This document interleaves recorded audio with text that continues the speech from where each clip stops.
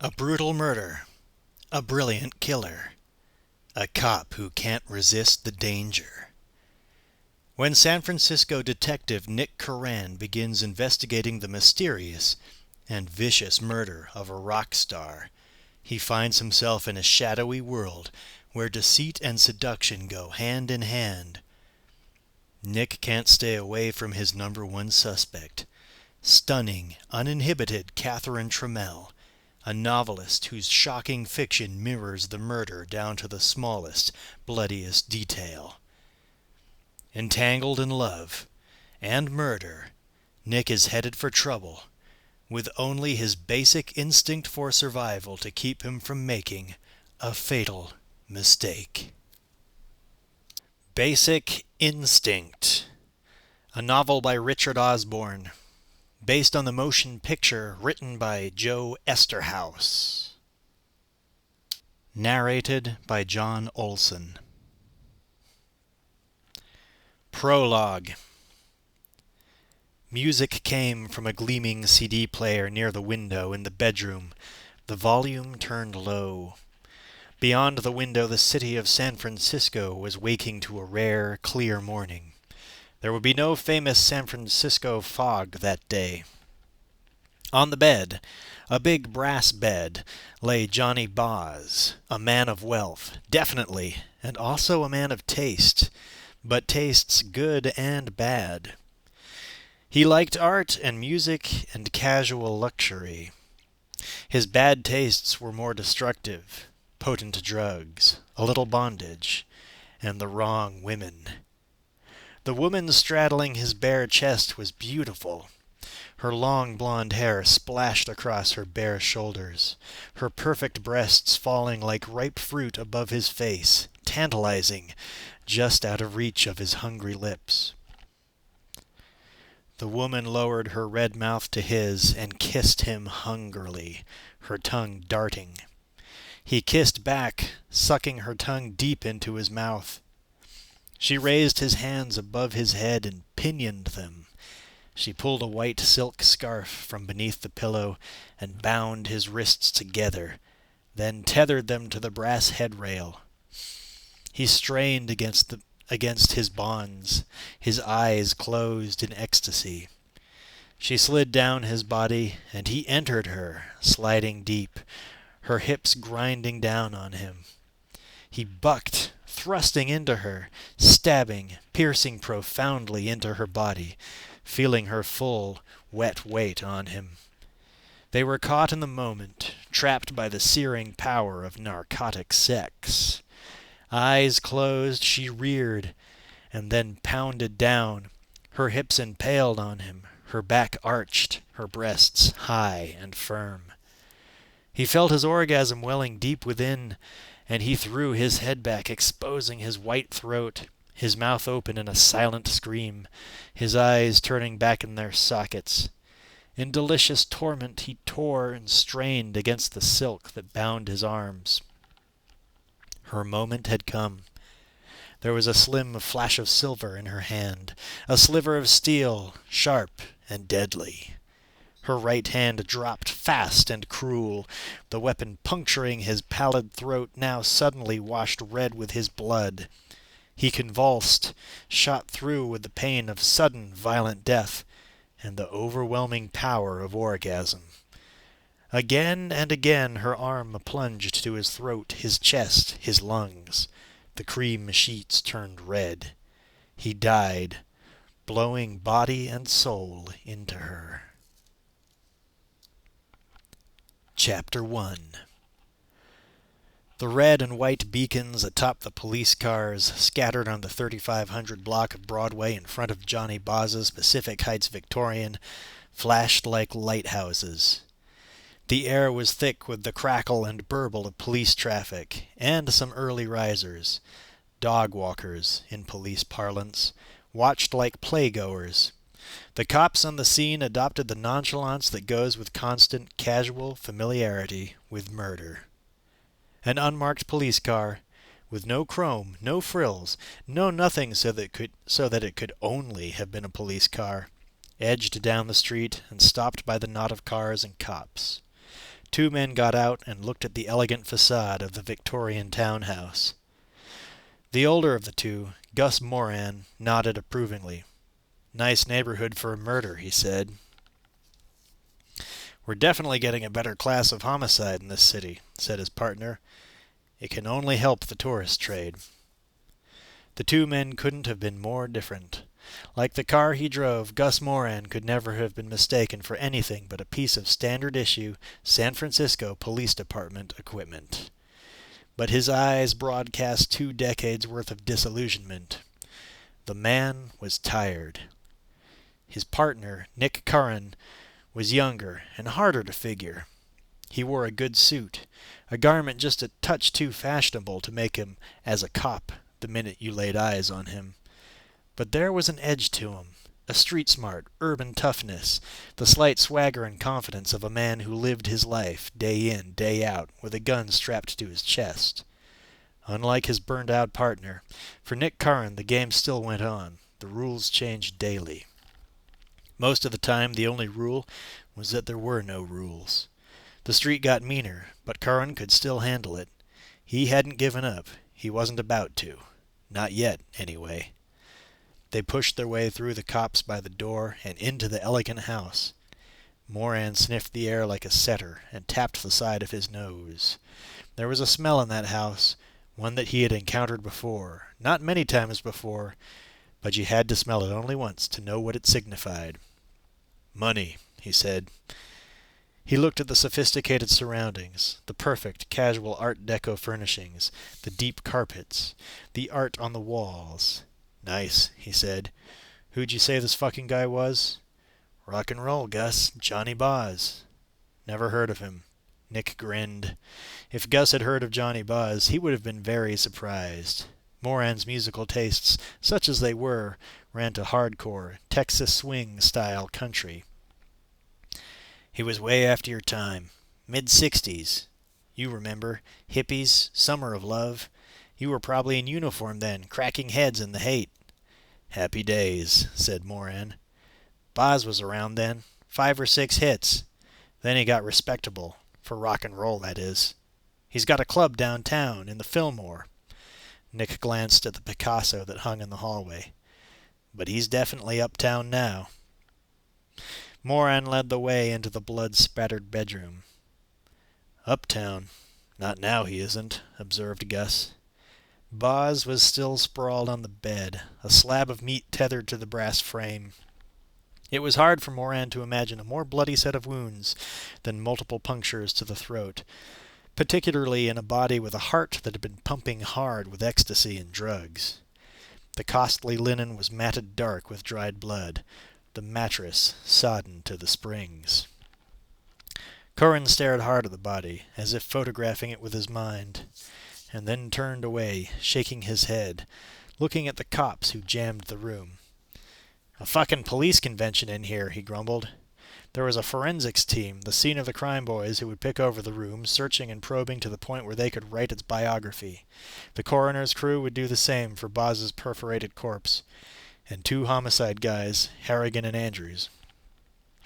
It had been their bad luck to pick up the crime in that brief gray area when they were just going off duty, and Curran and Moran were coming on. A couple of uniforms stood around, taking in the sights. It was the usual crowd for a murder. Already at the scene were 2 other cops, not the kind who normally showed up for a homicide. Curran retreated to a corner of the opulent bedroom and scowled at Lieutenant Phil Walker and Captain Mark Talcott. Walker, homicide chief of the SFPD, had every right to be there, although it annoyed Curran that the death of a former rock star should draw the brass, when the slaying of, say, a welfare mother in Hunter's Point would not. The presence of Talcott, assistant chief of police and primary political bag carrier for the mayor's office, meant that something big was afoot. Something, Nick Curran knew, that had very little to do with murder and a lot to do with San Francisco city politics. Gus Moran, nobody's fool, glanced at the 2 chiefs and raised an eyebrow at his partner. "Never get yourself murdered, Nick. You'll get no privacy if you do." "Words to live by," said Curran. "You guys know Captain Talcott?" said Walker to Gus and Nick. Sure, said Curran. I read about you in Herb Cain's column all the time. Funny, Nick, said Talcott. What's the chief's office doing here, Captain? Moran knew how to be polite. He was better at it than Curran.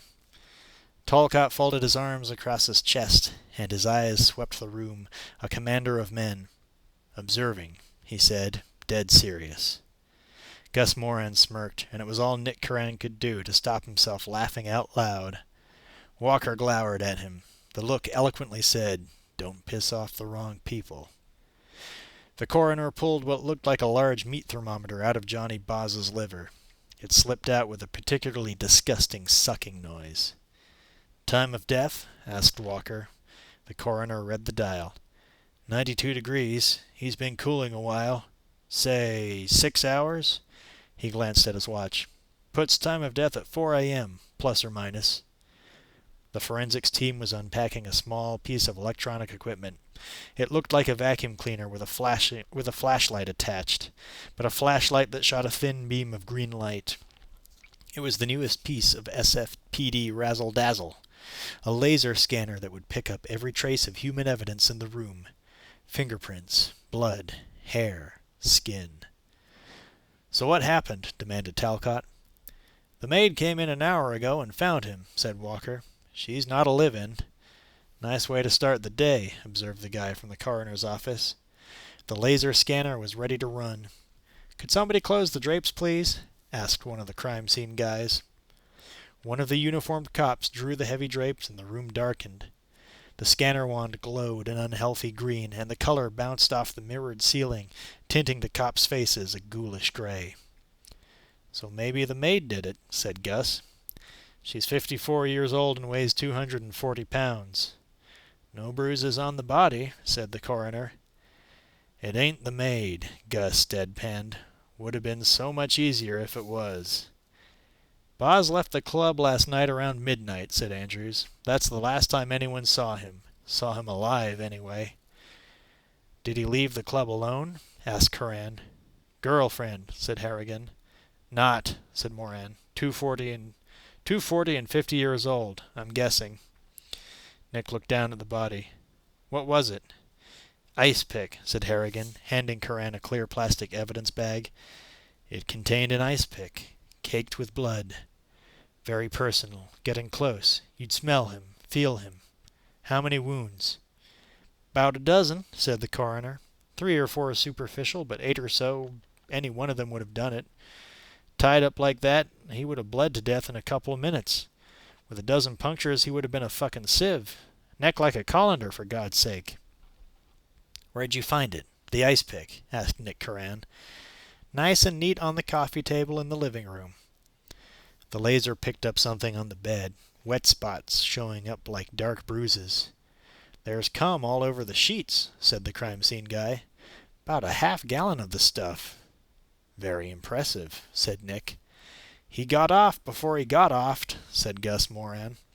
"Coming and going at the same time," said Harrigan, sniggering. "That is enough," said Talcott sternly. "Gentlemen, this is sensitive. Mr. Boz was a major contributor to the mayor's campaign. He was chairman of the board of the Palace of Fine Arts." Gus frowned. "I thought he was a rock and roll star." "He was a retired rock and roll star," said Walker. "In San Francisco, rock and roll is an art, Gus," said Nick. "Mr. Boz was a civic-minded, very respectable rock and roll star," Talcott said severely. That was true even of his club down in the Fillmore. Once upon a time that neighborhood had been home to serious jazz and hardcore rock and roll. Now it was a yuppified district with very hip but very respectable clubs, restaurants that served the expensive cuisine of the moment, and trendy boutiques. All of the cops were thinking that the corpse on the bed didn't look like Mr. anything, let alone civic-minded and respectable. "And what's this?" asked Gus, peering down at the pile of white powder on a mirror on the end table next to the bed. "Geez," said Curran. "Offhand, I'd say it looks like some civic-minded, very respectable cocaine. I mean, that's what it looks like to me. I could be wrong." Talcott refused to be drawn. He spoke evenly, calmly, but there was no mistaking the ice in his words. Listen to me, Curran. I'm going to get a lot of heat on this. I don't want any mistakes. Mistakes, in Talcott's lexicon, tended not to mean errors of police work so much as blunders that would be politically dangerous to the department and the department chief. Hear that, Gus? Said Curran. No mistakes. We'll do our best, said Moran. Can't ask a man more than that, right? Right. So who's the girlfriend? Her name is Catherine Trammell, 2235 Divisadero. Another nice neighborhood, observed Moran. We're getting a very nice little tour of Baghdad by the Bay. Oops. Sorry, forgot. We don't call it that anymore. Come on, Gus, said Curran, leading the way toward the door. On the stairs, out of earshot, Gus Moran said, Talcott's up bright and early. Doesn't usually punch in till after his 18 holes. Yeah, said Curran. Johnny Boz and the mayor must have been very tight. Nick! They turned to see Lieutenant Walker standing at the top of the stairs. What's the problem, Phil? Asked Curran. Should we have asked to be excused, or what? You have an appointment at 3 o'clock. Make sure you keep it. Forgive me if I'm wrong, Phil, but didn't we just get a murder? Do you want me to work the case, or do you want me to meet with the goddamn department shrink? Keep the appointment and the murder, but do us all a favor. Lose the attitude. Curran grinned. How about 2 out of 3? If you want to keep your job, Nick, keep your 3 o'clock. Got it? Yeah, okay. I'll keep it. I feel better, said Phil Walker. Maybe you will too. Geez, said Gus. You have a gift, Nick. You bring a little sunshine wherever you go. You're right. Now let's make a delivery on Divisadero. Chapter 2. If you drove the length of one of the long north-south streets that cross San Francisco, you would pass through almost every type of neighborhood, the full spectrum from super rich to dirt poor. Nowhere was this more apparent than on Divisadero. At one end, down on the waterfront, you'd find bums, drunks, and addicts. Up in the heights, up in the 2200s, lived the richest citizens of San Francisco. 2235 Divisadero fit right in with the rest of the neighborhood, more mansion than townhouse, with the same smell of money that had been so evident in the home of the late Johnny Boz.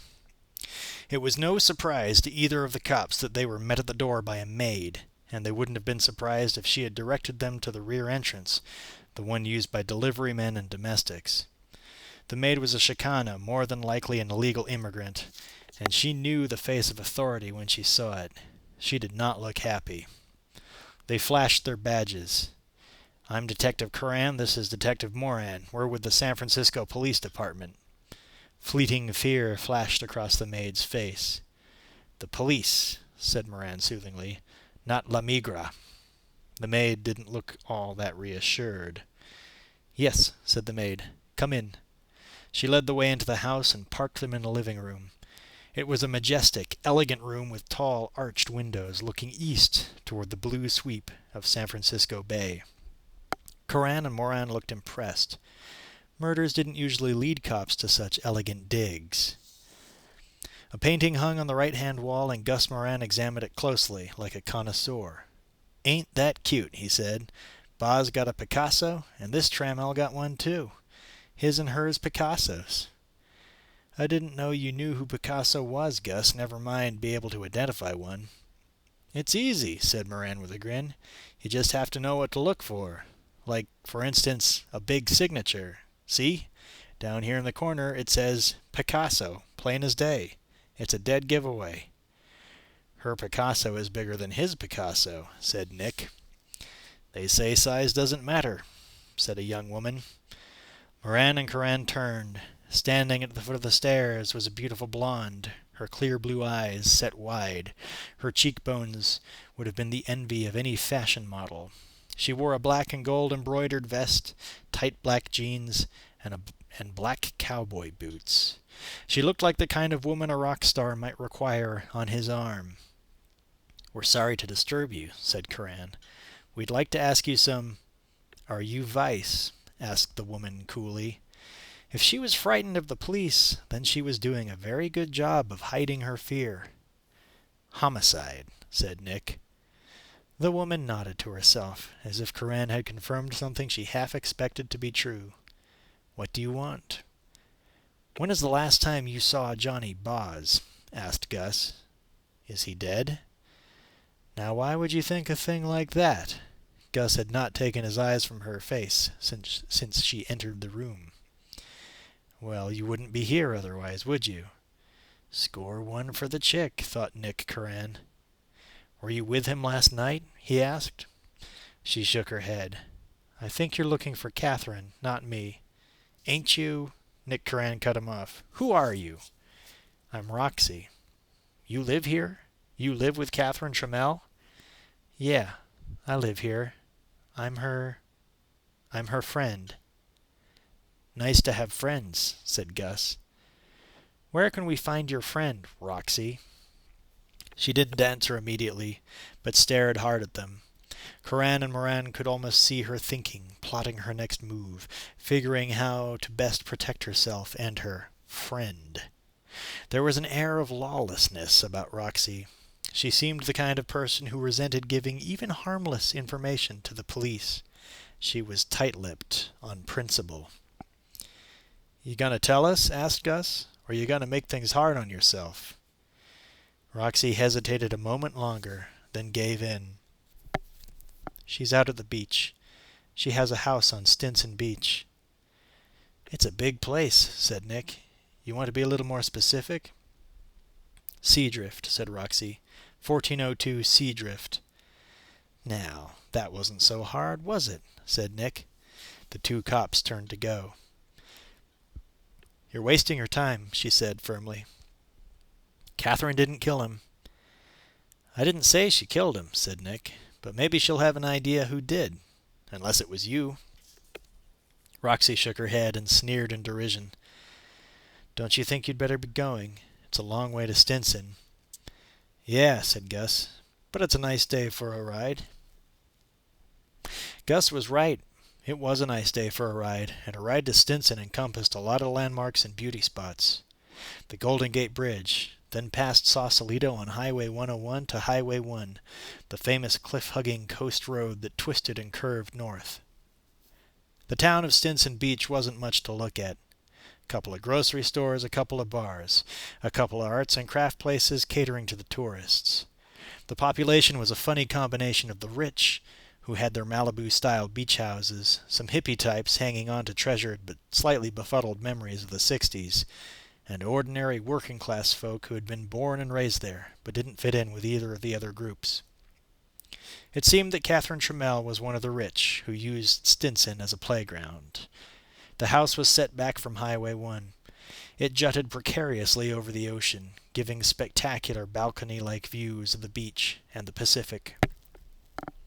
Parked in the driveway of the house were two Lotus Esprits. One was a mundane black, and the other a mundane white, as if the owners didn't want to draw attention to themselves, even though they were driving two of the most exotic cars on the road. Gus Moran looked at the cars and grunted. "Figures," he said. "What figures?" "After his and hers Picassos, his and hers Lotuses are the next logical step." "Maybe it's hers and hers." "Whatever. Anyway, it's nice to finally see someone who has a faster car than you got." "More expensive, maybe," said Nick, "but not faster." They weren't talking about the unmarked police car, but Nick's private off-duty transportation, a 5-liter Mustang. The front door of the house was wide and stately. Set in it were two huge panes of glass, neither covered by curtains. Curtains or not, the privacy of the inhabitants was assured by the house's setting. Unless, like Nick, you just didn't give a damn and peered in. The first floor of the house was open space, and he could see clear from the front door through to the terrace perched above the beach like a hanging garden. A woman sat there, her back to Nick, looking out to sea. "See anything?" asked Moran. "Round the side," said Nick, leading the way. The woman on the terrace seemed about as surprised to see them as Roxy had been, and about as pleased. She looked long and hard at Nick, then looked away. Her fleeting curiosity had been satisfied, as if she found the view of the pounding breakers far more interesting. Her blue eyes unsettled him. They were wide but knowing, and they had swept over his face like beams, reading him in an instant. Like Roxy, she was blonde and beautiful. But where Roxy had the looks of a model, Catherine Trammell had a less severe, more classical beauty. It was a kind of face that looked out proudly at the world from an 18th century portraits. A face of a noblewoman, an aristocrat. And yet, behind that patrician mien, there was a subtle subtext, a smoky sensuousness, a banked fire burning. "Ms. Trammell, I'm Detective—" "I know who you are," the young woman said evenly. She wouldn't or didn't want to meet their gaze. She looked at the water as if deriving her composure from its tumult. "How did he die?" "He was murdered," said Gus. "Obviously. How was he—" Nick cut her short. "With an ice pick." She closed her eyes for a moment, as if imagining Johnny Boz's bloody, violent demise, and then she smiled, thinly, an odd, cruel, self-satisfied smile. That smile or that face gave Gus the chills. He glanced at his partner and raised his eyebrows, signaling, "Wacko." Nick ignored his partner's silent opinion. "How long were you dating him?" "I wasn't dating him. I was fucking him." Now she was like a little girl, saying forbidden words to shock her elders. Gus was unimpressed. "So what are you, a pro?" Finally she turned full face to him, that same thin smile on her full lips. "No, I'm an amateur." "How long were you having sex with him?" She shrugged lightly. "A year and a half." "Were you with him last night?" asked Nick. "Yes." "Did you leave the club with him?" "Yes." "Did you go home with him?" "No." "But you saw him?" "I just said I did." "Where? When?" Catherine Trammell sighed, as if Nick's questions were too boring, too basic to bother to answer. "We had a drink at the club. We left together. I came here. He went home." She shrugged, a bit of body language that said, "End of story." "Was there anyone with you last night?" "No, I wasn't in the mood last night." Nick had long ago decided that he didn't care for Ms. Catherine Trammell, and whatever he might have thought about Johnny Boz or the chief of police's interest in the case, the fact remained that a man had been brutally murdered. Catherine Trammell treated this whole thing like a breach of etiquette, and nothing more. "Let me ask you something, Ms. Trammell. Are you sorry he's dead?"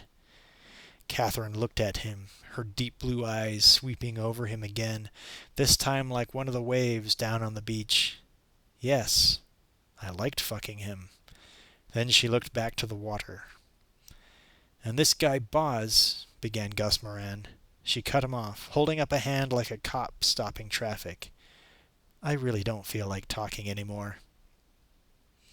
It took a lot to make Gus really lose his temper, but Catherine Trammell's attitude was beginning to affect him like it had his partner. "Listen, lady, we can do this downtown if that's the way you want to play it." She was unruffled. "Read me my rights and arrest me. Then I'll go downtown." It wasn't a dare, it was a statement of fact. Nick had the feeling that somehow Catherine Trammell would have gotten off in some weird way if they had hauled her in. "Ms. Trammell." "Arrest me. Do it by the book. Otherwise—" "Otherwise," said Gus indignantly. "There is no otherwise." "Otherwise," Catherine persisted. "Get the fuck out of here." She turned her blue eyes to them again. "Please," she added quietly. There were a lot of cops in the SFPD who thought that Curran and Moran were apt to act impetuously, overreact to situations, and do the wrong thing. But not even Nick and Gus would have been able to justify arresting Catherine Trammell. They had nothing, no evidence, physical or circumstantial, and no probable cause. She was such a mystery to the two cops. They didn't even have a hunch, so they did what she suggested they do. They got the fuck out of there. They had driven a good 15 miles back toward the city before one of them spoke. Gus said, "Nice girl." Chapter 3. Nick almost made his 3 o'clock appointment on time. Gus had pushed the unmarked police unit as hard as he could on Highway 101 and driven like a maniac over the Golden Gate Bridge, cursing the drivers who jammed the bridge at the Marin end and the mid-afternoon bottleneck at the Presidio. Still, it's a long way from Stinson Beach to police headquarters, so the clock was showing 3:15 p.m. when Nick pushed open the door of the office of Beth Garner, staff psychiatrist to the San Francisco Police Department. "I'm sorry, Beth," he said, as Nick pushed into her office. "I got hung up. I made an unscheduled trip all the way out to Stinson." Coran seemed a lot more upset at his being late for the appointment than the doctor did. Beth Garner was an attractive young woman, just 30 years old and 2 years into her job. Nick Coran was an old friend of hers, as a client and, briefly, a lover. Getting involved with a police detective, never mind one under her professional care, was a breach of departmental policy and the ethics of her profession. But Coran possessed an edgy magnetism, the quintessence of a policeman, the kind of attraction that had drawn her to police work in the first place. She was genuinely glad to see him. "How are you, Nick?" Coran knew enough about psychiatry to understand that when they asked you how you were, they weren't just asking about your health. "That's a loaded question, Beth. I'm fine." "Fine? Come on, Beth. You know I'm fine. How the hell long am I going to have to keep on doing this?" "As long as Internal Affairs wants you to," she said calmly. She was used to Coran's irritation. It was a little different from the reaction of other cops under her supervision. Somewhere in the soul of every policeman there lurked a doubt about psychiatry. Somehow it was unmanly to have to talk to a shrink. Demeaning. Every day, city cops delivered head cases picked up on the streets to San Francisco General, where they were held until they got shipped up to the state hospital in Napa. Or the cops heard that their collars were bound over for psychiatric evaluation. What was the difference between a cop under psychiatric care and some whack job yanked off Market Street moaning that he was Jesus Christ? "It's bullshit," growled Coran. "I know it. You know it. It's harassment." Beth Garner smiled knowingly. It was just like a cop to take cover behind a legal phrase to counter something he didn't like or even feared. "Why don't you just sit down? We'll talk. No harm in that." Coran sat, his arms folded across his chest. "It's bullshit," he stated with finality. "Yes, it probably is. But the sooner we get through these sessions, the sooner you'll be able to put them behind you. You know as well as I do, I don't make the policy." "The policy is bullshit too," said Coran. "Not necessarily." "What's that supposed to mean?" "Whether you register it or not, Nick, you must have undergone a degree of trauma after the incident." "Christ, the incident. Why the hell don't you just call it what it is? The killings, the deaths, the 2 poor innocent tourist bystanders in their Fisherman's Wharf t-shirts who got in the way of the bullets from the barrel of a 9mm automatic that just happened to have been held in the hand of a certain San Francisco PD detective. And you want to talk about trauma. Never mind my trauma. What about the trauma of getting killed by a cop? Now that's what I call trauma." "So you feel guilty?" "For Christ's sakes, Beth, who wouldn't?" "That's very healthy." "Oh, please." Beth Garner made some notes in Nick's file, which was spread open on the desk in front of her. She wrote in a small, neat, precise hand. "So, how are things?" she asked. "In your daily life? Having trouble sleeping? Anything like that?" "Things are fine. I told you, things are just about as fine as they can be when you have a job like mine and the department keeps on hauling you in and insinuating that you're as nutty as a fruitcake." "Now you know that isn't what I'm saying to you. You do trust me, don't you?" "Yes," said Nick Coran quietly. And he did, not because she was a shrink with a white coat and a diploma, but because, whatever else she might be, or have been, she was, first and foremost, a friend to him. "What about your personal life? Anything to report there? Anything you'd like to tell me about?" "My personal life. Oh, you mean my sex life. My sex life is fine." He paused and smiled. There was really no point in lying. To her, "My sex life is pretty shitty, actually. since I stopped seeing you except on a professional basis. He held up a hand, palm out. See, I'm starting to get calluses. That's kind of juvenile, isn't it, Nick? Yeah, I guess. Sorry, Beth. Drinking? Are you staying away from alcohol? It's been 3 months, he said. For a man with a heavy Jack Daniels habit once upon a time, 3 months dry was something of an achievement. Drug use? Nothing. No coke? No coke, he said emphatically. Beth, I'm working my tail off. I'm off the sauce. I'm not even smoking anymore. She smiled. Not smoking for a pressure cooker of a man in a pressure cooker job showed amazing self-control. How's not smoking? It's fucked, said Nick shortly. He had been there almost 15 minutes, and his edginess was stealing over him. He was anxious to get away, to get back on the streets, and find out who sliced up Johnny Boz. His work was as potent as any drug. Now, Beth, would you please tell Internal Affairs that I'm fine, that I'm nothing more, nothing less than your average, healthy, totally fucked up cop, and let me get the hell out of here? Beth Garner paused a moment before replying. To terminate his appointments meant that she would never see him, and yet professionally she couldn't recommend that he come in anymore. It seemed to her that he was exactly what he said he was, a normal police detective with a dirty job to do.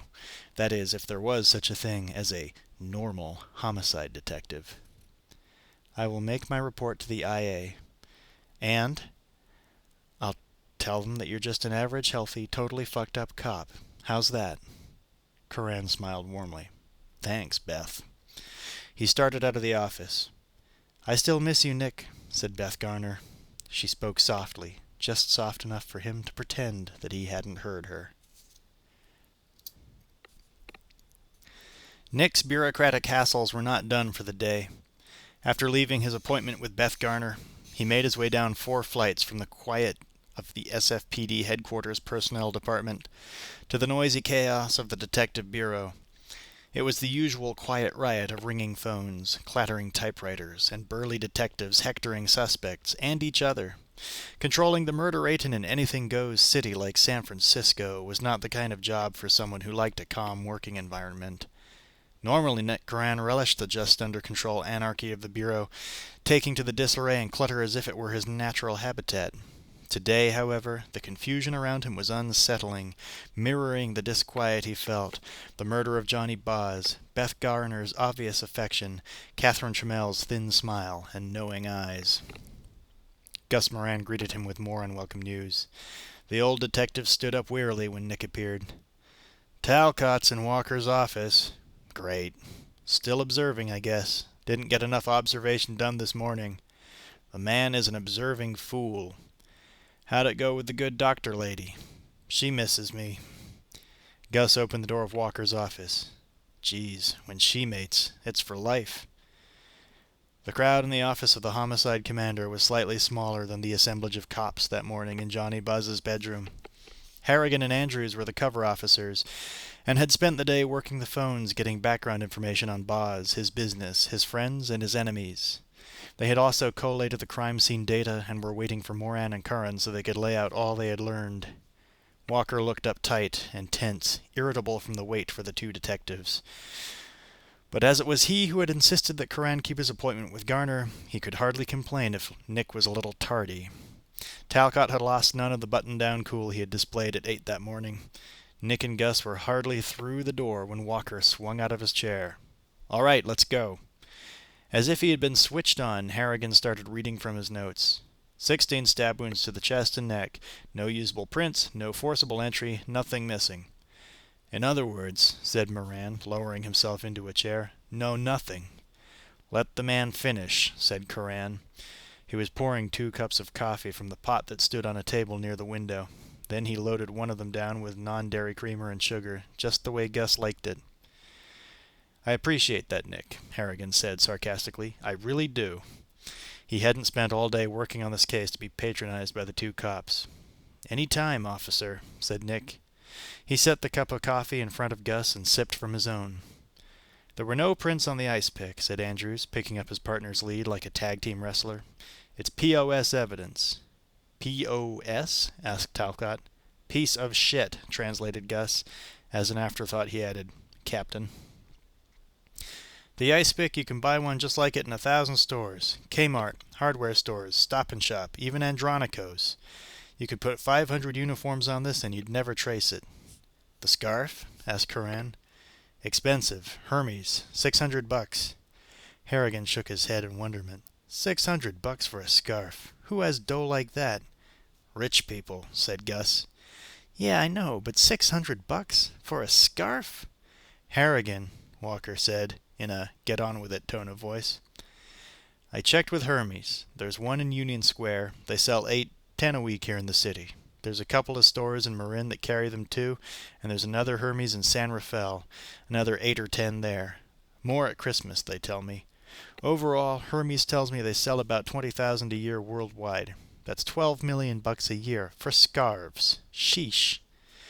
We could concentrate on sales in the Bay Area, said Walker. It's not impossible. If she bought it in, I don't know, Hong Kong or Paris or something, then we won't have a prayer of tracing it. She? Asked Moran. How do you know it was a she? Any evidence he was having sex with a man? Walker directed his question to Andrews and Harrigan.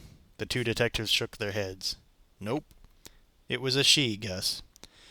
Yeah, said Andrews. There's nothing in Boz's bio that suggests an interest in guys. No boys for Boz, said Gus. Tell us about him, said Curran. The powder was cocaine, Nick. Curran and Talcott exchanged glances, like the crossing of swords. High quality, high content. The shit was a lot purer than anything the narcs had been seeing on the streets recently. Most of the stuff coming in is low grade, for crack. This is Reagan era, the 80s decade of excess-style, high-quality powder.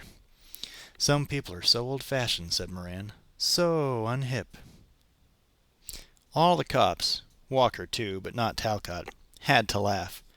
The last trendy thing Gus Moran has done was to buy a leisure suit, and that had been in 1974. He still wore it from time to time, much to everyone's embarrassment. Yeah, Andrews continued. He inhaled it. There were trace elements on his lips and penis. He inhaled it off his dick? Asked Moran. Andrews grinned. Come on, Gus. Let me finish. Boz leaves about $5 million, no survivors, and no criminal record except for a complaint brought against him and his band for trashing a hotel room in 1969. He paid a fine, paid damages, and walked. We know he liked his coke, said Harrigan, picking up. He liked his girls. He liked his rock and roll. Nick Curran took a sip of his coffee. He liked the mayor, too, right? Talcott shot him one of his patented steely looks. Okay, said Walker. What about the girls? There were a couple of them, groupie types, from his club. His girlfriend, his steady, his chick, his woman, his main squeeze, that was Catherine Trammell. Talcott perked up. Is she relevant here? Is she a suspect? Nick? Asked Walker. Curran shrugged and sipped his coffee. Gus? I'd have to concur with my colleague's assessment of Ms. Trammell's culpability. Well, said Walker, let me give you my opinion. She's a suspect. Everyone looked surprised at that, but Talcott jumped as if he had just been given an electric shock. On what basis? Walker had his own notes. Catherine Trammell, age 30, no priors, no convictions, magna cum laude, Berkeley, 1983, double major, literature and psychology, daughter of Marvin and Elaine Trammell. That's just who's who's stuff, said Talcott. And why would she be in Who's Who? Asked Curran innocently. She's a smart bookworm. Went to Berkeley, for God's sake. Good state school. Not like those elitists down in Palo Alto. In spite of himself, Talcott moved to hide the Stanford ring on his right hand. Not quite a woman of the people, Nick, said Walker. I know. I've met her.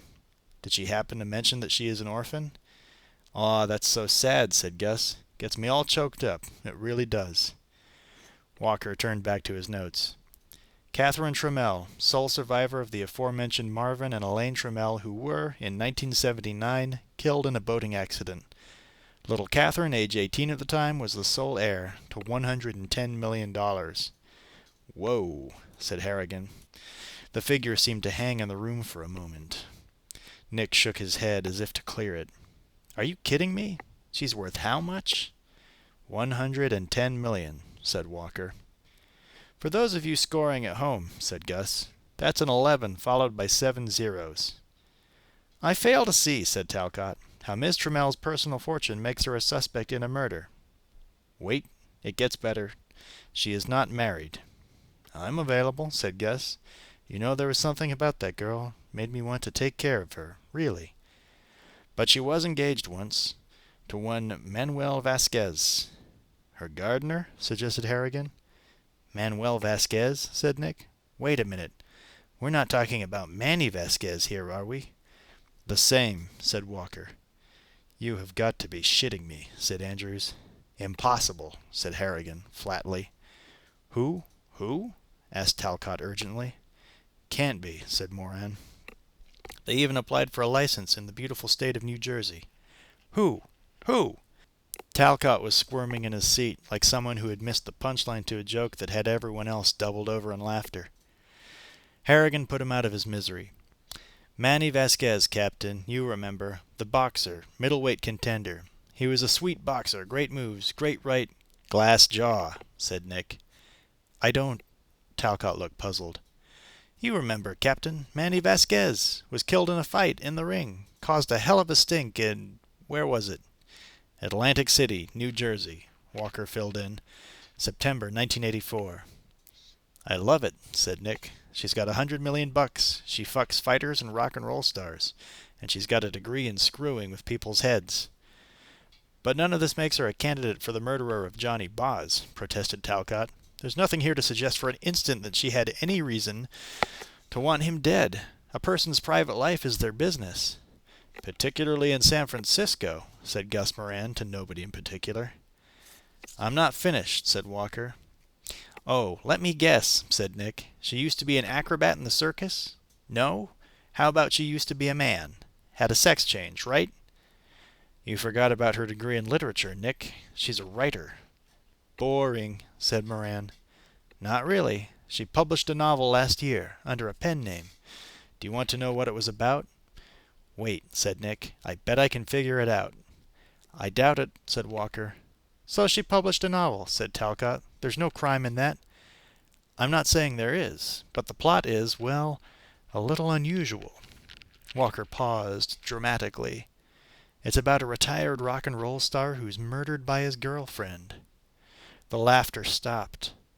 I think I'd better spend a little time with that book, said Nick. Late that night, Nick sat alone in his apartment doing his bedtime reading.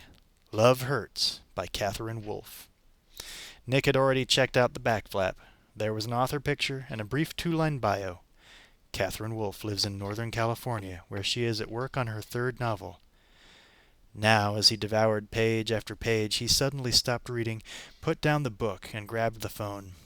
Quickly, he punched out Gus's phone number.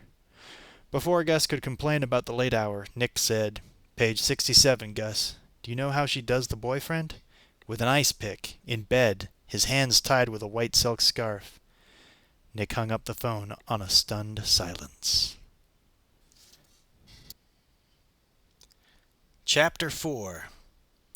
The next morning, everyone who had met in Walker's office had a copy of Catherine Wolfe's Love Hurts. Nick had read the book the night before and wasn't sure what he thought of it. He didn't know or care much about literature. He hardly ever read anything beyond police reports and the San Francisco Chronicle, but he could sense the power of the writing and the unnerving accuracy of the murder sequence. A dozen times, as he read through the night, he had flipped back to the copyright page of the book. There, in black and white, was the hard truth.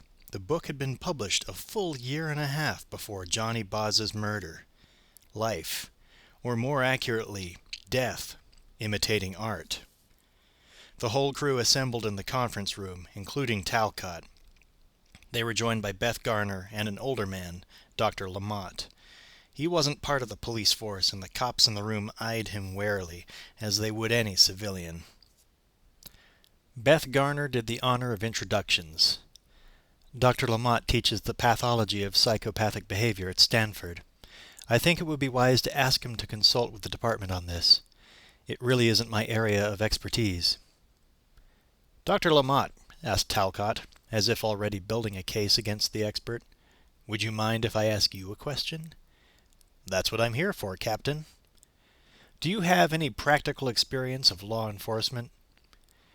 Every cop in the room thought the same thing. As if you do. Walker looked from face to face, hoping no one would actually say it. I am a member of the Justice Department Psychological Profile Team, he said. Ah, said Talcott. Good enough. Score 1 for the shrink, thought Nick. Walker took control. Dr. Garner has filled you in on the basics of the case. We would all be interested in hearing what you might have to say. It's really quite simple, said Lamont, as if lecturing a group of graduate students. There are 2 possibilities at work here. 1. The person who wrote this book is your murderer and acted out the killing described in ritualistic, literal detail. Would the social class, wealth, prominence, or upbringing of the author have any bearing on this? Queried Talcott. Lamont smiled. Madness cuts across class bounds, Captain. The second possibility, Doctor? Asked Walker. Also very simple, and with no basis in class. Someone was deeply affected by the reading of this book and wished to act out the events described herein. This would be born of an innate desire, or perhaps a subconscious desire, to harm the author of the book. What about the victim, the dead guy? Asked Moran. He was nothing more than the means to an end. If the intended victim was the writer of the book, then the killer enacted the murder as described to incriminate her, to hold her up to public humiliation, perhaps? What if the writer did it? Nick was watching the doctor closely, as if he didn't quite trust him. What are we dealing with if the author acted out her own creation? The question did not seem to surprise the doctor. In either case, we are dealing with a deeply disturbed personality. It is difficult to assign degrees of evil to psychopathic disorders, but in lay terms, a copycat murder is a little easier to understand. But the writer, persisted Nick. What if it was her?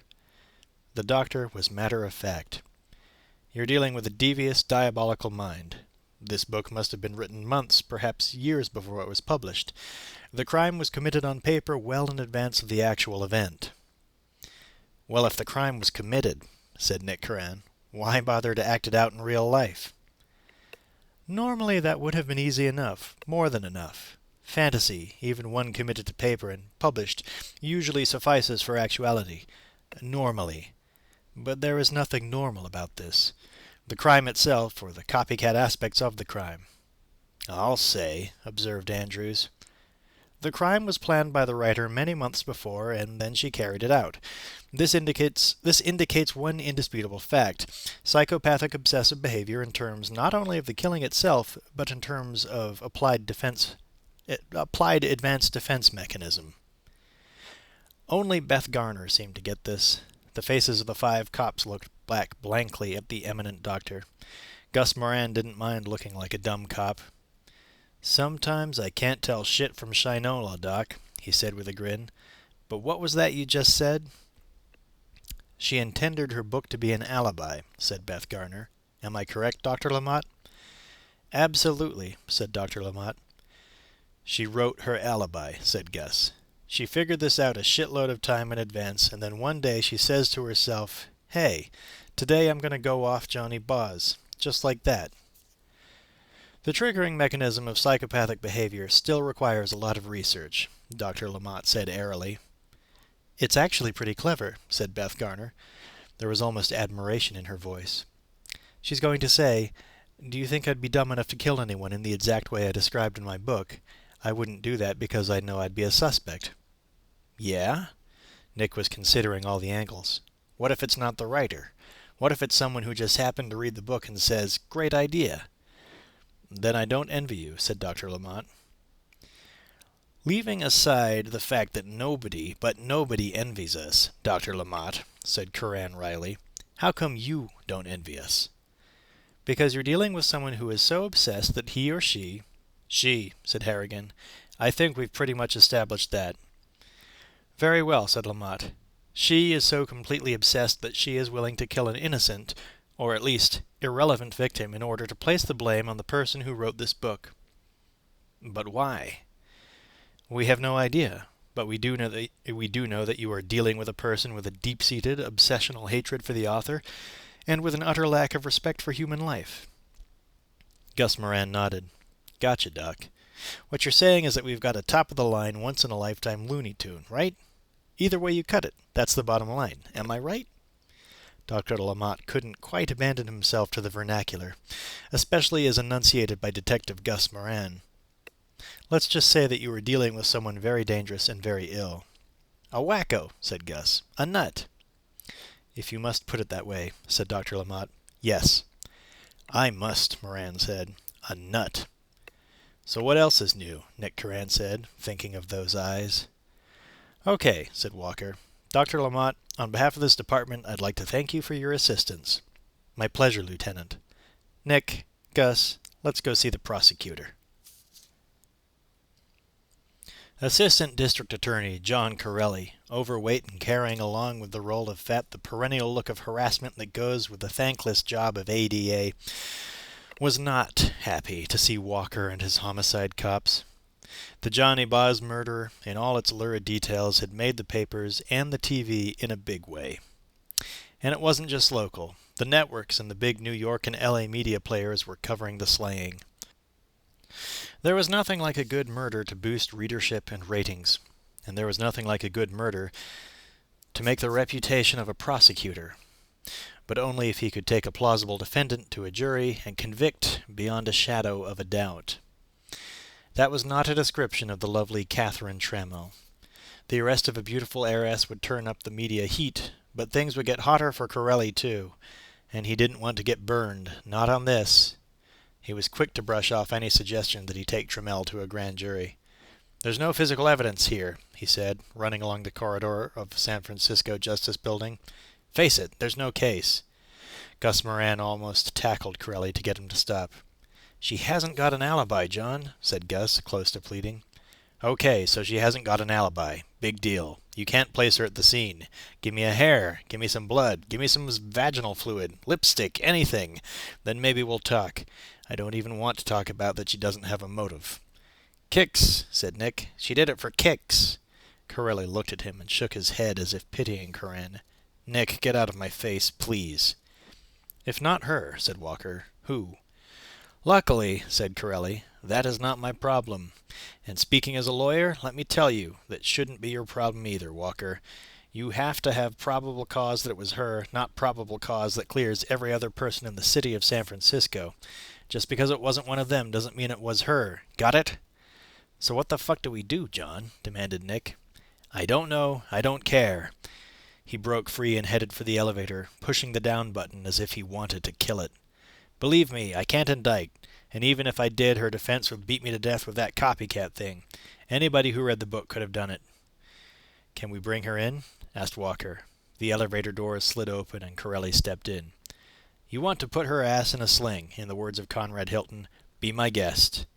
The elevator doors started to sweep closed, but Nick put out his hand and stopped them. All of the cops piled into the small car with Corelli. Conrad Hilton, said Gus Moran. I like that. Maybe I'll use that sometime. I am on my way to court, the ADA pleaded. Come on, guys. What are we supposed to do about this, Corelli? Demanded Nick. Let me guess, you're going to suggest we do nothing, right? That's good for a start, said Corelli. Then, when you've done nothing about Catherine Trammell, do nothing again until you've done it 10, 12 times. I say we bring her in for questioning, said Walker. We can't get in trouble for that, right? Wrong, said Corelli. Catherine Trammell has got enough money to burn the whole department down, cautioned Talcott.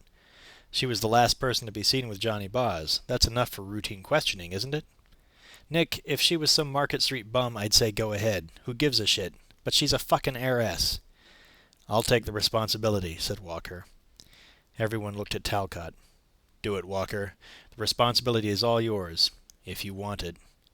CYA, muttered Gus Moran. In case you don't know what that stands for, it stands for cover your ass. I don't want it, Captain Talcott, said Walker, but I'll take it. It's yours, Talcott said shortly. The elevator hit the ground floor, the doors opened, and the group flooded out into the hallway. Corelli led the way, shaking his head. He looked like a very unhappy man. It won't do you any good. She'll waltz in with some superstar lawyer who'll get all of us canned for wasting the money of the upstanding San Francisco taxpayers. He stopped and jabbed a finger at Walker. And your taking responsibility won't count for shit, Lieutenant. She will burn our asses." "That's exactly what she'll do," Talcott said. "No, she won't," Nick said quietly. They all stopped in the corridor and stared at him. Nick had spoken with such authority and force that he sounded as if he knew something they didn't, as if he had a line into Catherine Trammell's thinking. "Oh, she won't?" said Corelli. "What makes you so sure of that?" Nick smiled his own knowing smile. "I don't think she's going to hide behind anybody. In fact, I'd be willing to bet she's not going to hide at all." "But how do you know?" Corelli persisted. "This is not a mistake any of us can afford to make, and least of all you, Curran." "I said I would take responsibility," said Walker. "Yeah, but on some hunch of Curran's?" Corelli couldn't quite believe that a hard-working, responsible police lieutenant like Walker could even consider doing anything quite as crazy as this. "She won't hide," Curran said. "It's not her style. Catherine Trammell gets her kicks taking risks." Talcott shook his head. "Then she's as crazy as you are, Curran." "Hey, Captain," said Gus Moran. "You know what they say? It takes one to know one." Chapter 5. Nick Curran would not have admitted it, not to Gus, not even to himself, but he was looking forward to seeing Catherine Trammell again. In the 24 hours since they had met, he had thought about her almost continuously. He was attracted to more than just her beauty. There was something else about her that fascinated him. He let his mind range over every word they had exchanged during their brief interview the day before. Reading her book, Love Hurts, had given him a window on her psyche. On the drive back out to Stinson, he found himself relishing the meeting to come, to see how she would handle herself now that authority had decided she was a suspect in a murder investigation. The spoiled rich girl playing with fire was not a type unknown to homicide detectives, but usually when things got too hot, the rich girls dove for cover behind their families. But Nick knew in his bones that Catherine Trammell wouldn't play the game that way. Not yet, anyway. He was looking forward to seeing just how far she could be pushed, and how she would push back. She didn't seem surprised to see them. In fact, for a split second, the look on her face betrayed a touch of pleasure, as if she were thrilled they had shown up at her door once again. She was dressed casually in shorts and a sweatshirt, the Cal Berkeley logo on her chest in faded, phantom lettering. She wore no makeup, and her skin seemed to radiate freshness. Her eyes were clear. She had not spent the night pining for her lost boyfriend. Nick got right to the point. "Ms. Trammell, we'd like you to come downtown and answer some questions for us." She stared at him for a long moment, that slight smile on her lips. "Are you arresting me?" she asked. "If that's the way you want to play it." "Just out of interest. Would it be the whole thing? The Miranda rights, handcuffs, the one phone call?" "Just like in the movies, ma'am," Gus said. "Will that be necessary?" Nick asked. Catherine Trammell hesitated a moment, as if on the verge of calling their bluff. Then she seemed to think better of it. "No, I don't think that will be necessary." "Then let's get going," said Nick. "It's a long way back to the city." May I change into something more appropriate? It would only take a minute." Gus Moran and Nick Curran nodded. "Good," she said with a smile. She opened the door wide and beckoned. "Come in." "Have a seat," she said, then vanished into a room just off the living room. The beach house was a shrine to modern design, furnished with futuristic creations in matte black wrought iron and glistening chrome. The furnishings, the paintings were nice, but it was what was on the coffee table in front of them that got their attention. It was a pile of yellowed newspaper clippings, long articles from both major San Francisco dailies, the Chronicle and the Examiner, with headlines Nick Curran knew only too well. "Drug cop cleared in tourist shootings," screamed the headline in the Examiner. "Grand jury says shooting was accidental," said the Chronicle. There were clippings from the two best-known counterculture papers, too, the East Bay Express and the Guardian. They were long articles which stated that Nick was not guilty, but only because he had been the victim of an antiquated system of mores that makes the sale and possession of drugs a criminal offense. Nick felt as if he had been smacked square in the jaw. He could do little more than stare at his own sick story, his own face permanently frozen in a scowl at the examiner photographer who had caught him on the steps of the courthouse. Even he had to admit that far from looking like he was blameless, the picture made him look guilty as hell. "Looks like you got yourself a fan club, Nicky," whispered Gus Moran. "How long will this take?" called Catherine from the changing room. It was all Nick could do to keep his voice calm. "Hard to say. Depends on what you have to tell us." "Then it won't take all that long." Then Nick realized that he could see her reflected in the full-length mirror standing in a corner of the changing room. He watched her through the half-open door, wondering if it was innocent or if she was deliberately teasing him. Artlessly, she stripped off her clothing and stood naked in the middle of the room, her back to him. She took the band from her hair and shook the long mane to her shoulders, then wove it into a loose French roll. Nick stared. "You always keep old newspapers around the place?" he asked, never taking his eyes from the view in the mirror. She took a light dress from the closet and slipped into it. She didn't put on any underwear. "I keep them around," she said, "when I think they make interesting reading." She came out of the changing room. "Ready," she said, tossing the brush aside. "You know," Gus Moran said, standing up, "we should tell you that you have the right to an attorney." "Why would I need an attorney?" "Some people would feel better if they had an attorney around when they were being questioned by the police," said Gus. "Happens every day." "Detective Moran," said Catherine Trammell, "I am not some people." "I noticed," said Gus. Catherine Trammell was sitting in the back seat behind Gus, and he managed to sneak a glance at her every few miles. They had ridden a few miles from Stinson Beach before Catherine finally broke the silence. She leaned forward in her seat to talk to Nick.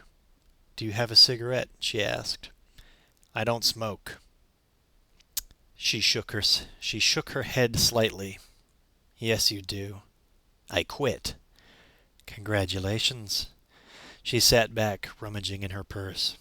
A moment later, she put a cigarette to her lips and lit it, exhaling luxuriantly. "I thought you were out of cigarettes," said Nick. "I found some in my purse. Would you like one?" She proffered the pack. "I told you. I quit."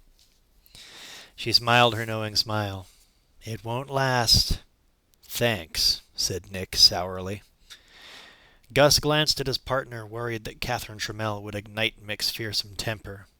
"So," Gus said affably, trying to move the conversation onto safer ground. "So, you working on another book?" "Yes, I am." "It must be really something, making stuff up all the time like that." "It's a learning experience," said Catherine Trammell. "No kidding. What do you learn?" "Writing teaches you how to lie," she said crisply. Oh, geez, thought Gus. All the ice was thin around this woman. Every word she uttered was loaded with some double meaning. "How's that? What do you mean, teaches you how to lie?" "You make things up, but they have to be believable," she said, as if she were lecturing a group of undergraduates in a Berkeley writing workshop. "There's even a name for it." "Really? What is it?" "It's called suspension of disbelief." Gus laughed. "I like that." He looked to Nick. "You hear that, Nick? Suspension of disbelief. I wish I could suspend my disbelief. Permanently. What do you say to that, Nick? You want to suspend your disbelief? It's worth a try." "It's not as easy as it sounds," said Catherine, flicking her cigarette in the general direction of the ashtray. They drove a few more miles of twisting highway. This time, Nick broke the silence. "So what's your new book about?" "Haven't you heard? You're not supposed to ask an author that." "What, bad luck or something? I can't believe you're superstitious." "I'm not. As it happens, it's got nothing to do with superstition." "Then why not?" demanded Nick. "You afraid someone is going to steal your ideas?" "No, that's not it either." "So how come?" asked Gus, getting in on the act. "Some writers believe that telling a plot before it is written down will lessen the freshness of the writing. It'll make the plot tired and worn out before the writer gets a chance to bring it to life." "Garbage," said Nick. "How could it hurt? You make it sound like something fragile, something that could be damaged when all it is an idea in your head. I didn't know you were into literary criticism, she said. I'm not. You didn't know I quit smoking either, he shot back. There was a silence for another few miles. Then she spoke. The book is about a detective, she said suddenly. He falls for the wrong woman. Hear that, Nicky? What happens to him? She kills him, said Catherine Trammell quietly. Chapter 6. The interrogation rooms of the San Francisco Police Department headquarters building and the Hall of Justice on Bryant Street have all the charm of the inside of a refrigerator. The one in which Corelli, Talcott, and Walker were waiting was considered the nicest of the rooms, but the decor was still depressingly institutional. There was a Department of Public Works table, a few chairs with seats upholstered in a black vinyl, and a waste paper basket. Set up in front of the table was a videotape camera, its lens fixed like the barrel of a gun on a single, unoccupied chair. That was where Catherine Trammell would sit. She entered the room, flanked by Nick Curran and Gus Moran, and she surveyed the room and the men in it with a cool eye. She looked out of place. If she felt it, she didn't show it. Curran could see that masking her emotions was a second nature with Catherine Trammell. Corelli jumped to his feet as she came in and thrust out his beefy paw. I'm John Corelli, Miss Trammell, Assistant District Attorney. I have to inform you that this session is being taped. We are within our rights to do that. I never said you weren't, Catherine said. I'm Captain Talcott. The captain looked as if he were about to apologize, then thought better of it, and contented himself with shaking her slim hand. Lieutenant Walker, said Walker. He didn't look apologetic, and gazed at her coldly. Can we get you anything? Talcott asked solicitously. A cup of coffee, perhaps? No, thank you. Corelli took out a handkerchief and mopped his brow. The windows were sealed shut, and it was warm in the room. When are your attorneys going to join us? Nick did his best to hide the smirk on his face. Ms. Trammell has waived her right to an attorney. Corelli and Talcott looked sharply at Nick Curran. Catherine Trammell caught the glance and looked from face to face. Did I miss something? She asked. I told them you wouldn't want an attorney present. Why have you waived your right to have an attorney present, Ms. Trammell? Asked Walker. Catherine ignored him, her gaze fixed on Nick. She looked at him with something like admiration. It was a first for her. Why did you think I wouldn't want one? I told them you wouldn't want to hide, Nick said evenly. The two of them spoke as if they were the only people in the room. I have nothing to hide. They held each other's eye for a moment longer. Then Catherine sat and looked at her inquisitors as if to say, Fire away, gentlemen. She was poised, cool, in complete command of herself. She pulled a cigarette from her purse and lit it, tossing the spent match on the table in front of her. There's no smoking in this building, Ms. Trammell, said Corelli. What are you going to do? She raised an eyebrow. Charge me with smoking? In San Francisco, the non-smoking capital of the world, there were militant non-smokers who would not only have charged her with smoking, they would have cheerfully convicted her and sent her to the electric chair. Corelli, however, was not going to press the issue. He retreated hastily. Catherine blew a stream of smoke across the table, directly at Nick. Corelli decided it was time to get the show on the road. Would you tell us the nature of your relationship with Mr. Boz, Ms. Trammell? I had sex with him for about 1.5 years, she said matter-of-factly. I liked having sex with him. She had complete control of the room, and looked from one man to the other as she spoke. The men in the room liked to think that as law enforcement officials they had heard it all, seen it all, that they were unshockable. And for the most part, they were. They had heard confessions from hardened, remorseless killers, child abusers, wife-beaters, hitmen, and drug dealers. But they were still cops, and cops were, mainly, lower middle class, Catholic, and conservative. To hear a beautiful, rich, well-brought-up, well-educated woman talk ever so nonchalantly about her sex life was disturbing. "Did you ever engage in sadomasochistic activity with him?" asked Corelli. She turned her gaze to the assistant district attorney. He felt as if a lighthouse looked at him. "Exactly what do you have in mind, Mr. Corelli?" she asked, ever so innocently. Corelli shifted uncomfortably. "Did you ever tie him up?" "No." Corelli pressed. "You never tied him up?" "No. Johnny liked to use his hands too much. I like hands. And fingers." She splayed her own elegant hands on the dirty tabletop, and looked at them appraisingly, as if conjuring up images of what her hands had done to Johnny Boz once upon a time, and his to her. "You describe a white silk scarf in your book," said Walker. "A Hermes scarf." Catherine Trammell nodded. "I have always had a fondness for white silk scarves." She caressed her own wrists. "They are good for all occasions." "But you said you liked men to use their hands," Nick said, certain that he had caught her in a lie, a small victory. She flashed him a smile. "No, I said I liked Johnny to use his hands." She stared deep into his eyes. "I don't lay down any rules, Nick." She shook her head gently. "No rules. I just go with the flow." "Did you kill Mr. Boz, Miss Trammell?" Corelli asked in his best hanging judge voice. "No," she said shortly. "Do you have proof of that?" "Am I required to furnish proof? I was under the impression that was your job." "Do you want to be a suspect in the death of Johnny Boz?" asked Walker. "No. But as to proof, Lieutenant Walker, I would have to be pretty stupid to write a book about a killing and then kill him in the way described in my book. I'd be announcing myself as the killer. I'm not stupid. Am I, Nick?" "We know you're not stupid, Miss Trammell," said Talcott. "Maybe that book is what you're counting on to get you off the hook," said Walker. "Writing the book gives you the alibi," said Nick. "Yes, it does, doesn't it?" she said guilelessly. She held Nick's eyes for a second, then looked down at the table. "The answer is no." She dropped her cigarette to the floor and ground it out with the toe of her shoe. "I didn't kill him."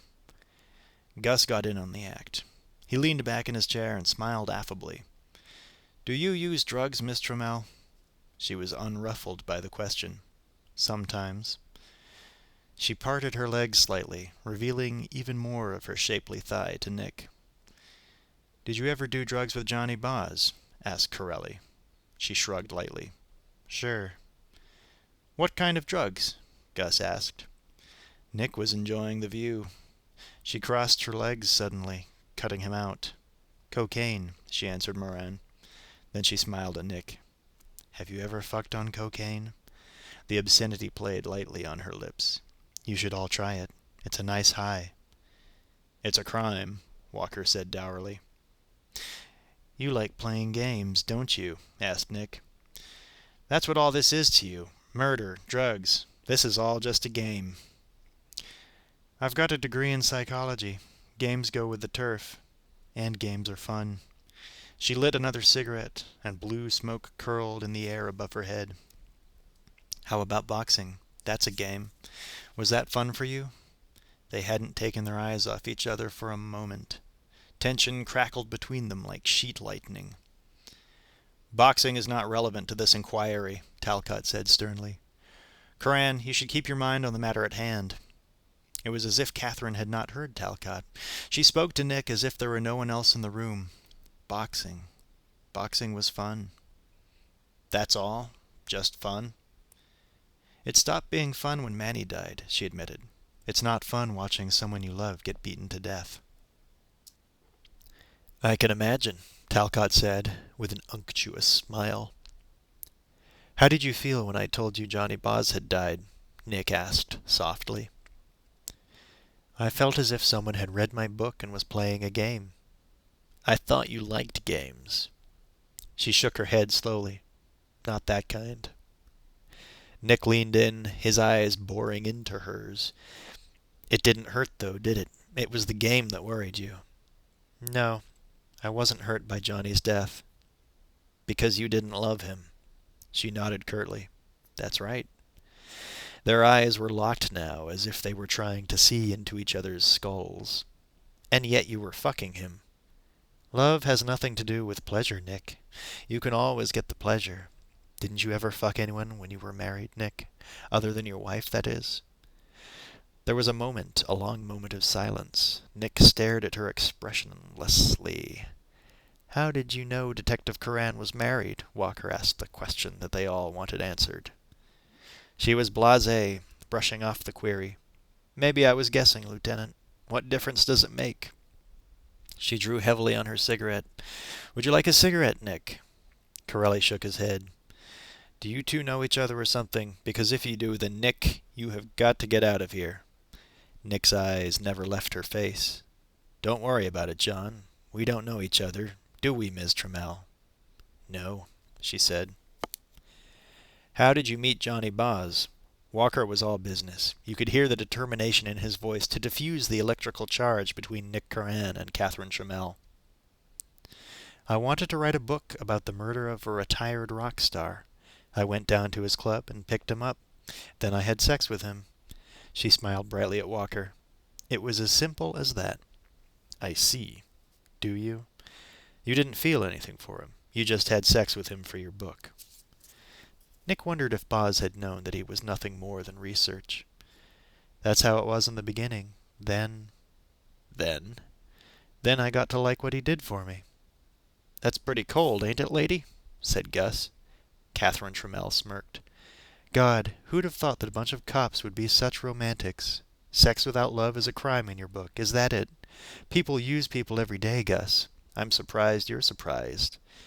Use them and throw them away. That your M.O., lady? I'm a writer, she said coldly. I use people for what I write. Let the world beware. Too late for Johnny Boz, observed Gus. Too late for him to cover his ass. Catherine looked at the cops and then the prosecutor. You really think I did it, don't you? Never mind that I would never be so crazy as to copy a murder I wrote. Never mind that you think I'm a cold, heartless bitch. And why would someone like that commit such a passionate crime? You really think I killed Johnny? She shook her head, amazed. I guess I'll just have to prove it to you. How do you propose to do that? Corelli asked. Easy. How easy? Asked Nick. I'll take a lie detector test.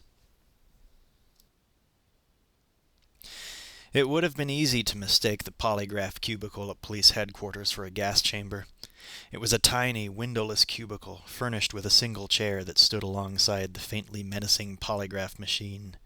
Hidden in the wall of the cell-like cubicle was the lens of a video monitor, which transmitted Catherine Trammell's image into a small viewing room. She was tethered to the machine, straps and sensors snaking from the equipment and wrapping around her arms and chest like tentacles. Although the camera was well hidden in the cinder block wall, she seemed to know exactly where it was. She gazed at the lens, as if trying to stare down the camera. The cops had watched her bravura performance on the polygraph with the rapt attention of first-night theater-goers. The polygraph examiner, the expert who administered the test, was impressed as well. He came into the viewing room with her responses, shaking his head. No blips. No blood pressure variations, no pulse deviation, no nothing. Either she's telling the truth, or I've never met anyone like her. Talcott looked relieved, and allowed himself the luxury of a little sneer of victory, directed mainly at Nick. But he saved a little for Walker and Gus Moran as well. Then I guess that settles it, he said. Nick peered at her image on the monitor. She's lying, he stated flatly. Talcott stopped at the door. Curran, for Christ's sake. The polygraph examiner was even more adamant. Forget it, Nick. You can fool me, you can fool you, but you can't fool the machine. A beautiful chick doesn't turn the machine's head, you know what I'm saying? Nick shook off the objection. You can fool the machine. If you're dead, maybe. Trust me, it can be done.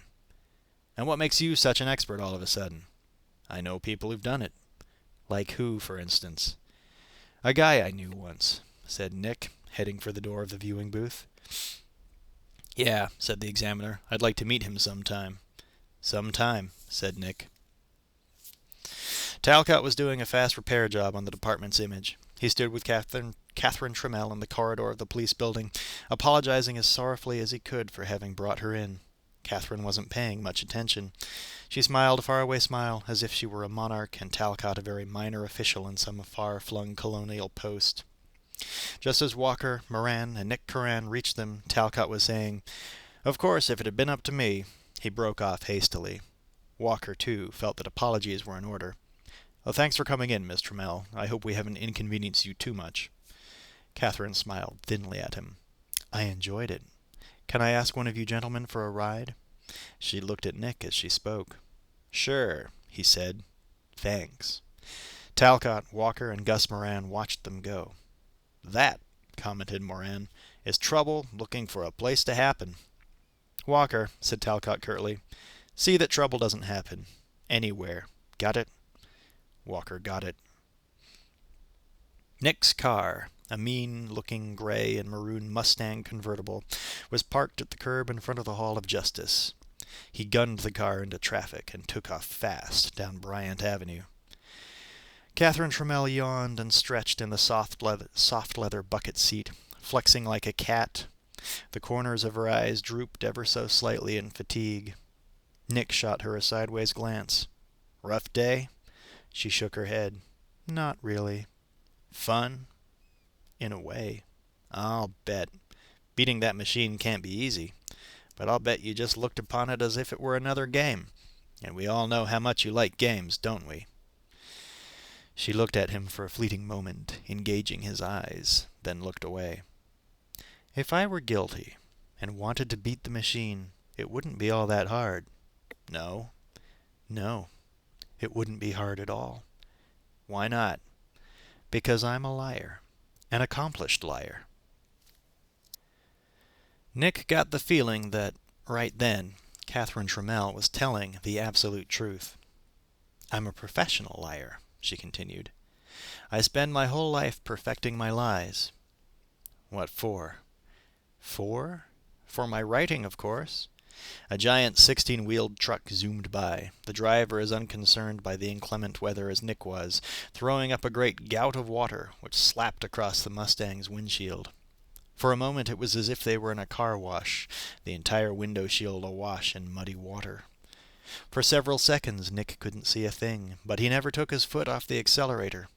The situation didn't seem to faze Catherine Trammell either. "I love the rain," she said, as if she were on her balcony at Stinson. "Don't you?" "Not particularly," said Nick. "You took a polygraph after you shot those 2 people, didn't you?" "Yeah." "You beat the machine, didn't you? That's how you know it can be done." "Let's just say I passed. With flying colors."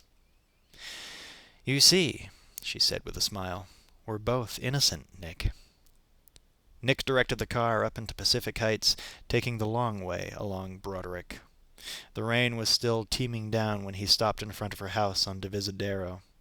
The White Lotus was parked in the driveway. Nick rolled to a stop at the curb and killed the engine. The only sound was the rain thrumming on the roof. "You seem to know an awful lot about me," he said. "You know all about me," she said, as if the details of her sex life had been beaten out of her, rather than offered casually, almost offhand. "I don't know anything that isn't police business," Nick said defensively. "Oh?" "Yeah, oh. It's police business to know that I don't like to wear any underwear? You know that, Nick. They don't." "I'm sure Captain Talcott would be interested to know that," he said. "Hell, all the guys down at headquarters should know. I'll add a note to your file." "You do that." She slipped off her shoes and opened the door. "It's been fun," she said, as if this were the end of a date. "Thanks for the ride." She slammed the door and ran barefoot through the puddles and the rain, her hips swinging. He sat behind the wheel and stared at her, his eyes on her until the moment she opened the door to her house and vanished inside. Chapter 7.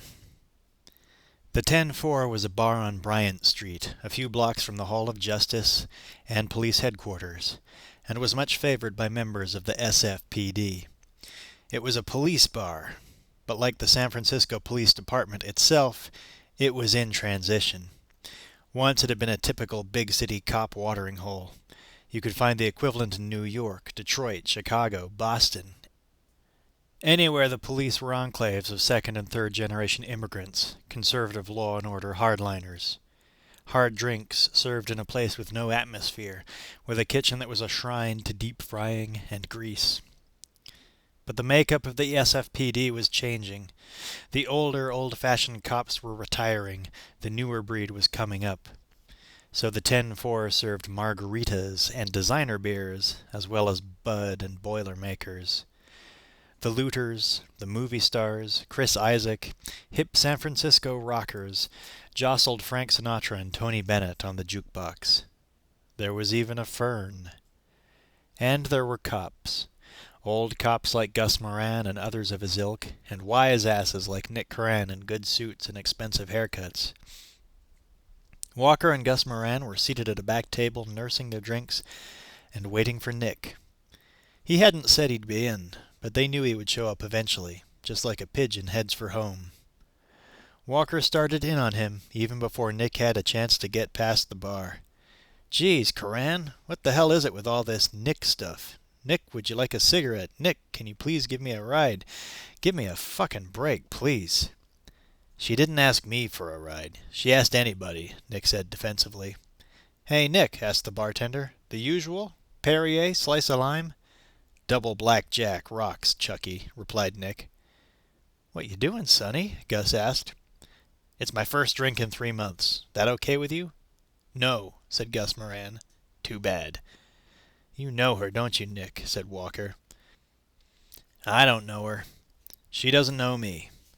I never heard of her. Never saw her before Gus and I talked to her yesterday. Right, Gus? How the hell should I know?" Chucky, the bartender, placed a generous beaker full of scotch on the bar in front of Nick. "Thanks, Chucky. Be a pal and run me a tab, would you?"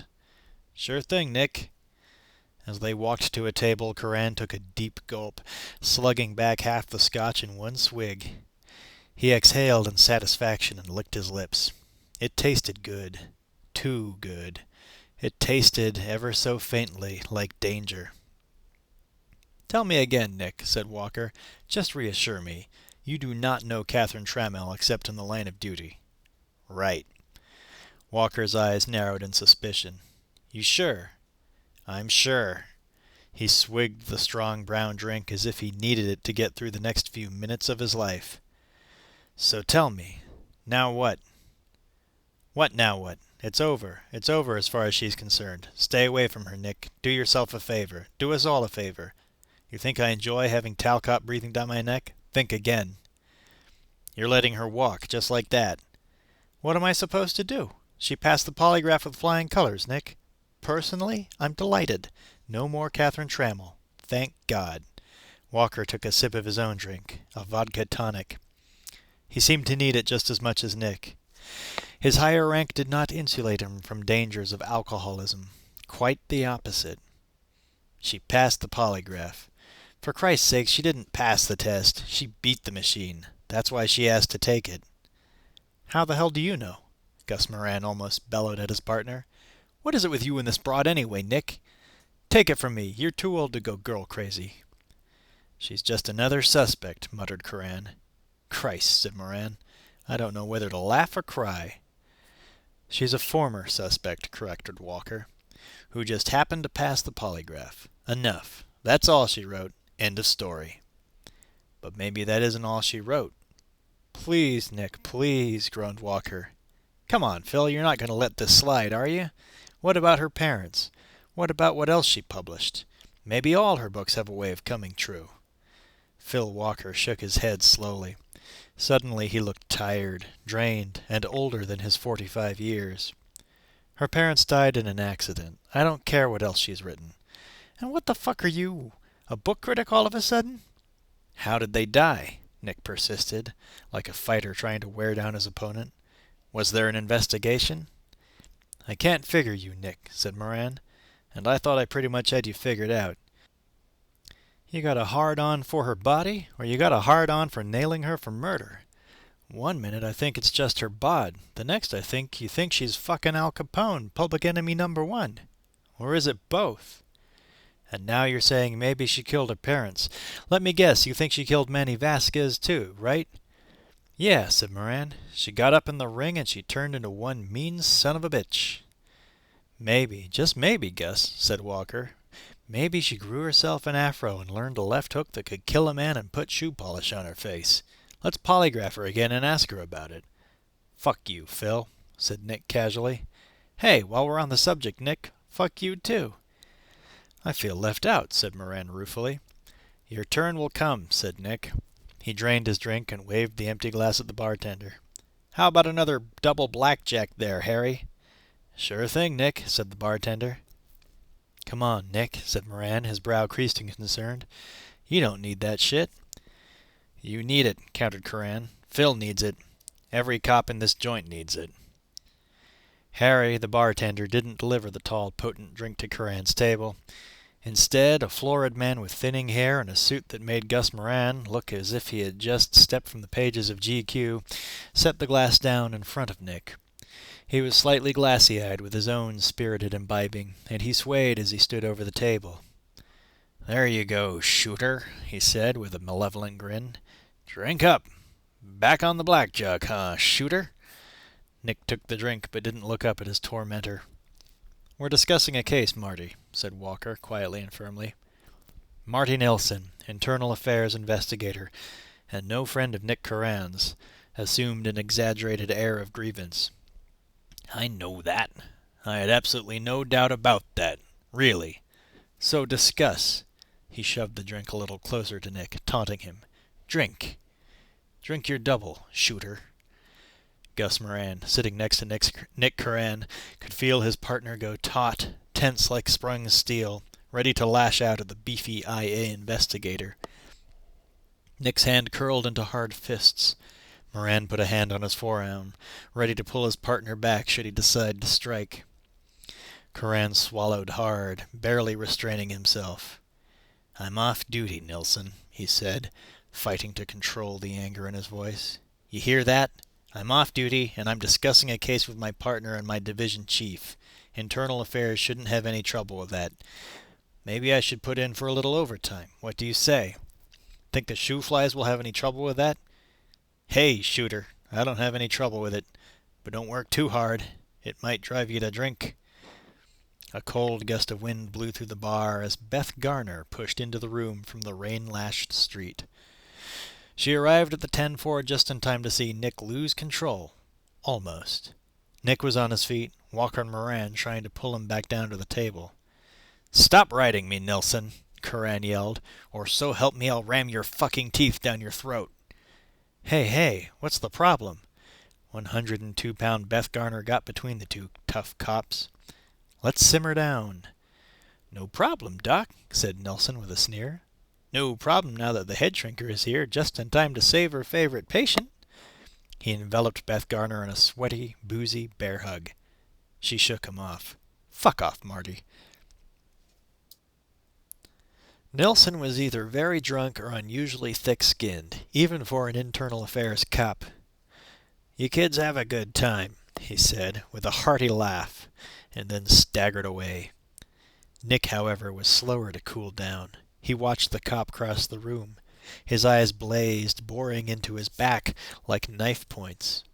He's asking for it, and I'm just in the mood to give it to him. Beth pulled him back to the table. Sure, that's the way. Play into his hands. He's asking for it. But don't take the bait, Nick. Don't give him the satisfaction. Curran took a deep breath, as if that alone could quell the fire of his anger. But he realized he needed more. You want to get out of here? He asked. Yes, Beth said. She hooked her arm into his, an affectionate and proprietary gesture. Good. He turned back to Walker and Gus Moran, tossing some bills on the table. Take care of my tab, Gus, he said, and have one on me. Nick Curran steered Beth Garner toward the exit and the rain-swept streets. The two cops watched them leave, then turned back to their drinks. Don't they make a lovely couple? Said Gus.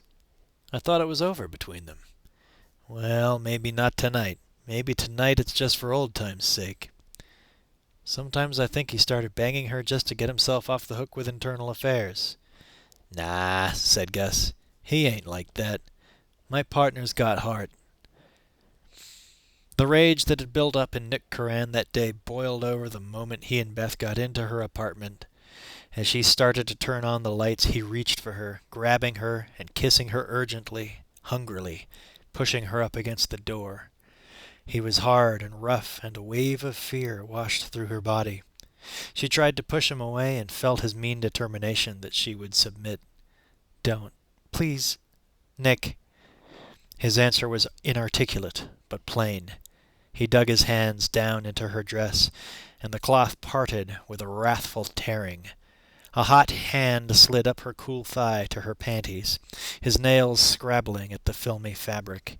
He pulled the dress off her shoulders, and then pushed his hands under her bra, scooping out her breasts. Her voice was shot through with panic. Please don't. Don't. He lowered his mouth to her shoulder, and with a snarl he bit her skin, pulling her to the floor. He raised himself above her long enough to open his shirt and push down his pants, thrusting enraged into her. Beth Garner had no deeply hidden fantasies of rape. She felt not a flicker of desire for Nick, but a sickening disgust and a building hatred. He thrust and bucked and lunged, as if the mere force of his ardor could soothe the pain he had caused her, as if he could somehow force her to experience pleasure. But the torment and punishment he meted out with his body far outstripped any gratification. She could only wait until he finished, and hope he would not harm her any more than he had already. He came quickly, the sperm pumping out of him, leaving him spent, but with a buzzing in his brain and a blurry dissatisfaction, his hunger and his need unslaked. Curran rolled off her and lay by Beth's side, staring at the ceiling. Now that it was done, she felt no fear of him, nor hatred, just a pathetic pity. She touched the bruise on her shoulder and sat up, unable to look at him. He put out his hand to touch her, to reassure her if he could, but she refused to be comforted. She brushed him away and shivered. Beth. What was she like? Beth Garner was a psychiatrist, and she knew her way through the rocky terrain of Nick Curran's psyche. This was not about her, Beth Garner. She was nothing more than an innocent bystander. Who?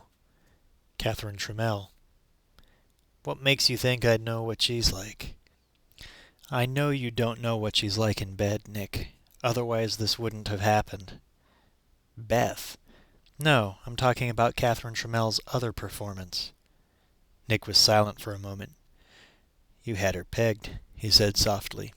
She used the book as her alibi. He sat up and kissed her shoulder where he had bitten it a few minutes before. She did not move. It was like kissing marble. I met her at Berkeley, she said. What? We were in some of the same classes. She smiled ruefully over her shoulder. Psych, you know. We have that much in common, or didn't it occur to you? It didn't. Beth and Catherine Trammell were about the same age. They had both been psych majors at Berkeley at about the same time. It should have. You haven't been thinking much about me, Nick, not for a long time, and less in the past few days. Why didn't you tell me you knew her? She looked at him sharply. I'm telling you now. You took your time. Well, you didn't. I would have made love with you, Nick. I wanted to, but not like that. You've never been like that before. She stared hard at him, as if straining to read his face in the half-light. Why, Nick? You're the shrink, he said callously. She stood and gathered her tattered dress around her bare shoulders. Yes, I'm the shrink, but you weren't making love to me. Well, then who was I making love to, Dr. Garner? You weren't making love, Nick. I need a cigarette, he said. I thought you quit. I started again. You'll find some cigarettes in the top drawer.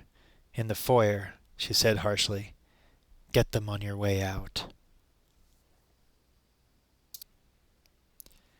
Chapter 8.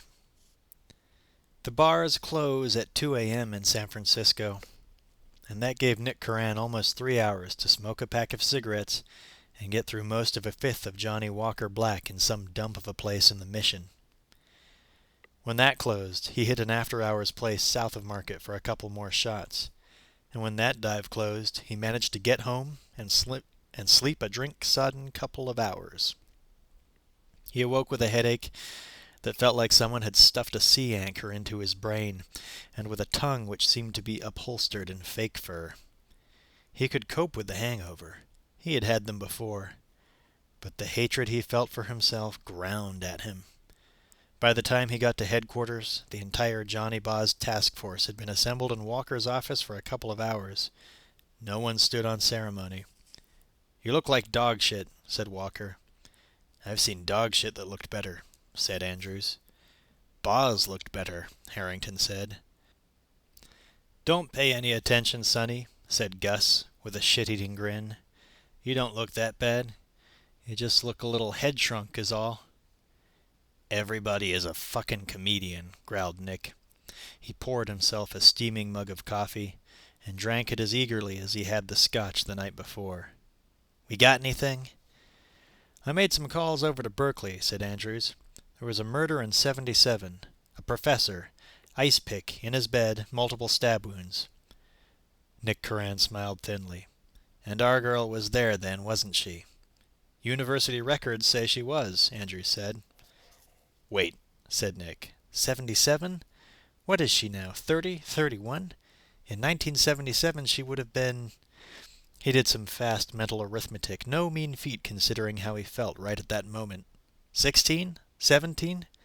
"So she was a fucking child prodigal," said Moran. "Gus, I know your dumb shit act is just an act," said Nick, "but these guys don't." "So," said Walker, "are we saying that some 16-year-old co-ed ice-picked to death a college professor?"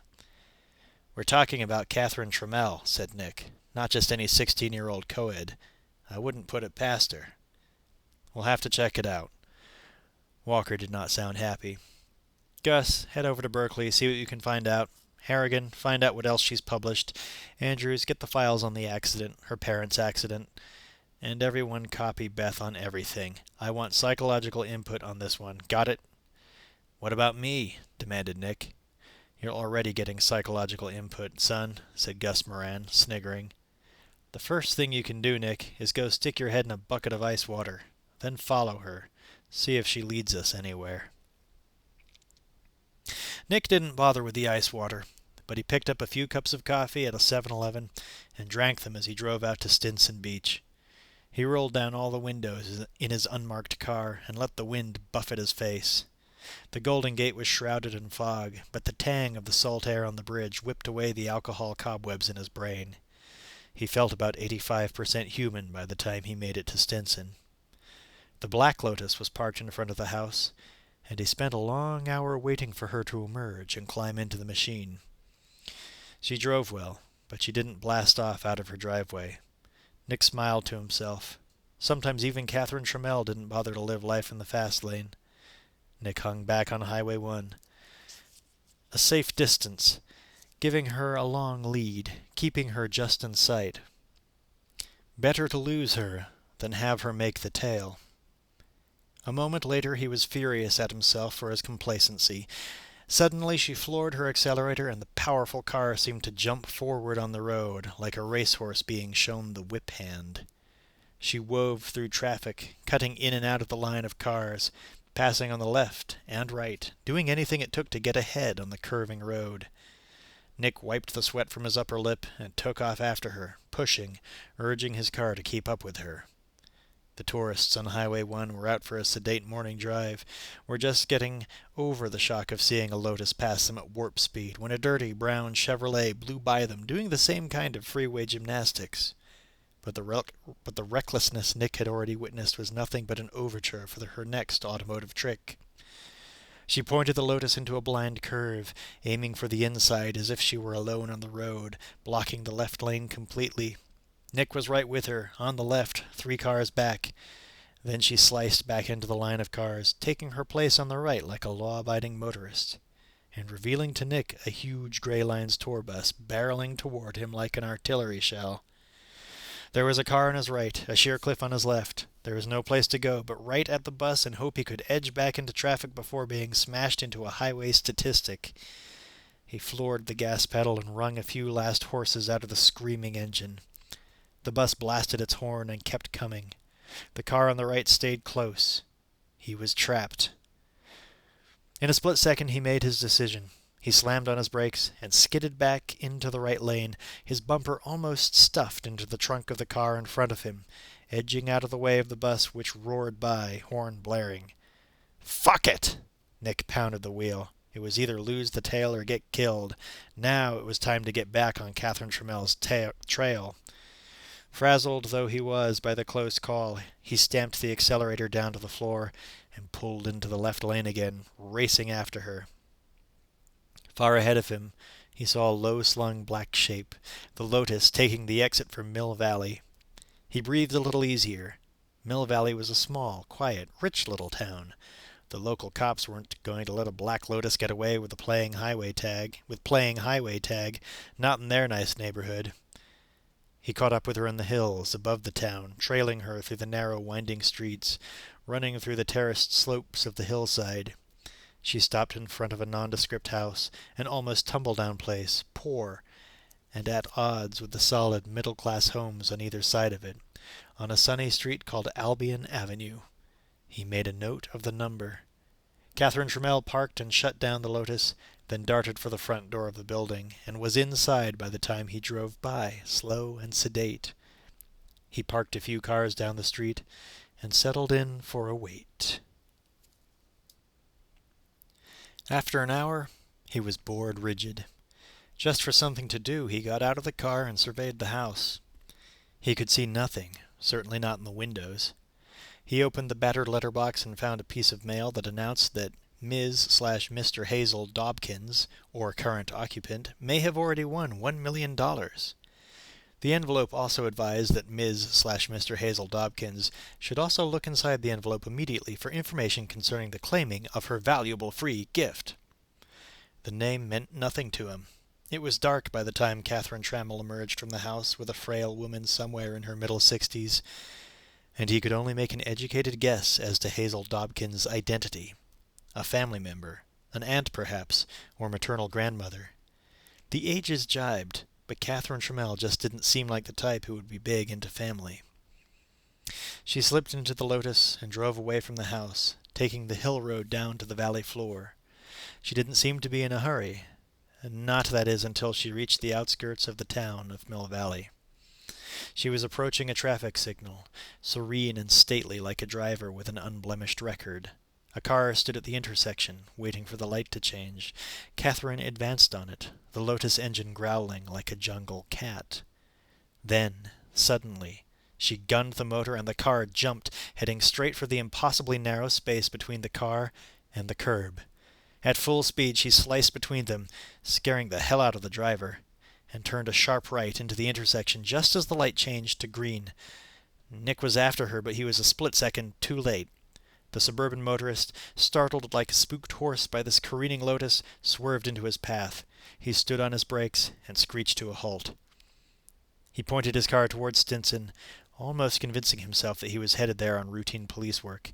He told himself he was following Walker's orders, that, for once, he was doing what he had been told to do by a superior.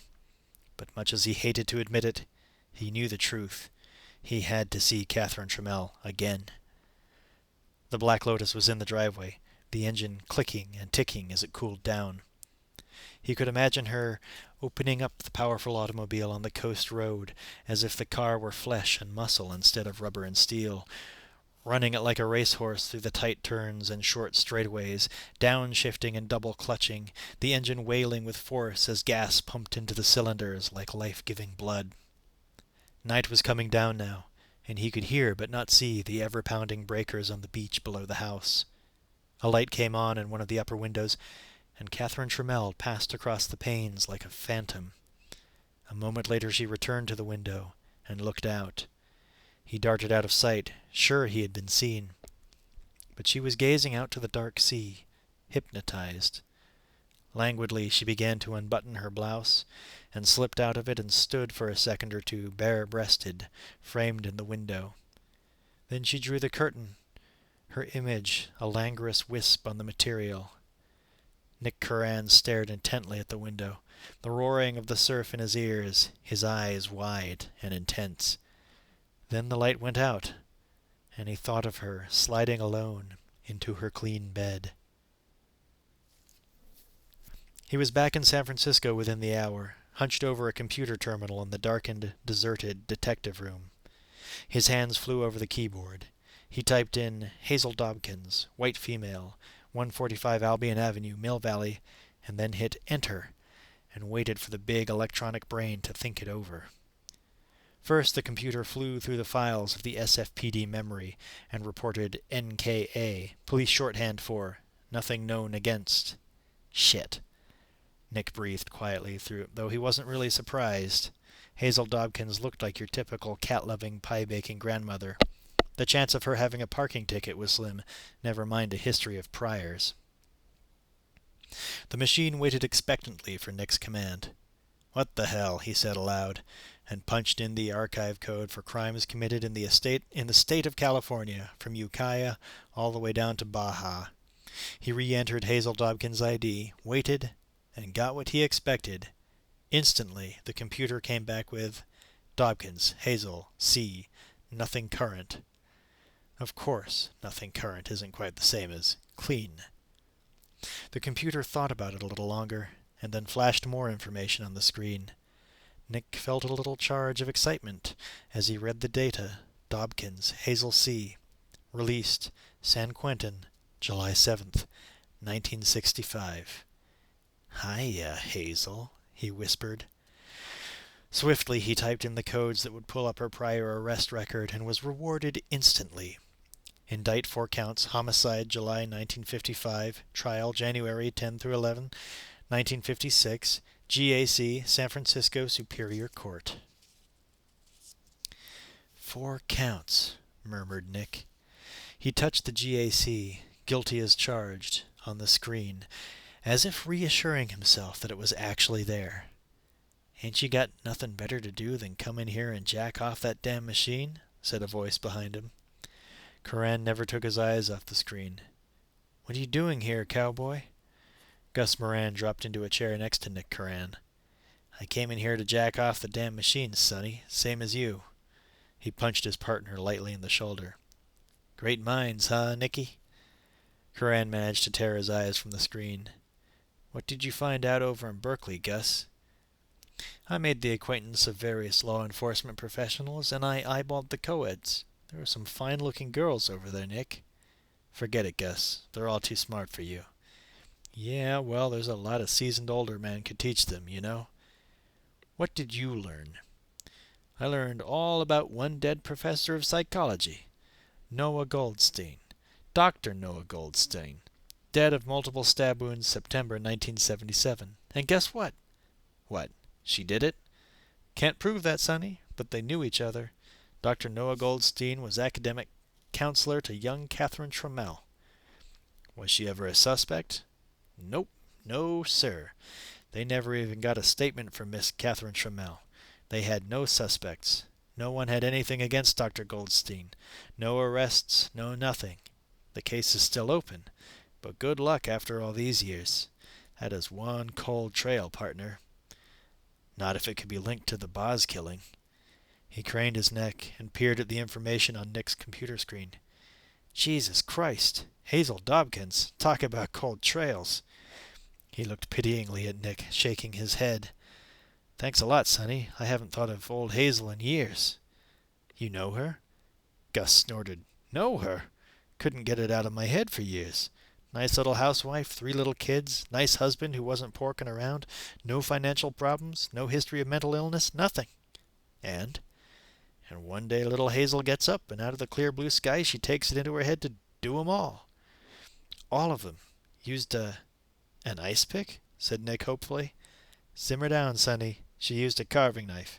Got it as a wedding present. First she did her husband. Carved him up like a Thanksgiving turkey. Then she did her 3 kids. Place looked like a slaughterhouse by the time she was finished. Jesus, breathed Nick. Jesus didn't have a whole lot to do with it, Nicky. When Hazel was done wiping out her whole family, she calls the police, and that's where they find her, sitting in her living room, knife in her lap. No denial, no insanity, no nothing. But why? Why did she do it? Gus Moran shrugged. That was the amazing thing, Nick. No one knows. Head shrinkers couldn't explain it. And God knows, Hazel couldn't figure it out. Said she didn't know why she'd done it. Unbelievable. If you didn't know, how come you were sitting here taking a stroll down memory lane with Hazel? Quickly, Nick explained his tale of Catherine Trammell that day, and of her involvement with Hazel Dobkins. Geez, said Gus Moran. Nice friends she's got. Chapter 9. He got back to the beach house just after noon the next day. Catherine Trammell answered the door wearing a tight-fitting little black dress. The fabric fit like a jet-black second skin, setting off her golden hair and deep blue eyes. "Hi," she said simply. "Am I disturbing you?" "No." "Stupid question, I guess. Nothing ever disturbs you, does it?" "Why don't you come in?" She opened the door wide and walked away, leading the way into the house. Nick Curran followed, his eyes watching her taut, firm buttocks moving under her dress. Things were much the same in the room as they had been the last time he had been there, except there were more clippings on the table, a full newspaper history of the rocky career of Detective Nick Curran, SFPD. She picked up one of the clippings and looked at it, then showed it to him. "Killer Cop to Face Police Review," blared the headline. I'm using you for my detective." "Your detective?" "My detective, in my book. I hope you don't mind." "You don't mind, do you?" "Would it make a difference if I did mind?" She smiled and slipped away from the question like a fighter dodging a couple of jabs. "Would you like a drink? I was just going to have one." "No, thanks." She nodded to herself. "That's right, I forgot. You've abandoned all your old vices. No scotch, no Jack Daniels, no cigarettes, no drugs." She smiled over her shoulder. "No sex?" Catherine didn't wait for an answer. She went to the bar. A crowd of bottles gathered on a marble slab, and a block of ice set in a shallow sink. "I want to ask you a few questions," Nick said quietly. There was an ice pick in her hands, and she started chipping away at the block. "I wanted to ask you some, too." "You did?" The ice crackled and shattered as she struck again and again at the ice. "Questions for my book." "You got something against ice cubes?" "I like rough edges." She was giving the ice a real working over, splintering it into fragments. She raised her arm and plunged it over and over again into the block, putting force behind each blow. "What did you want to ask me?" he asked. She was finished with the ice pick now. She tossed aside the ice pick and scooped a handful of shards into her glass and filled it with Jack Daniels. "Tell me, Nick, how does it feel to kill someone?" She asked in the same tone of voice that one homeowner might say to another, "Just what do you do to get rid of your crabgrass?" "How does it feel? Why don't you tell me?" "I don't know." "But you do. How do you feel? Powerful? Sorrowful? Sick? Elated? A mixture of all four? Or is it something else? Something you just can't know until you've actually taken a life?" Disgust, for her, for his brutal past, flashed across his face. "It was an accident. They got in the line of fire. Killing is never... It was an accident, that's all." "How does an accident like that happen, Nick? Do they just happen? Didn't you just itch to pull that trigger?" "It was an accident," Nick insisted hotly. "I was undercover. I was on a drug buy. It happens. Just happens." "Yeah. You don't plan anything. No killing like that, on a drug buy, is planned in advance. Not like... Johnny? I was going to say Professor Goldstein. Noah Goldstein. You know the name?" It's a name from the past, Nick. 14 years in the past. You want a name from the present? How does the name Hazel Dobkins strike you? Without taking her eyes from his face, she took a sip from her drink. Her skin was so luminously white he imagined for a moment that he could see the brown liquid sliding down her smooth throat. Dobkins, Goldstein. Where should I start? Let's start with Goldstein. Noah was my counselor for my freshman year, she smiled. You know, that's probably where I got the idea for the ice pick, for my book. Funny how the subconscious works, isn't it? Hilarious. I should have said peculiar how the subconscious works, shouldn't I have? Hazel Dobkins, what about her? She hesitated a moment. Hazel is my friend, she said finally. Nick Curran recalled Gus's words of the night before. Geez, nice friends she's got. Your friend? Your friend wiped out her whole family. 3 kids. She was arrested, tried, and she went to jail. She hasn't been in trouble once in the last 35 years. Like they say, Nick, she was rehabilitated, though I'll bet cops prefer she paid her debt to society. I don't give a damn one way or the other. What I want to know is why. Why is she your friend? Or do you just collect freaks? She wiped out her whole family. She's helped me understand the homicidal impulse. But she doesn't understand why she did it. Sounds to me like you just don't approve of my choice of friends, Nick. Sounds to me like you could have learned a lot more about the homicidal impulse in school. You must have studied that at Berkeley. Only the theory. She sipped her drink and watched him over the top of her glass. Course, you know all about the homicidal impulse, don't you? Not the theory, the practice. You know all about it, don't you? Shooter? Shooter? What happened, Nick? She asked softly. Did you get sucked into it? Did you like it? No one ever likes it. Not in their right mind. And you? Were you in your right mind? Tell me about the coke, Nick. The day you shot those 2 tourists. How much coke did you do that day? Or the night before? What was your habit, Nick? 1/4 gram? Half? Or did you do a whole unit? Pretty tough guy. The softer her voice, the more barbed her words seemed to become. I don't know what the hell you're talking about. I doubt that you do. You're just a rich girl playing games. You said you liked games, didn't you? She was closer to him now. She had put down her drink. You can tell me, Nick. Were you stoned, Nick? So wired that the idea of blowing away a couple of citizens kind of appealed to you? Or were you just having coming down jitters and your hand was shaky? That would make it an accident. An accident that might have sent you to jail. Definitely would have gotten you thrown off the force. But it would have been an accident. Nothing you could blame yourself for. A mistake. An accident. I was cleared, he protested. There wasn't even a civil suit. It was an accident. Drugs were involved, but I was buying the blow, not using it. Got it? She put her soft hand to his cheek and stroked, as she might a cat. You can tell me, Nick, she said, her voice satiny smooth, seductive. He grabbed her hand roughly. I did not do drugs. Yes, you did. She was close now. He could feel her breath on his face, smell it. It was sweet, like her perfume. They never tested you, did they? But Internal Affairs knew. They knew all along. If IA had known anything, they would have. Your wife knew, didn't she? Her voice was velvety. She knew what was going on. Nicky got too close to the flame. Nicky liked it, didn't he?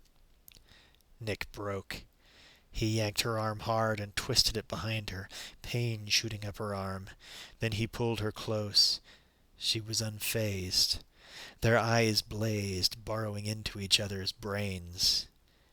Nicky liked it, whispered Catherine Trammell, and Nicky's wife couldn't take it. That's why she killed herself.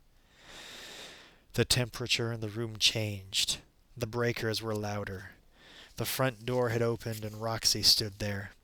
Her hair was tied up tight on the top of her lovely head, and she was dressed from head to toe in black, a black leather motorcycle jacket over a black t-shirt, black jeans thrust into black boots. She shot a black look at Nick. Catherine Trammell broke free of Nick. "Hiya, hun," she said brightly, like a housewife welcoming hubby home from the office. She went to Roxy and kissed her lightly on the lips. It could have simply been a chic Eurotrash-style greeting. It could have meant more. She draped her arm across Roxy's slender shoulders. "You two have met, haven't you?" Nick didn't have to hear any more. There was a red-hot anger building in his brain, and, from the hazy clouds of brutal murder, casual sin, and intense attraction, one thing was becoming clear. Catherine Trammell might have been an extraordinary woman, but she was not a seer. She couldn't know all she knew from a simple deduction. It took more than a B.A. in psychology from Berkeley to make you omniscient. Nick knew he had been sold out. He pushed by Roxy and Catherine, fury burning within him, white and hot like a magnesium flare. "You're not leaving, are you, Nick?" asked Catherine, her lovely face the picture of innocence. "It's early yet." "Let him go, sugar," said Roxy. Nick betrayed nothing. His face was as set and hard as an ancient mask. He went through the doorway without a backward glance. "You're going to make a terrific character, Nick," Catherine called after him. He didn't care. Right then, he was more interested in fact than fiction. Chapter 10. Nick Coran probably set some kind of record for traveling between Stinson Beach and downtown San Francisco. As he blew along the highway, a single thought burned through his mind. He had been sold out to Catherine Trammell. He didn't know why, but he had a good idea how. Cops use informers every day. In fact, rare is the case that isn't broken by information purchased or extorted from a snitch. Cops like Nick ran a dozen stoolies, snitches in the drug world, the mob, the Vietnamese gangs, the Jamaican posses, and the Chinese tongs. The easy betrayal of confidence is the bedrock of police work. Criminals hate squealers, and so do cops, oddly enough. Perhaps it's the recognition of the similarities between the outlaw life and law enforcement. They are both brotherhoods, with their own codes, credos, and taboos, that makes for this small patch of common ground. Despite their reliance on them, cops are steeped in disdain and contempt for snitches. So it was particularly galling to Nick to think that someone had informed on him. He burst out of the elevator on the 10th floor of police headquarters and charged down the hall to Beth Garner's office. Her secretary stopped typing for a split second and tried to stop him from barging into Beth's office. "She's on the phone. She'll be right with you, Detective Coran. I'll tell her you're here." "Never mind," barked Nick. "I'll just drop in." He almost kicked in the door. He was enraged, angry enough to kill someone. Coran grabbed the phone out of Beth Garner's hand and slammed it down in the cradle. He leaned over her desk until his face was close to hers. She remembered their last meeting and shrank from him in dread. "Who has access to my file?" Beth Garner paled. "What are you talking about, Nick? What's come over you? What's wrong?" Nick's words were clear and clipped and steel-tipped with hostility. "Who has got access to my goddamn file?" "Nick." Coran seized her by her thin shoulders and pulled her roughly out of her chair. "Don't get innocent with me. Don't give me any bullshit about doctor-patient don't give... damn these words. Don't give me any bullshit about doctor-patient confidentiality. I'm going to ask you again, and I want an answer. Who did you give my file to?" He didn't have to threaten. She knew far too well that he was capable of violence. "Nobody," she said. She was unable to look him in the eye. "I'm warning you, Beth. It's a confidential psychiatric record, Nick. It will be illegal to..." "That's the bullshit I said I didn't want to hear, Beth." "But it's true." He shook his head. "No, it isn't. Don't, Beth. Don't lie to me. Nick, It's internal affairs, isn't it? He said suddenly. IA got to you and gave you some crap that you fell for, hook, line, and sinker, right? Nick, they told me that... Who? Demanded Nick. Who's they, Beth? She swallowed hard. Nelson, she blurted. That's all I wanted to hear, Beth. Nick Curran blew into the Internal Affairs Division office a minute later, exploding like a grenade. He strode down the line of desks, heading straight for Nilsson with the accuracy of a laser-guided missile. The fat detective was sitting, leaning back in his padded chair, his eyes on that afternoon's Examiner, a cup of coffee coming up to his lips. With one backhand blow, Nick swatted the paper and the cup out of Nilsson's pudgy hand, coffee slopping over his messy desk and rumpled suit. Jesus Christ, Curran! Nilsson vaulted out of his chair, his face red with anger. What the fuck? Nick was on him. He picked him up by the lapels and slammed him against the wall. Curran was right on the edge, a hair's breadth from losing control. You sold her my file, didn't you, you son of a bitch? Nilsson looked into Curran's eyes and saw blind rage. Fear pulsed through him. What are you talking about? Are you out of your fucking... Nick body slammed Nilsson again, the cop's head smacking against the wall. The other officers in the room had been paralyzed for a moment, but were now rushing to their brother's rescue. What did she pay you, you slimy motherfucker? One of the Internal Affairs investigators grabbed Nick by the shoulder and tried to pull him off Nilsson. Nick thrust him away as if he were no stronger than a child. He got a death grip on Nilsson's jowly throat and squeezed. What did she pay you? Nilsson couldn't have answered, even if he wanted to. Nick's strong hand had closed his windpipe, and the detective's eyes were bugging out. His face turned scarlet. Curran, yelled one of the cops in the room. For Christ's sakes, you're gonna kill him. Nick didn't care. His clutch tightened. He was blind to everything except the fearful, florid face in front of him, and he felt the smooth and calming desire to kill flood through him. The room, the other men in it were far away. All that mattered to Nick was hatred. Then, abruptly, he was wrenched back to reality by the cold, deadly, unmistakably weighty presence of a gun barrel, laid gently behind his right ear. Let him go, said one of the shoe-flies calmly. Let him go, Curran. Nice and easy. Nick froze, but his grip eased just enough for Nilsson to draw a single tortured breath. Curran looked over his shoulder. He loosed his grip completely, and Nilsson doubled over, hacking and gagging, scrabbling at his bruised throat. The cop with the gun at Nick's head spoke again, still calmly. Now, if you and Nilsson have a little difference of opinion, I suggest you settle it outside the office, okay? Now, Curran, you just walk out of here. Not another word. No funny stuff. Just turn and walk. Got it? Got it, said Nick soberly. That's good. Now go. Nick Curran turned and started to walk calmly from the room, ignoring the blunt snouts of the pistols still trained on him. Nilsson, however, was not so calm. He had hauled himself upright, his face still crimson with pain, hurt pride, and rage. You fucked yourself, shooter, he screamed at Nick's back. Do you hear me? You're out! You are out of this department if it's the last thing I do. You're out! Nick did not seem to hear the enraged cop, or, if he did, care. It didn't take long for news of the blow-up between Nick Curran and Nilsson to spread through headquarters. Cops like gossip just as much as anyone else. Gus Moran was alarmed when he heard what had happened. It was one thing to get into feuds with other policemen, even higher-ups like Talcott. It was another thing altogether to get Internal Affairs pissed off at you.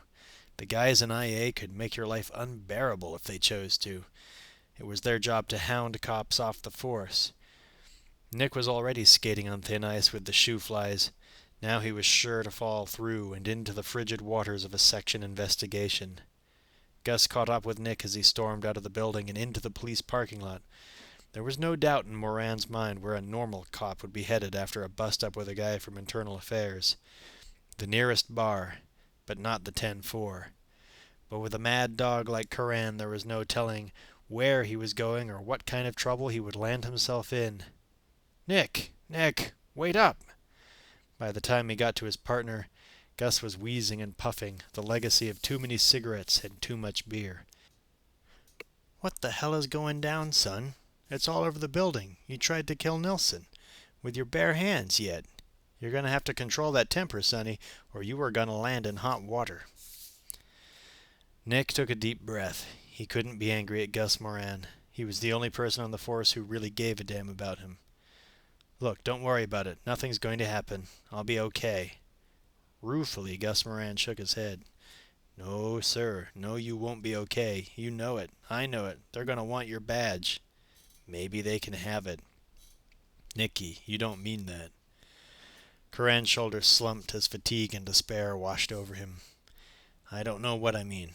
All I know for sure is that I'm sick and tired of being played with." Gus could only smile that crooked smile of his. "And you know what? From what I hear, you have a real conclusive way of demonstrating that." "She knows, Gus." There was no need to identify she. They both knew that Catherine Trammell was bad news. "Knows? Knows what? She's only fucking with your head, sonny. Forget about it. She knows where I live. She knows how I live. She's inside my head. She's coming after me, and I'm going to be ready for her. What is it between you two?"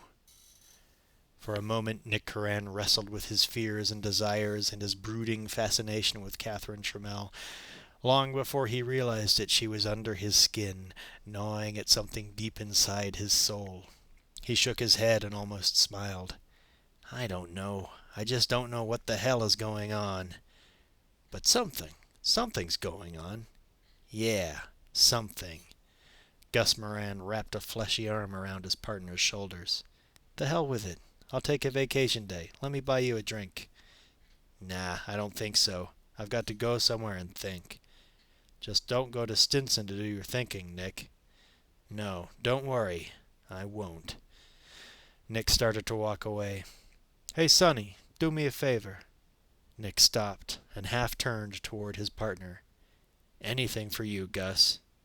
"Just be careful." Nick Curran smiled. "Well, almost anything, but not that." Moran shrugged. "Yeah, that's kind of what I figured. You know, Nick, something is happening to you. I never guessed would have happened." "Really? What's that?" Gus Moran smiled broadly. "Your wackiness. It's becoming predictable." The laugh track screamed in hysterical laughter, convulsions of hilarity about something or other spraying out of Nick's TV. He sat in a chair in front of the set, peering intently at the lame sitcom on the screen. He had a bottle of Jack Daniels cradled in his lap like a baby, and a cigarette dangled from his lips. The ashtray at his elbow was full to overflowing.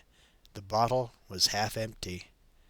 Nick looked as if he was watching the show, studying it hard, as if it were a difficult foreign film with subtitles, and not some moronic half-hour of network hijinks. The truth was that he wasn't seeing the show at all. He couldn't tell you what had set off the paroxysms of canned laughter. He didn't even know the name of the show, so deep was he in thought. Like a debilitating poison, Catherine Trammell had infused herself in his blood, spreading to every part of his being. His bewilderment, his disorientation was like a fever. He saw with crystal clarity, but with a fantastic air of unreality, a whole range of tableau.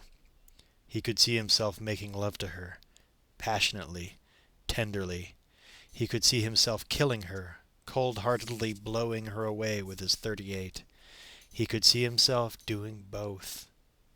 He had no idea how long someone had been knocking at the door, and he scarcely moved a muscle when he heard Beth Garner's worried voice calling to him through the door. "Nick, Nick, I know you're there. Please open the door." His eyes flicked to the door as if he could see through it to her. "Go away, Beth. I'm watching my favorite TV show." Her voice was beseeching. "Nick, please." "I don't want to see you," he said curtly. There was a moment of silence, and he thought she had simply gone away. Then came the sound of a key turning in the lock, the deadbolt sliding back. The door swung open, and Beth stood in the doorway, tentative and afraid. "I still have my key," she said. She held up the key, displaying it as if he might not believe her. Nick Curran sucked the last drag out of the cigarette butt in his mouth, inhaling till the cigarette burnt down to the filter, singeing his knuckles. "I said I don't want you here, Beth." He reached for another cigarette and lit it. "Just put the key on the table and leave." Even Beth Garner had a temper. She threw the keyring to the floor at his feet. "Damn it, Nick, don't shut me out. You owe me more than that." Calmly he stood, carefully put down his bottle, and retrieved the keyring. "I don't owe you anything, Beth. You don't owe me anything either. We went to bed. What was it? 10 or 15 times? "I wasn't aware you were keeping score," she said evenly. "Don't flatter yourself, Beth. It was never memorable enough to carry any obligations." Her eyes narrowed, flashing loathing like a torch. "Sometimes I really hate you." Nick smiled, but there was no amusement in his eyes. "Yeah? Well, why don't you find yourself a friendly therapist and work out some of that hostility?" He paused a moment to draw on his cigarette.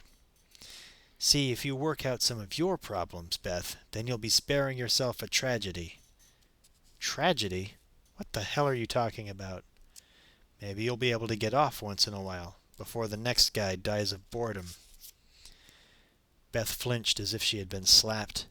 His venomous, vile words hung in the air between them for a moment. Then they fell like gasoline on a fire. Beth's lips curled, and she threw herself at him, her hands curled into claws, her red nails like talons. He could feel the heat of her anger radiating like lava. She wanted to scratch his eyes out. She wanted to taste his blood on her lips. She wanted to hurt him more than he had ever been hurt before. Nick caught her by the wrists and held her at bay, feeling her abhorrence of him throbbing in her veins, pulsating in her muscles and sinews. She writhed for an instant, her anger blazing, then burning so hot it burnt itself out. As quickly as it erupted, it was spent, and she went limp in his arms. He pushed her away. Beth Garner buried her face in her hands for a moment and trembled as she took stock of the animosity she had felt only a split second before. No one is more aware of the dangers of losing control than a trained therapist. "I'm sorry," she whispered. "I'm sorry. I don't usually act like that." Nick Curran looked at her with something approaching pity. He shook his head slowly. "How could you have let him, Beth? How could you give that scum my file? I trusted you, Beth. You might not believe it, but I did. I'm sorry, Nick, but I had to. I had to give him the file. I couldn't see any other way." "Had to? Any other way? For what, for God's sake? You had to know that giving Nelson my—" He waved her off. "Forget it. It doesn't matter any more." Tears were pooling in the corner of Beth Garner's wide brown eyes. "Nick, he was going to recommend your discharge from the force. He didn't buy my evaluation. Said I wasn't objective. So I made a deal with him to review the session notes for himself. I didn't think he'd show them to anybody." She looked at him imploringly. For a moment he was tempted to take her in his arms and comfort her, but then a cold wave of disdain washed over him. His face turned to stone. "You did it for me." Yes, that's right. I care about you. I did it for you." "Didn't you see? Objective. That's a good one. When it comes to me and Nelson, Sigmund Freud himself couldn't be objective enough for that bastard. He wanted dirt in me, Beth, and you were the best source. He tricked you into selling me out. He tricked you, and you fell for it." "Nick, please." He turned his back on her. "Get out of here, Beth," he said softly. "Please." "I wish you'd—" "Go, Beth." He picked up his Jack Daniels bottle, took a long swig. She looked beseechingly at him for a moment longer, but she knew in her heart that she had lost him, that betrayal was the one sin he would never forgive. Hours later, deep in the night, the Jack Daniels long gone, the TV broadcast dissolved into a fuzzy cloud of static, Nick Curran slept fitfully on his couch. His alcohol-addled brain was filled by a miasma of disordered dreams, dead bodies, desperate drinks, and spent bullets. There was a tangle of images: Catherine Trammell, Roxy, Gus, Beth, Talcott, and Walker. There were the deformed and distorted pictures that Catherine hung in her living room, Johnny Boz's punctured body oozing blood. These melded with purely imagined images: Hazel Dobkins killing her children and her husband all those years ago. Somewhere in his brain he knew that he had to stop all the killing. He had to sound the alarm. Then, miraculously, the bells started ringing. He awoke with a start to the shrill pealing of the telephone. Chapter 11. He lunged for the phone as if it were a lifeline. The words he heard cut through the haze in his brain as if they were poisoned darts. Nick felt the pool of bourbon in his stomach slosh like the bilges on an old boat. "Yeah," he managed to say. "Okay." He couldn't put a name to the voice on the other end of the telephone line, but he knew the instant he heard it that he was listening to a cop, and the cop was talking officially. The policeman rapped out a few terse sentences. He told Nick what had happened and where he was expected inside of 5 minutes, then hung up. Coran had woken up drunk, but the effect of the message dissipated his intoxication faster than a summer sun burns off a morning mist. Sober though he was now, the shock of what he had heard kept him locked in place on the couch. A few moments passed before he had the strength to haul himself upright and out the door. He found the usual crime scene carnival in the parking lot behind the 10-4. Maybe this one was a little bigger, considering a cop was involved, with police cruisers everywhere and uniforms standing around, as if they expected the criminal to return to the scene of the crime. It struck Nick as he got out of his Mustang that they might be looking at him in just that light. Walker, Gus, and a couple of the guys from Internal Affairs were standing around a big gold Lincoln Town car. None of them looked happy to see Nick. Not that he was ecstatic about seeing them if it came to that. The crowd around the car parted as Nick approached, as if he carried the plague. Gus Moran shone a flashlight on the wide front seat of the luxurious car. Martin Nilsson, late of the Internal Affairs Division, San Francisco Police Department, sprawled there. Dark, almost black blood puddled on the velour headrest in a grim halo around his head. "One shot," muttered Gus. "Fired at close range. Looks like a .38 caliber revolver."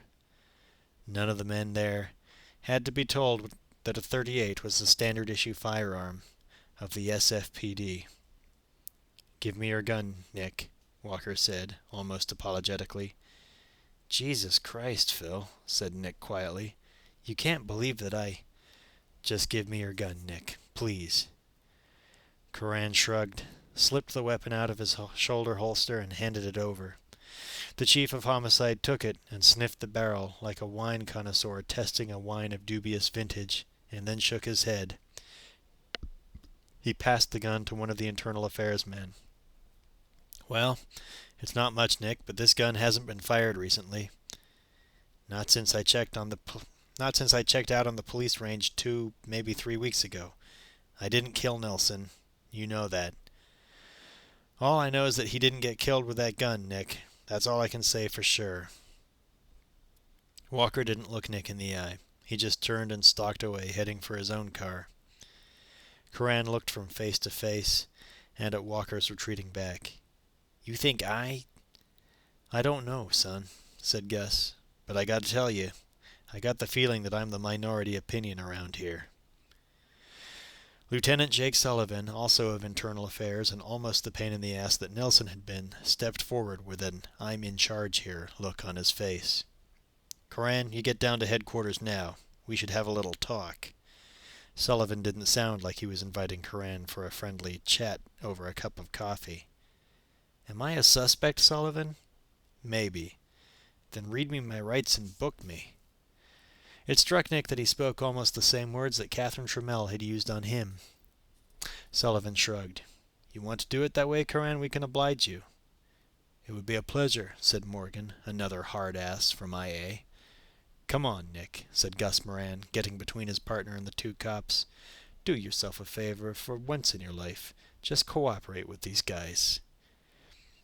For a moment it looked as if Curran would demand his constitutionally guaranteed right to be Mirandized and cuffed, but there was no greater humiliation for a cop, and even he was not up to it. "I'll go downtown, Sullivan, just to prove to you that I always cooperate with law enforcement like a good upstanding citizen. Good. And to prove to you that I didn't kill this," he nodded toward Nilsson's corpse, "this police officer." "Nothing would please me more, Curran," said Sullivan, but no one believed he meant it. They took Nick to the same interrogation room they had used when questioning Catherine Trammell.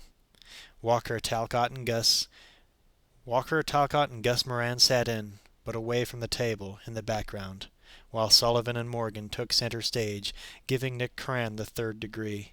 Everybody knew this was internal affairs show, and that IA would nail Nick or give him a clean bill of health.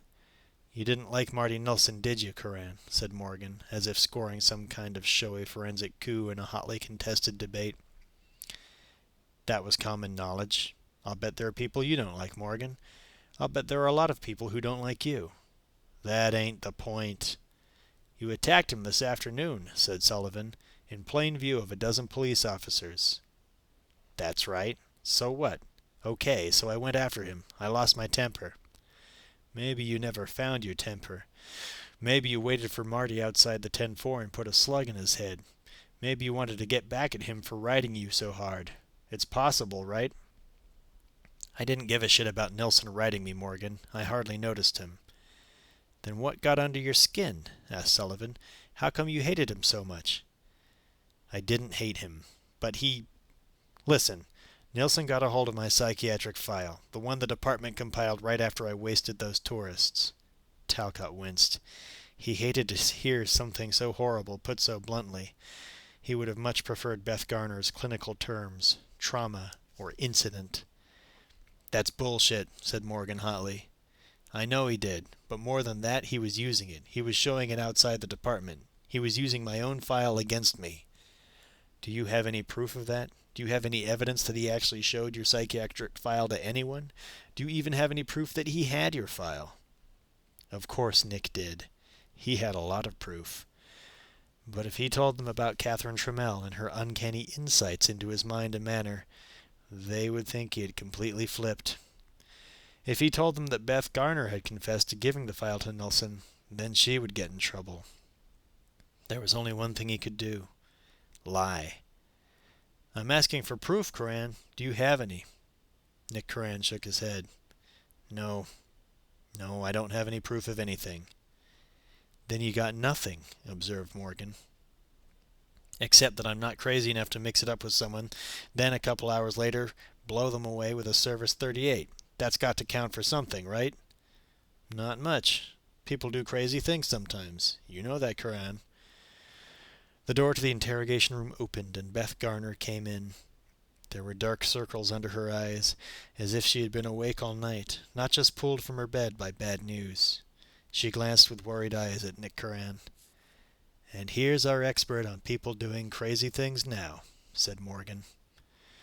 The last person Sullivan wanted on the scene was Curran's own personal head shrinker. "We'll speak to you afterwards if you don't mind, Dr. Garner." "I'd like to sit in. I think I could help."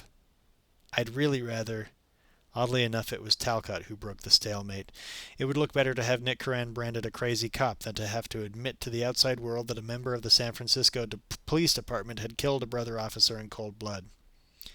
"I don't see anything wrong with Dr. Garner sitting in, if Detective Curran doesn't object." Nick shrugged. "I don't care." Beth Garner nodded and took a chair, sitting forward in it, anxious and tense. "Where were you tonight?" demanded Morgan. "Home," said Nick. "I was watching TV." "All night?" "Yeah." "What were you watching?" "I don't know. Some bullshit." He could hardly recall having the television set on, never mind the programs that were on the screen. "Were you drinking?" asked Sullivan. Curran's eyes flicked over to Beth like high beams. "Yeah, I was drinking." Sullivan frowned. "I thought you were not supposed to be drinking." I wasn't drinking for a long time. Couple of months I was dry as a bone. Now when I go home I have a couple of drinks. I can handle it, and I don't drink when I'm not supposed to. I don't drink on duty, just like a good cop.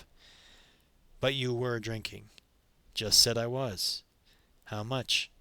Couple of drinks, like I said. When did you start again? You were dry for so long.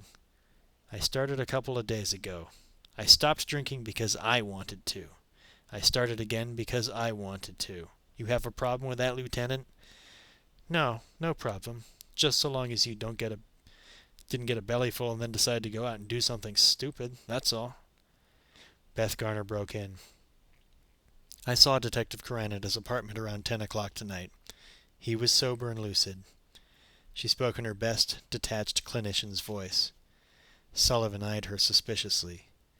And just what were you doing at Detective Curran's apartment last night at 10 o'clock, if you don't mind my asking? Beth hesitated only a split second before replying. I was there in my capacity as his departmental therapist. I had heard about his altercation with Lieutenant Nilsson, and I thought he might need some counseling. In the middle of the night? Morgan scoffed. It was not the middle of the night, Lieutenant. I told you. It was about 10 o'clock. And whatever you might think of my profession, you should remember that I am on call 24 hours a day. Very impressive, sneered Morgan. Very dedicated. Very convenient. And how did Detective Curran appear to you, Doctor? Asked Sullivan. As I said, he was lucid and sober. He expressed regret over the incident with Lieutenant Nilsson, and he displayed no hostility. How long were you there? She looked squarely at Nick Curran, holding his gaze. I was there about 15 minutes. I saw there was no reason for my concern, and I left. Nick looked away and fumbled for his cigarette, lighting it and sucking the smoke hungrily into his lungs. There's no smoking in this building, snapped Morgan. Walker, Talcott, and Gus Moran knew exactly what Curran would say next. What are you going to do? Charge me with smoking? Listen, Curran, Morgan said angrily, half rising from his chair. Sullivan cut off Morgan's tirade. I'll ask you once, Nick. For the record, did you kill him?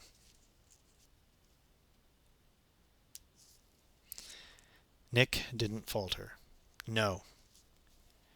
Are you sure? Insisted Sullivan. Come on, I've said it already. I'm going to storm into his office in the afternoon in front of everybody, and then that night I'm going to kill him. Call it dumb, crazy, whatever. I'm not dumb enough or crazy enough for that. Going after him before like that, said Morgan. That gets you off the hook for killing him. It gives you an alibi.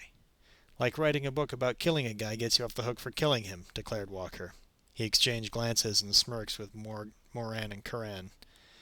You know, Lieutenant, you might just have a good point there, said Nick. Sullivan and Morgan recognized that they were being left out of the joke, and they didn't like it. I don't understand, said Sullivan. What the hell are you talking about? What book? Forget about it, Jake, said Walker. It's nothing. A private joke, that's all. A joke?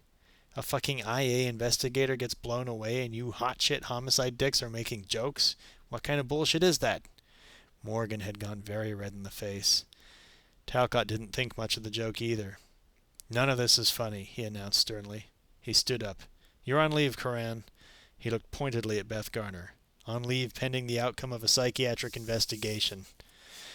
He didn't have to pronounce the rest of the sentence. They all knew what he meant. Flunk the psycho test and Curran would be off the force. The interrogation was over for the time being. Talcott swept out of the room, trailing Sullivan and Morgan in his wake. Walker left alone. Gus Moran scratched the stubble on his cheek. What do you say, Nick? Doc, let's go get some breakfast. Nice big plate of old-fashioned police grease. Couple of eggs over easy. Sausage, bacon. My treat. Thanks, Gus, but I'll pass. What about you, Doc? I'm going to walk Beth to her car, Gus. Moran shrugged. Guess that means no, huh? Well, I guess I'll buy the Chronicle and go close my arteries all by my lonesome. He shambled off, his shoulders slumped with fatigue and the weight of his cares. Nick Curran took Beth Garner by the arm and steered her toward the door. Even the headquarters of a big city police department slows down in the hour just before dawn. The corridors were empty of cops and criminals, their places taken by a few janitors and cleaners. The halls were silent save for the hum of the machines used to buff the marble floors. Beth shot him a sidelong glance as if unsure of his state of mind. Nick Curran sensed her inquiry. "I just wanted to say thank you." He spoke quietly, his voice soft and gentle.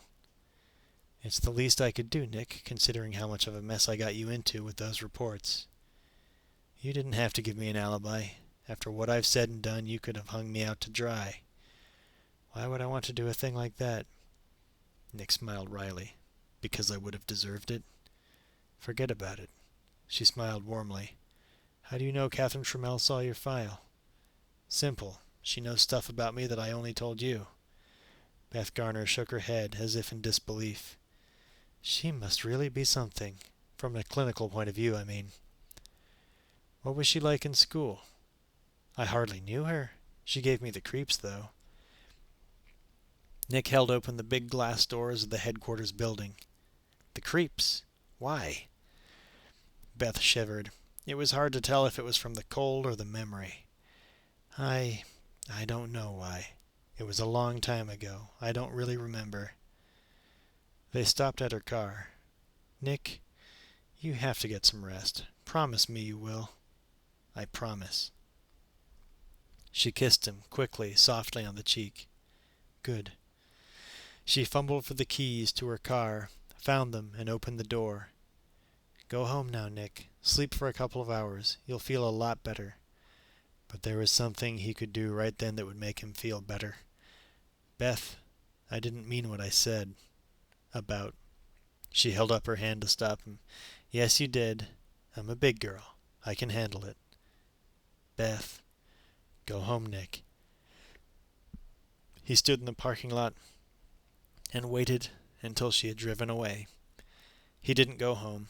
He waited until she was out of sight, then went in search of Gus to share a plate of pure cholesterol and wait for things to start humming at headquarters. At 9 o'clock, Nick figured that Andrews would be in the office. Walker frowned at him from his office when Nick entered the homicide room. The glare was eloquent. It said, "What the hell are you doing here?" "Just came in to clean out my desk," he called out. "You've got 5 minutes, Nick," Walker yelled back. "Then get the hell out of here." "Hey, no problem." He hoped he looked the picture of aggrieved innocence. Andrews was sitting at his desk, typing furiously, making sense of the notes scribbled on the legal pad next to his typewriter. "Hey, how you doing, Sam?" Andrews looked at Nick with exaggerated suspicion. "How am I doing? I'm doing fine, Nick. What about you?" "You're going to end up with the SFPD record for psycho leave taken." "It's just a talent I've got," said Nick, ambling over to Andrews' desk. He glanced at Walker in his glass cubicle, then lowered his voice. "Did you find out about her parents?"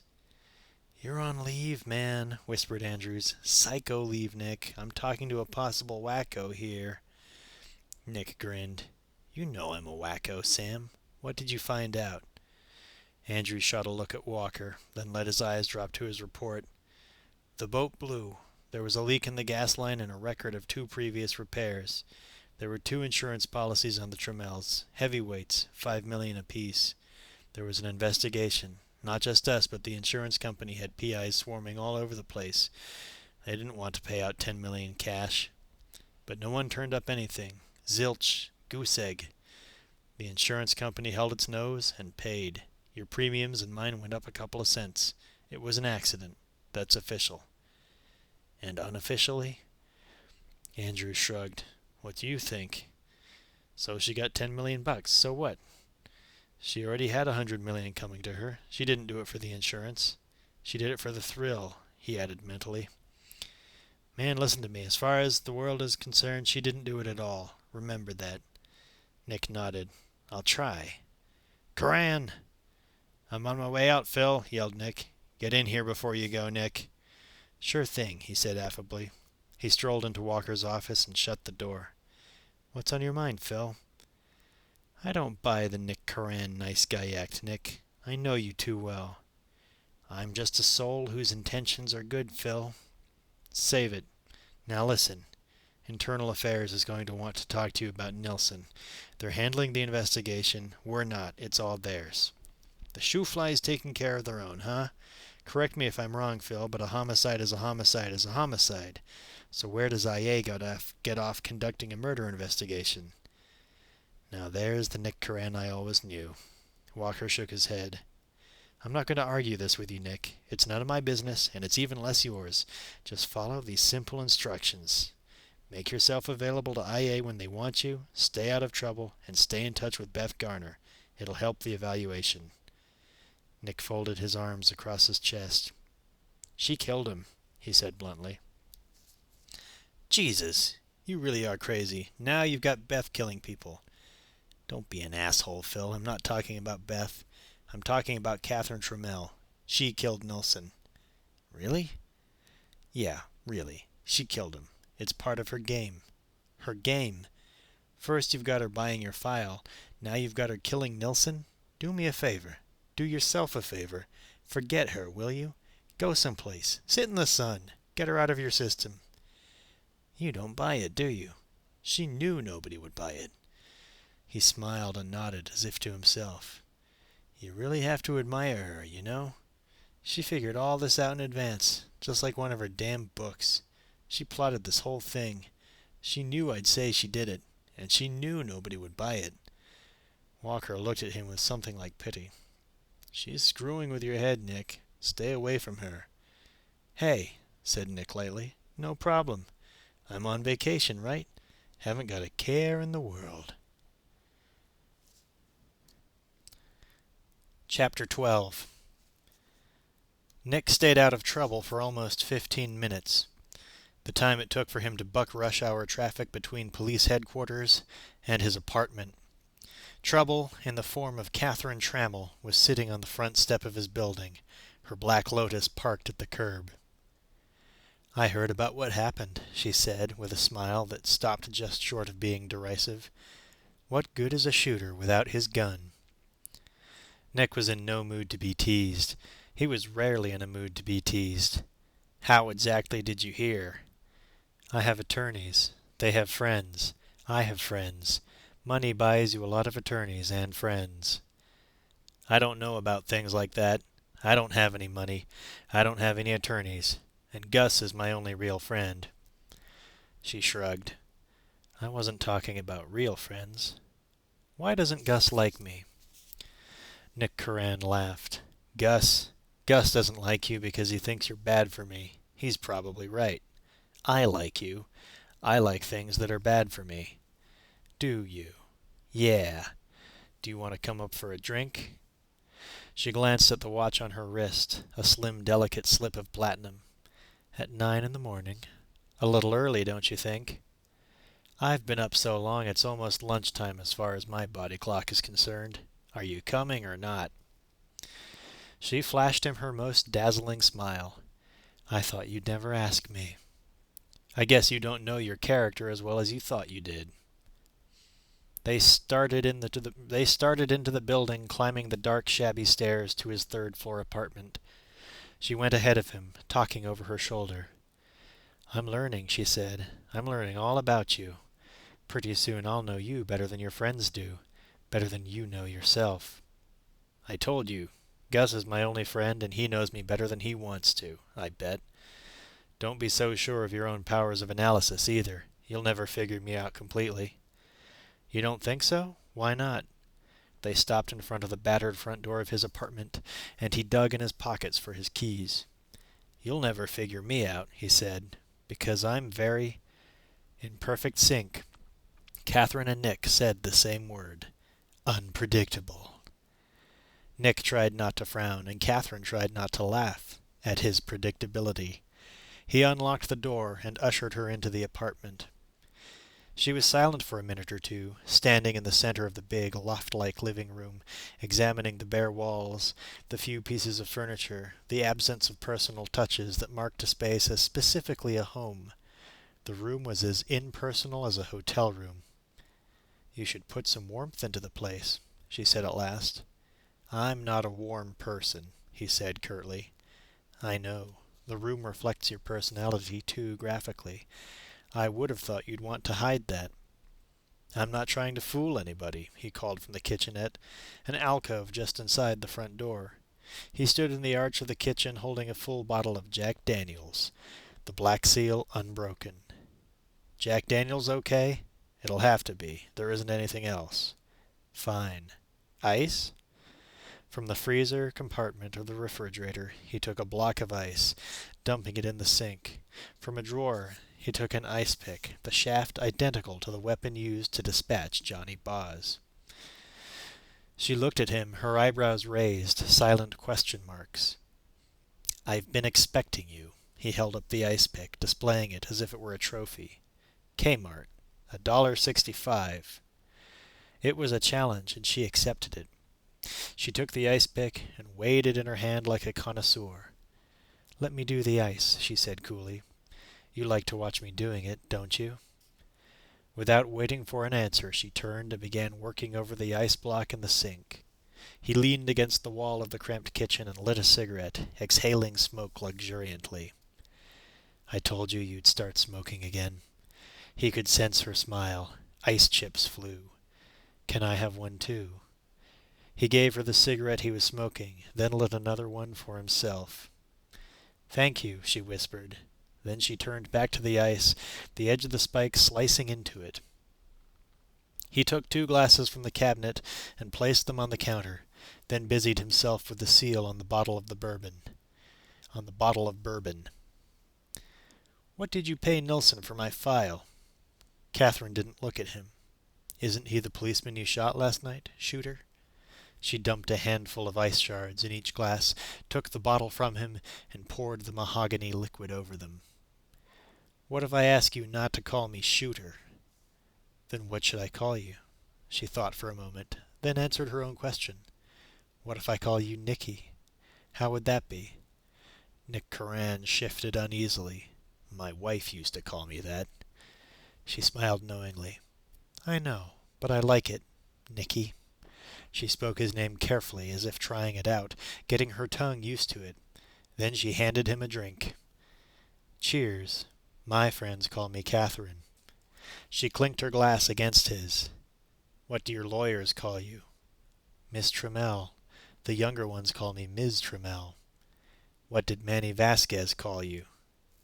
"Bitch, mostly, but he meant it affectionately." For a second a squall of pain seemed to race across her clear blue eyes, but passed quickly. "You don't have any Coke, do you?" "I love Coke with Jack Daniels." "There's a Pepsi in the fridge," said Nick. Catherine Trammell smiled and shook her head slightly. "It's just not the same thing, is it?" "Don't you mean it's not the real thing?" He moved in closer, their bodies almost touching. He could smell her perfume, feel her breath on his cheek. "Where is it going?" he asked quietly. "What do you want from me?" Their faces were close together now, her face turned up to his, her lips parted. "Say, what do you want from me, Catherine?" "What the fuck do you want from me, Catherine?" He leaned down to kiss her, but she dodged away like a fighter ducking a blow and broke the spell. "Look, I brought you something," she said brightly. She burrowed into her purse and dug out a paperback book, handing it to him. It was The First Time by Catherine Wolfe. He studied the cover for a moment. "Thank you. What's it about?" "It's about a boy who kills his parents." "Really? How?" "They have a plane. The plane crashes. He makes it look like an accident. Fools everybody, particularly the police, but he knows. It's his little secret." He gazed at her intently. "Why does he do it?" "To see if he can get away with it," she said simply. "It's a game." "When did you write it?" "You mean, did I write it before my parents died?" "That's exactly what I mean." She shook her head, tossing her golden hair. "No, I wrote it years afterward." She put down her drink. She had hardly touched hers. His was half finished. "Leaving? So soon?" "Things to do, Nicky." She flashed her smile at him. "Now you're not going to stop following me around now, are you, just because you're on leave?" "Absolutely not." Good. I'd miss you. She started toward the door. Of course, I wouldn't want you to get in trouble. I'll risk it, he said. I'd like to know why you're taking the risk. He opened the door for her, and she started down the stairs. He leaned on the railing and watched her. Why risk it? To see if I can get away with it. How's the new book? It's almost writing itself, she said, descending the staircase. And then she stopped and looked back at him. I'm leaving the house around midnight, in case you're going to be following me. Why not make it really easy and tell me where you're going? I'm going down to Johnny's club. I'll meet you there, he said, heading back into his apartment and closing the door behind him. At the bottom of the stairs, she met Gus entering the building. When he saw her, he did a double take so theatrical it could only be genuine. Hi, Gus, she said brightly, breezing past him. He could only gape after her.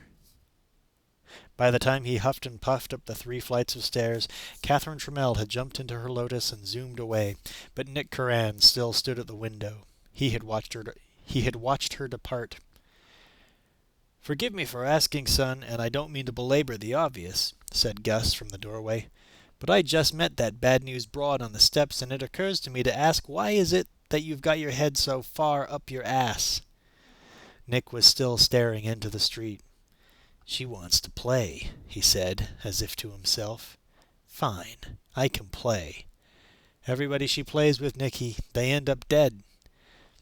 Nick nodded to himself and thought of his wife, Cindy, dying on their bed, poisoned by her own hand and by her inability to cope with the self-destruction of the man she loved.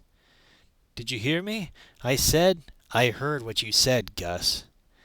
Do you know what I mean? Did you understand? Nick, please, he pleaded. Don't play with her. You can't win against a chick like that. Everybody she fucks with dies, understand?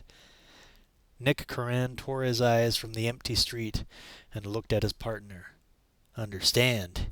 Yeah, I understand. I know exactly what that's like. Chapter 13. The new sobriety, 90s style, had been born in San Francisco, but it hadn't yet infected all of the population. There was still a thriving club scene in the city, where patrons got legally stoned on alcohol and music, and illicitly zonked on a variety of drugs purveyed in the streets and consumed in club bathrooms. South of Market, Soma in clubland parlance, was now the area of choice for the hottest clubs. South of Market Street had once been a dilapidated neighborhood of tumble-down warehouses and rusting industrial facilities, but no longer. It hadn't taken long for someone to figure out that Soma comprised the largest area of cheap land close to downtown San Francisco. Gentrification had been swift, if not all-encompassing, and the area was now home to dozens of hip clubs, restaurants, bars, and boutiques. In all of San Francisco, the best-known and most modish clubs were the DV8, Slim's, the Warfield, contained in a former theater, and the Oasis, which boasted its own swimming pool. The gay chic went to the Trocadero Transfer. Gay and straight met at Johnny's place, Altar. Like the once hip Limelight in New York, Altar was housed in a deconsecrated church. A DJ spun discs at a booth where the devout had once taken communion, and he blasted out music into the cavernous nave where 1,000 dancers crowded onto the floor. There was an almost physical presence in the ear-splitting music. It buffeted Nick as he came through the front door of the building and into the club proper. The clamor battered him like a gale-force wind, and he felt he had to shoulder his way through it. The air was heavy with the smell of smoke and sweat mingled with perfume. The dancers on the floor thrashed to the music, some of them grim-faced and desperate to pound and abandon into the night hours. They danced as if determined to have a good time. The drinkers at the bar drank to get drunk. There was no conversation. The music was too loud for that. And if you wanted to speak to someone, you had to beckon his ear to your mouth and shriek. Nick managed to get a plastic cup of Jack Daniels over ice, stopping just short of yelling himself hoarse, and then circled the dance floor, staring into the mass of bodies, looking for Catherine Trammell. It was dizzying watching that mob, which was like a giant hydra-headed body. Then in the midst of the crowd, he spotted a familiar face, a beautiful face he took a moment to place. It was Roxy. She was dancing with another woman, her arms clasped around her partner's waist. Roxy leaned over and said something to the girl, and she laughed and nodded. Arm in arm, they made their way off the dance floor, threading through the packed bodies. Nick followed. They were headed for the men's room, though at the altar the term men's room was not as exclusive as you might imagine. The men's room was housed in what was once the sacristy, and it was by no means restricted to men. It was a dark and shadowy room, the air heavy with the smells of smoke, tobacco, and that of various controlled substances, and Nick felt the fetid air rank and clammy on his lungs. He knew all the smells: crack, hash, marijuana, and tart hints of coke being freebased somewhere in one of the stalls. There were men and women clustered in the spectral shadows, bending over the various proffered drugs. Discarded glass-cracked vials and used poppers were scattered underfoot, and they crackled like hoarfrost as he walked into the room. Roxy rapped on the door of one of the stalls, and it swung open. Catherine Trammell stood there. Her hair was up, and her makeup was as severe as Roxy's. In the shadowy light, she looked younger than her 30 years. If Nick hadn't known better, he would have figured her for a youngster like Roxy's companion, a 19-year-old, a hot 19, a flash-trash 19-year-old getting her thrills early in life. Catherine was not alone in the toilet stall. She stood with her arms around a tall black man. He was shirtless and was a big, pumped-up bodybuilder, his torso sculpted from hard flesh. He held a glass tube of cocaine under Catherine's nose. She inhaled lustily. There was a little crust of coke on the rim of the vial, and she darted out her tongue to scoop it up. She caught sight of Nick and smiled at the same time, whispering something to her burly companion. He followed the direction of her gaze, looking at Nick and smiling at him, his eyes full of amusement and contempt, then closed the door. He could wait. Nick Curran wandered through the club, biding his time, checking the place out. He was at once repelled and fascinated by the action. In the dim corners of the club, shadowy figures kissed and groped, men with men, girls with girls, an admixture of sexes in the dark alcoves of altar. The music continued to pulsate, bruising the rank air. The stampede on the dance floor never missed a beat. Something between torment and bliss flashed on sweaty faces. The night, the city, the whole world had been compressed into that one electrifying space. There had been no past. There seemed no chance of a tomorrow.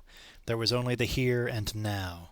The present, the future, was measured in the seconds between the next dance partner, the minutes before the next drink or hit of cocaine. The music passed seamlessly from track to track, the rhythm and cadence never letting up for a moment. Then he saw her again. Nick Curran stared as she moved to the music. She was dancing with Roxy and the black bodybuilder. She stood between them, the focus of both. Their lust, as well as the music, seemed to fill her, powering her frenzied dancing. She turned and saw him, and continued to dance, watching him watch her with hungry, famished, fevered eyes. She was teasing him, inserting herself close and warmly between her two cavorting partners. They sandwiched her between their gorgeous bodies, grinding their hips against her. She took their veneration as her due, but her eyes swept Nick's body, reading him as she had the first time she laid eyes on him. She swayed between her partners, rubbing against them, but playing to him with her body. He felt a wave crashing over him. Suddenly the whole atmosphere of the club infused itself in his veins like a virus. He, too, was swept up in the pure, pagan hedonism of the place and its patrons. He was on the dance floor, no longer an observer, but a participant. Almost in a trance, he approached her and stood in front of her, devouring her with his eyes. The music throbbed and pulsed. Catherine stopped dancing and faced him, square on, challenging in her own way. This challenge he accepted. He reached for her, gathering her up in his arms. She melted into them, kissing him hot and deep. He held her by the back of the neck, kissing back, his tongue slicing into her mouth. Their bodies pressed hard, as if sealed together. His hands were on her hard ass now, pulling her against him, their hips thrusting. His hands were under her skirt, hot on her bare skin. She kissed his ear and whispered, "Let's go."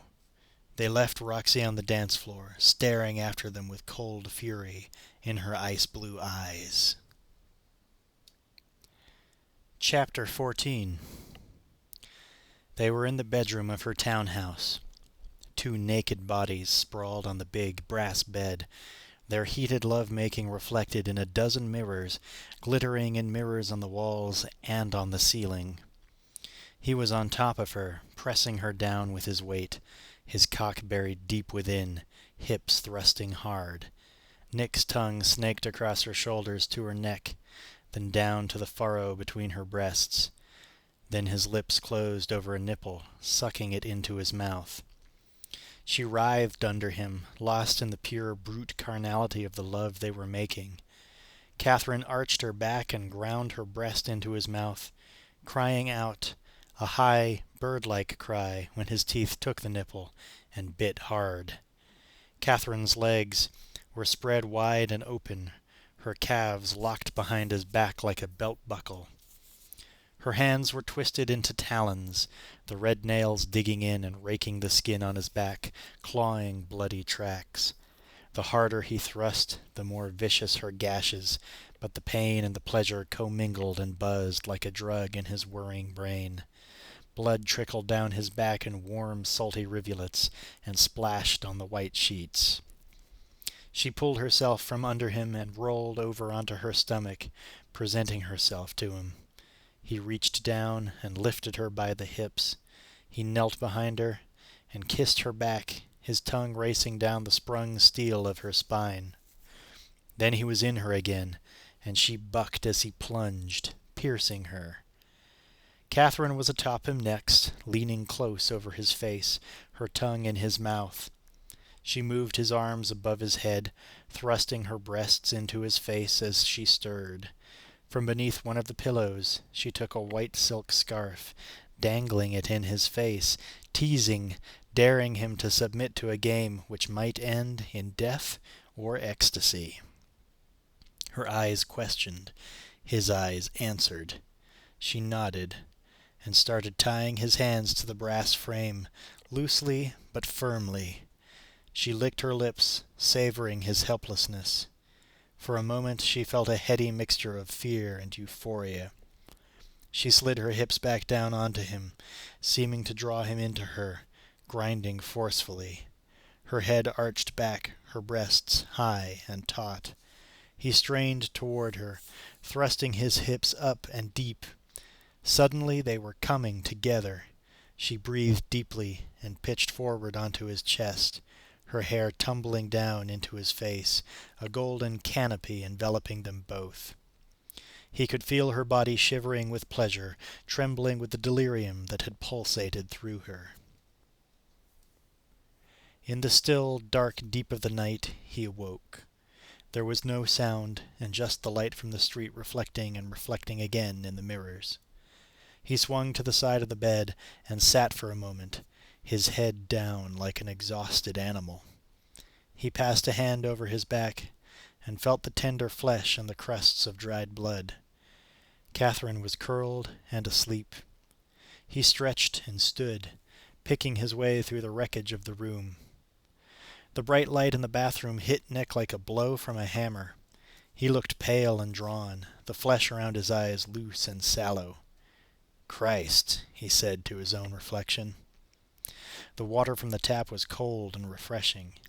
He doused his sweat-matted hair with the frosty water and immediately felt his brain clear a little. A voice behind him said quietly, "If you don't leave her alone, I'll kill you." There was a matter-of-factness that suggested that Roxy meant every word she said. Nick glanced at her reflection in the bathroom mirror. Tell me something, Roxy. Man to man." He turned and faced her. She didn't even bother to look down at his genitals. "Tell me," he said. "I think she's the fuck of the century, don't you?" "You make me sick," she said, turning away. Nick laughed shortly. "I make you sick?" He shook his head, as if unable to quite believe what he had heard. "You like to watch, don't you? How long were you there, Roxy?" Roxy stared at him with aversion. "She likes me to watch." "Just following orders, huh, Roxy?" "Fuck you," she said, stalking away. Catherine was hovering in that gray area between sleep and wakefulness. She rubbed against him as he slipped back into the bed, stroking her body against his like a cat. "Nicky," she murmured, like a child reassuring herself with her daddy's name. When he awoke, she was gone. The room had been tidied, and light poured through the tall windows. On the bedside table was a note. "The beach. C." He took a long, hot, invigorating shower, dressed, and then got in his Mustang and drove leisurely out to Stinson Beach. He felt relaxed and powerful in the way that only a night of passionate lovemaking could make him feel. And yet he felt uneasy, unsure of the reception that awaited him. Catherine was outside, as if expecting him. She was, as usual, looking out to sea. "Morning," he said. She nodded at him as if he was nothing more than an acquaintance, someone she knew only casually. He glanced at the house and saw one of the curtains twitch, catching a glimpse of Roxy. "I guess she's not taking this too well." "Who's not taking what?" "Roxy. Us." She's seen me fuck plenty of guys." She paused a moment, then added, "And there is no us." "How do you know?" "She seems to. Maybe she saw something she hasn't seen before." Catherine turned to face him, her eyes flashing. "Roxy has seen everything before." Nick chuckled. "I thought I'd seen everything." Her smile softened, becoming a little more friendly. "Did you think it was so special?"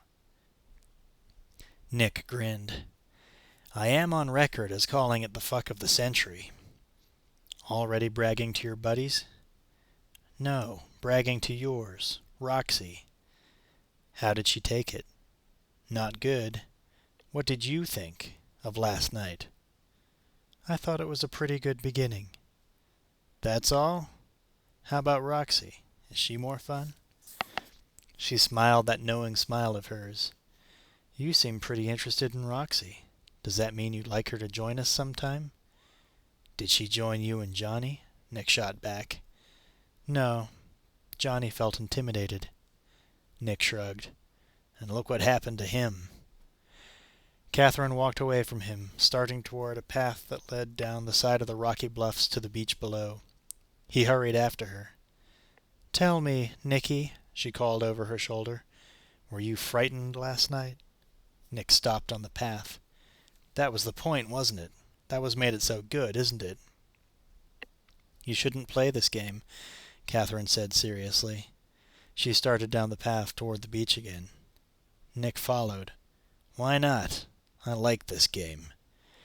"You're in over your head, Nicky. It's not going to come out the way you want it to."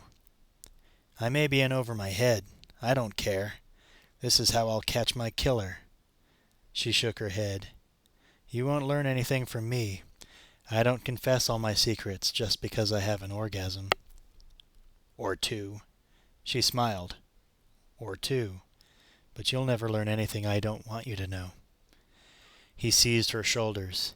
"Yes, I will. And then I'll nail you." "No, you'll just end up falling in love with me, Nick. That's all." "I'm already in love with you." She tried to turn away, but he held her. "But I'll nail you anyway. You can put that in your book." Chapter 15. The Wagon Wheel is a country and western bar at 14th and Valencia, a place with a good jukebox and cheap draft beer. Two things that made the place a natural hangout for Gus Moran when he was in his cowboy mode. Nick Curran found his partner at the bar, folded over a frosted mug of Anchor Steam. Like many of the other patrons at the bar, Gus was dressed for the part in blue jeans, cowboy shirt, and Stetson hat. He was staring moodily at his beer.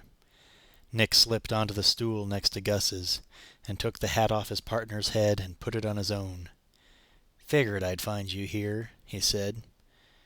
"You're pretty fucking perky tonight." He twisted around on the stool. "Where the fuck you been anyway? I went over to your place. Nothing."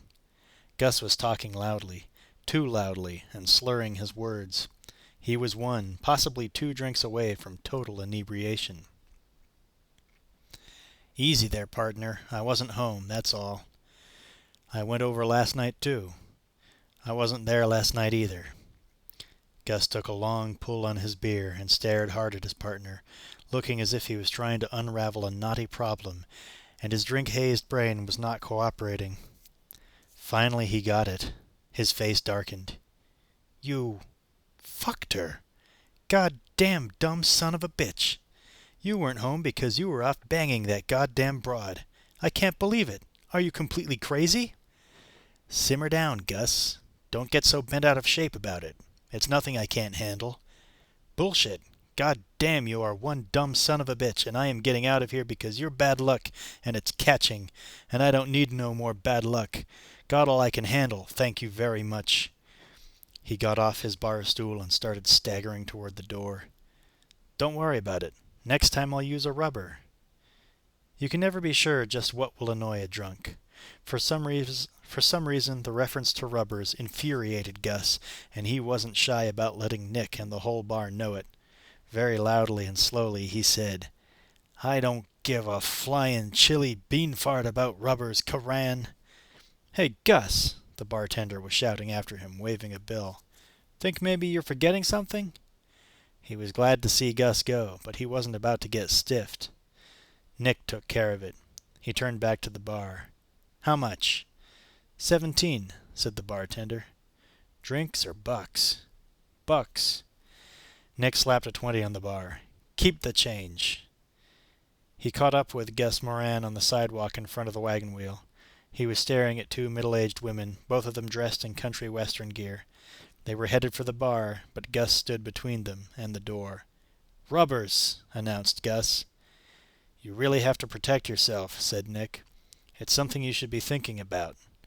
"What the hell for? Do you really think I'm getting any at my age?" "Sure." Gus waved tipsily at the two overage cowgirls. "I mean, sure, I can get laid. By goddamn blue hairs like those two. But I don't like 'em, you know, Nicky? I just don't like 'em." "That's a problem," said Nick, hustling Gus away from the two offended women and down the street. "Where the hell are you taking me?" "Time to sober up a little. Get a little coffee in you, a little something to eat. You'll feel like $1,000,000 in no time." "I am a little peckish at that," Gus said thoughtfully. Mac's was a real, honest-to-goodness all-night diner. It was on Mason Street, close to the San Francisco Theater District and the seedy Tenderloin. It drew a mix of theater-goers, cops, cabbies, and tourists, and that night every stool at the counter was filled. Gus stared at a fat woman at the counter. She was a tourist, that much was obvious, from Fisherman's Wharf T-shirt. For a moment Gus looked like he was going to say something to her, something, no doubt, pretty offensive.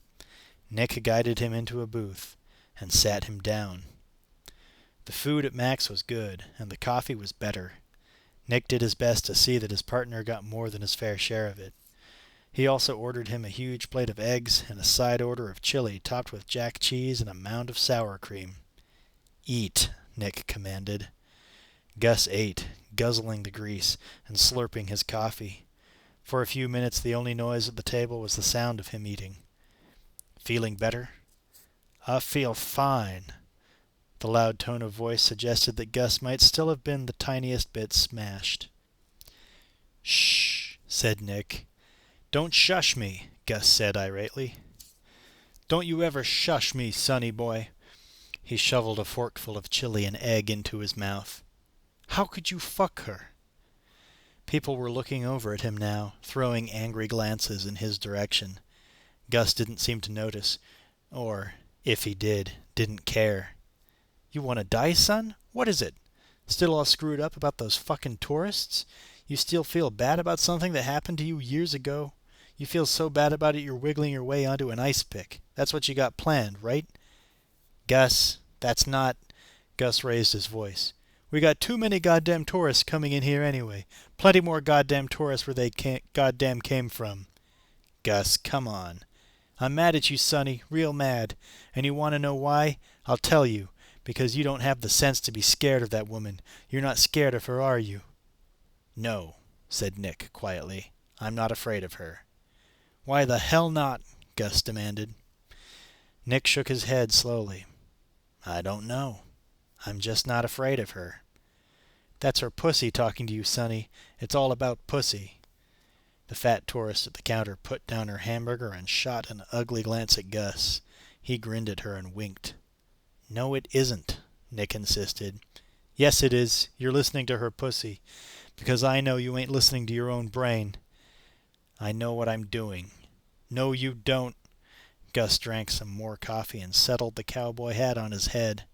"Listen up, Sonny. Internal Affairs did a track on Martin D. for Dickhead Nilsson.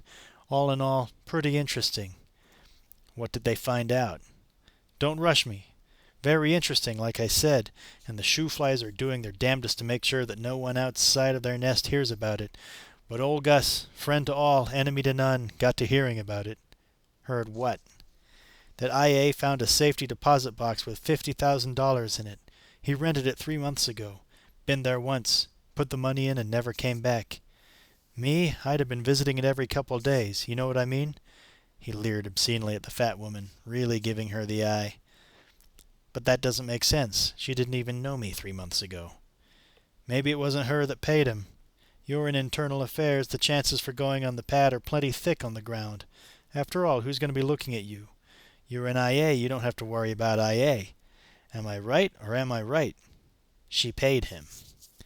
Gus Moran shrugged. "Well, what the fuck do I know about it anyway? I'm just an old city cowboy trying not to fall out of his saddle." "Come on, let's get the hell out of here."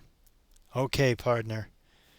When they made it to Gus's battered 1980 Seville, he had a certain amount of trouble getting the door unlocked. Clearly, the man was not in any shape to drive. "You want me to drive you? You know what they say about friends not letting friends—" "I ain't drunk." "I know that. I just thought you might want me to drive you home so you don't have to worry about it." "In that pissant car of yours? Hell no. I ain't getting no back pain disability retirement. I'm getting me a full pension and a real gold plate genuine Seiko watch." Gus had a point. The front seat of the ancient rust-eating caddy was as wide and as comfy as a living room couch. The Mustang was cramped. "Come on, I'll drive you in this thing." Gus looked deeply offended. "This thing, Sonny, happens to be a Cadillac car.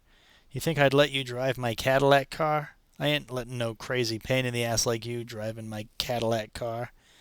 "Gus." "Fuck off, Sonny. I'm out of here." He slung himself into the car and fired up the big engine. He revved it a couple times like a dragster, then popped the clutch, zooming out of the parking lot, laying rubber and leaving a smoke trail behind him. 3 blocks away, Nick Curran could still hear the engine and the squeal of brakes from the old Cadillac. He shook his head and hoped Gus would get home in one piece. Slowly he walked to his own car. He replayed Gus's words over and over in his brain, thinking about Nilsson and Catherine Trammell. How had she made the connection? How had she known that he would have been able to get his hands on Nick's file? Of course, there was no proof that she actually had gotten the file from Nilsson. The only answer he could easily come to was a motive for Nilsson's actions. He sold the file because he hated Nick Curran. The money was just gravy, a little extra. Nick was so deep in thought that he didn't notice a car tracking just behind him, following him. He didn't notice it until the driver gunned the engine and tried to run him down. There's no sound quite like a Lotus engine on full bore. The black car rocketed down the narrow alley like an artillery shell, blasting toward him. Nick caught a quick glimpse of the machine as it hit him and tossed him over the hood and body of the sleek car. The driver slammed on the brakes, and the Lotus screeched to a halt. The car engine roared as the gears were ground into reverse and hurtled backward toward Nick.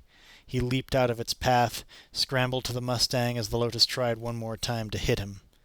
The driver of the car, Catherine, decided that 2 attempts at vehicular homicide were enough for one evening.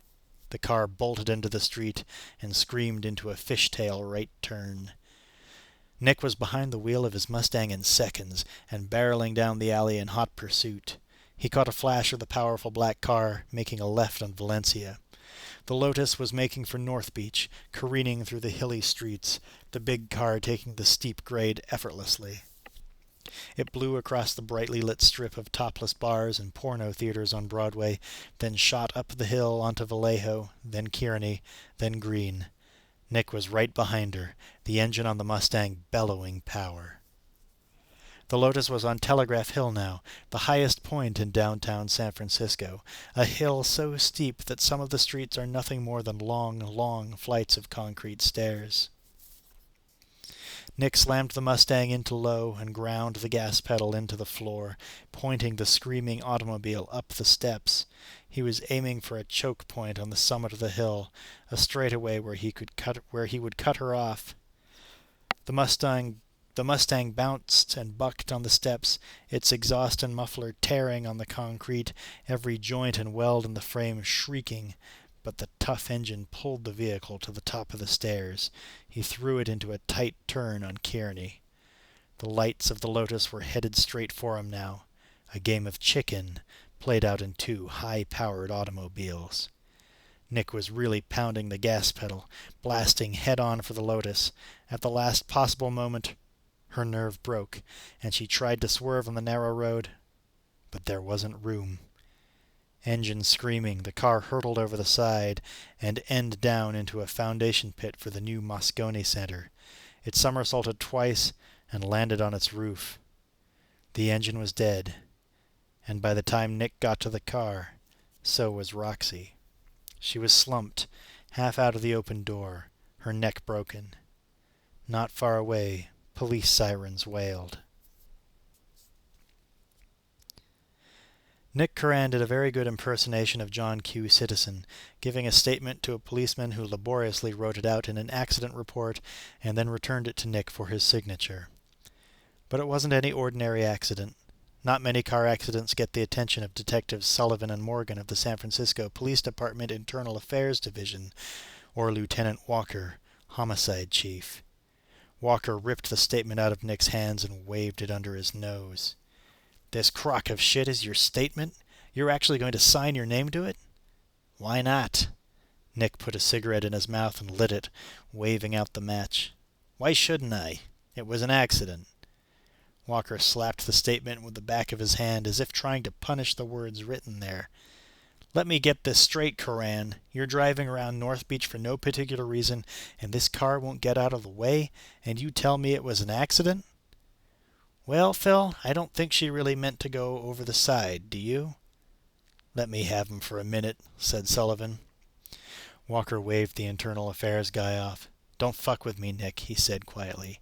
"I don't need a reason to put your ass in a sling." Sullivan butted in. "Full name of deceased, Roxanne Hardy. Last address, some shithole in Cloverdale. No priors, no convictions. The car is registered to Catherine Trammell." He shut his notebook with a snap. Small world, huh, Curran? Small world, huh, Curran?" Walker looked at Nick as if he wanted to kill him then and there. "You knew her, didn't you?" Nick shrugged. "Gus and I talked to her at Trammell's house. All we did was write her name down." Walker was on the verge of blowing his top. "You wrote her name down and then, big surprise! She rolls her car into a pit right in front of you and dies. That's what you're telling me? You expect me to believe it?" Nick shot his cigarette butt into the dirt. "That's all I know." "Then fuck you. Fuck you, Nick. They can hang you out to dry for all I care." He started to stalk away, then stopped. "Remember, Nick, you did this to yourself. No one to blame but you." "I'll bear that in mind, Lieutenant." "I told you to stay away from Trammell. It was an order." Yeah, but you didn't tell me to stay away from her car. Asshole, muttered Walker. You're out of control, Curran, said Sullivan.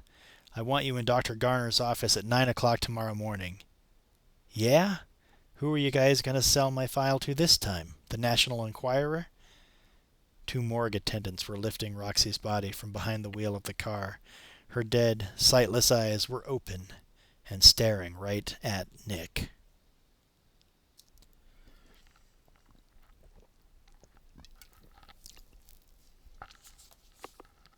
Chapter 16. Nick had gone to bed early, sober, and alone, so he looked good and in control when he arrived at police headquarters the next morning. Beth was waiting for him in the interrogation room, but she wasn't alone. Sitting next to her at the table were 2 men. One was short and balding and looked like an accountant. The other was silver-haired and smooth-looking, with well-capped teeth and an expensive Rolex on his wrist. Nick had never seen a Hollywood agent, but this guy looked like what he imagined one to be. Both men, however, were psychiatrists, big guns brought in to really give him a third-degree head-shrinking session. One look at them and already he could feel his anger rising, his control slipping. "This is Dr. Myron, Nick," said Beth Gardner, indicating the accountant type. "And this is Dr. McElwain." "Nice names," said Nick sourly. The 3 doctors laughed uneasily. "They've been asked to consult with me on this." "They've been asked. You mean you didn't ask them. They were foisted on you by person or persons unknown in the San Francisco Police Department. Is that correct?" Neither doctor made any notes, but you could almost hear them starting their observation. Aggressive, hostile, argumentative, antagonistic, resentful of authority. "They are both eminent doctors, Nick. I value their opinions and expertise. I welcome their assistance." "Why don't you have a seat?" said Dr. Myron. "Great idea," Nick said nastily. "I'm glad you thought of that, Doc. It never would have occurred to me." There was another round of uncomfortable laughter. Nick sat, and for a long moment the 3 doctors looked at him. He stared back. Finally, McElwain broke the silence. "Nick," he said gently, "we understand from Dr. Garner that you have been having a certain amount of trouble controlling your temper of late. Is that so?" "Only with regard to one person," said Nick. "Do you think Lieutenant Nilsson deserved to die?" asked Dr. Myron. "Deserved to die?" Nick shrugged. "I don't make judgments like that." "But you feel little remorse at his death?" "Remorse? I would only feel remorse, Doc, if I had something to do with his death. And I didn't. Are you asking if I feel any regrets?" Nick shrugged again. "I didn't know the guy well enough. Let's just say I won't miss him." "But do you take a certain pleasure in his death? Is that a fair statement?" "That, Doctor, is a sick statement. No one, no sane person anyway, ever takes any pleasure in a death. I certainly don't." Nick folded his arms across his chest with an air of finality. McElwain shot a worried glance at his colleague and decided to try a different tack. His voice was courtly and avuncular, and he smiled warmly, showing his nice white teeth. "Tell me, Nick, when you remember your childhood, are your recollections pleasing to you, or are you disturbed by some of your memories?" Nick looked at his inquisitor for a full half-minute, 30 seconds of anger and disbelief.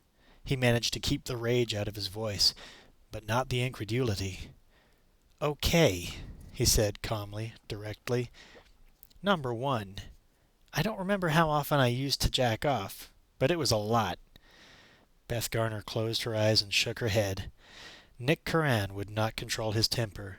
He would never do himself a favor and play ball. Nick's voice was rising. "Number 2, I didn't get pissed off at my dad even after I was old enough to know what he and Mom were doing in the bedroom." "Nick," whispered Beth, "please." "Let me finish. Number 3, I don't look in the toilet before I flush it. Number 4, I don't wet the bed, and I haven't for some time." "Nick," implored Beth. "And number 5, you can go fuck yourselves because I am out of here." Nick stood and stalked from the room. As he went, he heard Dr. Myron say, Well. Beth was right behind him, running down the hall in an effort to catch up with him. She was angry and hurt at the same time, grabbing him by the sleeve of his jacket, attempting to slow him down. "What is your problem?" Beth was very close to losing it herself. She fought to control her emotions. "I'm trying to help you. Why won't you let me help you?" Nick tore his sleeve from her grasp. He continued down the corridor. "I don't want your help. I don't need any help. Do you understand me?" "Yes, you do," Beth insisted. "Something's going on with you. You're sleeping with her, aren't you?" He stopped walking and turned. "What is this interest you've got in her anyway, Beth? Jealous?" "My interest is in you, not her. She seduces people. She manipulates them. She'll do anything. I thought you hardly knew her." "I know the type. I'm a psychologist, remember? I've studied people like her. I've analyzed people like her." "Oh, a psychologist. That means you manipulate people too, doesn't it, Beth? You're a practicing psychologist. That means you're better at it than she is. That's all." He turned and started down the hallway again, but this time Beth Garner didn't follow. "I feel sorry for you, Nick." She shrugged and walked in the opposite direction. There was nothing more she could do for him.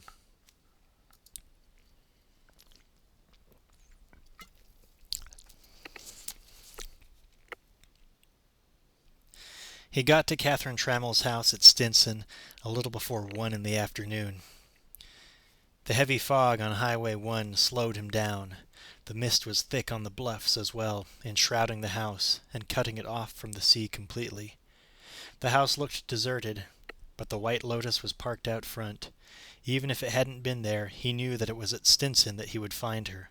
Stinson was her refuge, her shelter, bunker, her ivory tower. She did not answer his knock. Tentatively, unsure of himself, he opened the door. "Catherine?" There was no answering call. The house was dark and gloomy, all of the shades drawn against the white glare of the fog. The house seemed suffused in mourning, and possessed by a silence so profound it seemed he could reach out his hand and touch it.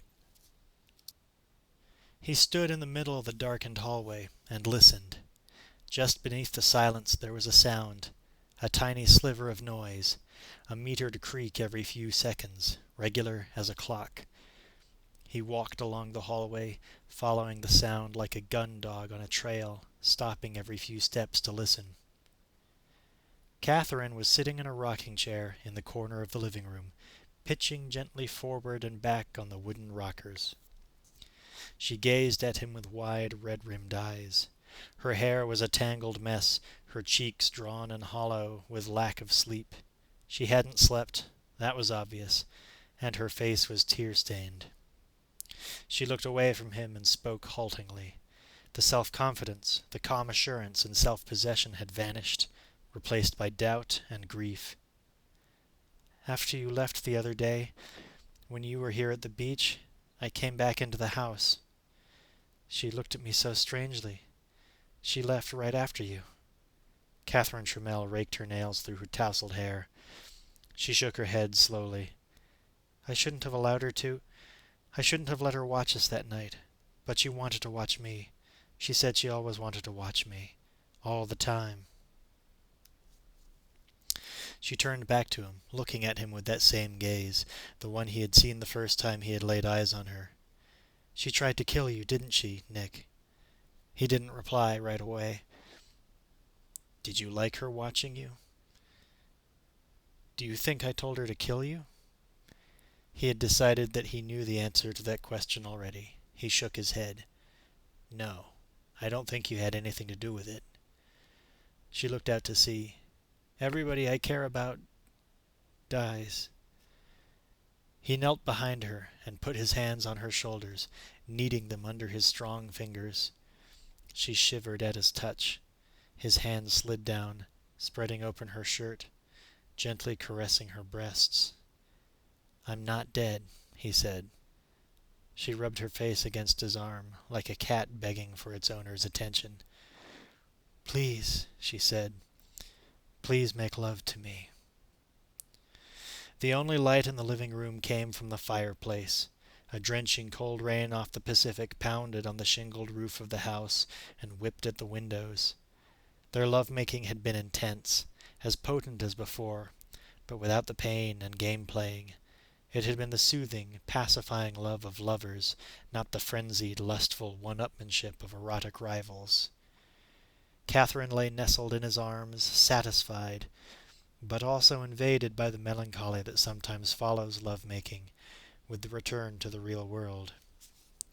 She was silent for a long time, then whispered, "What are you thinking about?" I was thinking that I was wrong." "Wrong? About what?" "About you. About Roxy." "Roxy?" He kissed her forehead lightly. "I think she may have killed Boz." Catherine started slightly, as if he had pinched her. "Killed Johnny? Why? To set me up?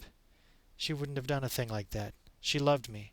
She wouldn't want to hurt me, to frame me like that." "She was jealous of me. Maybe she was jealous of Johnny, too." "She wasn't," Catherine said firmly. "That wasn't like her. She never got jealous. Not before you, anyway. She got excited." Nick shrugged. "It's a shame we won't be able to ask her about it." Catherine rolled over, her head on his shoulder, her hair splashed across his chest in a golden pool.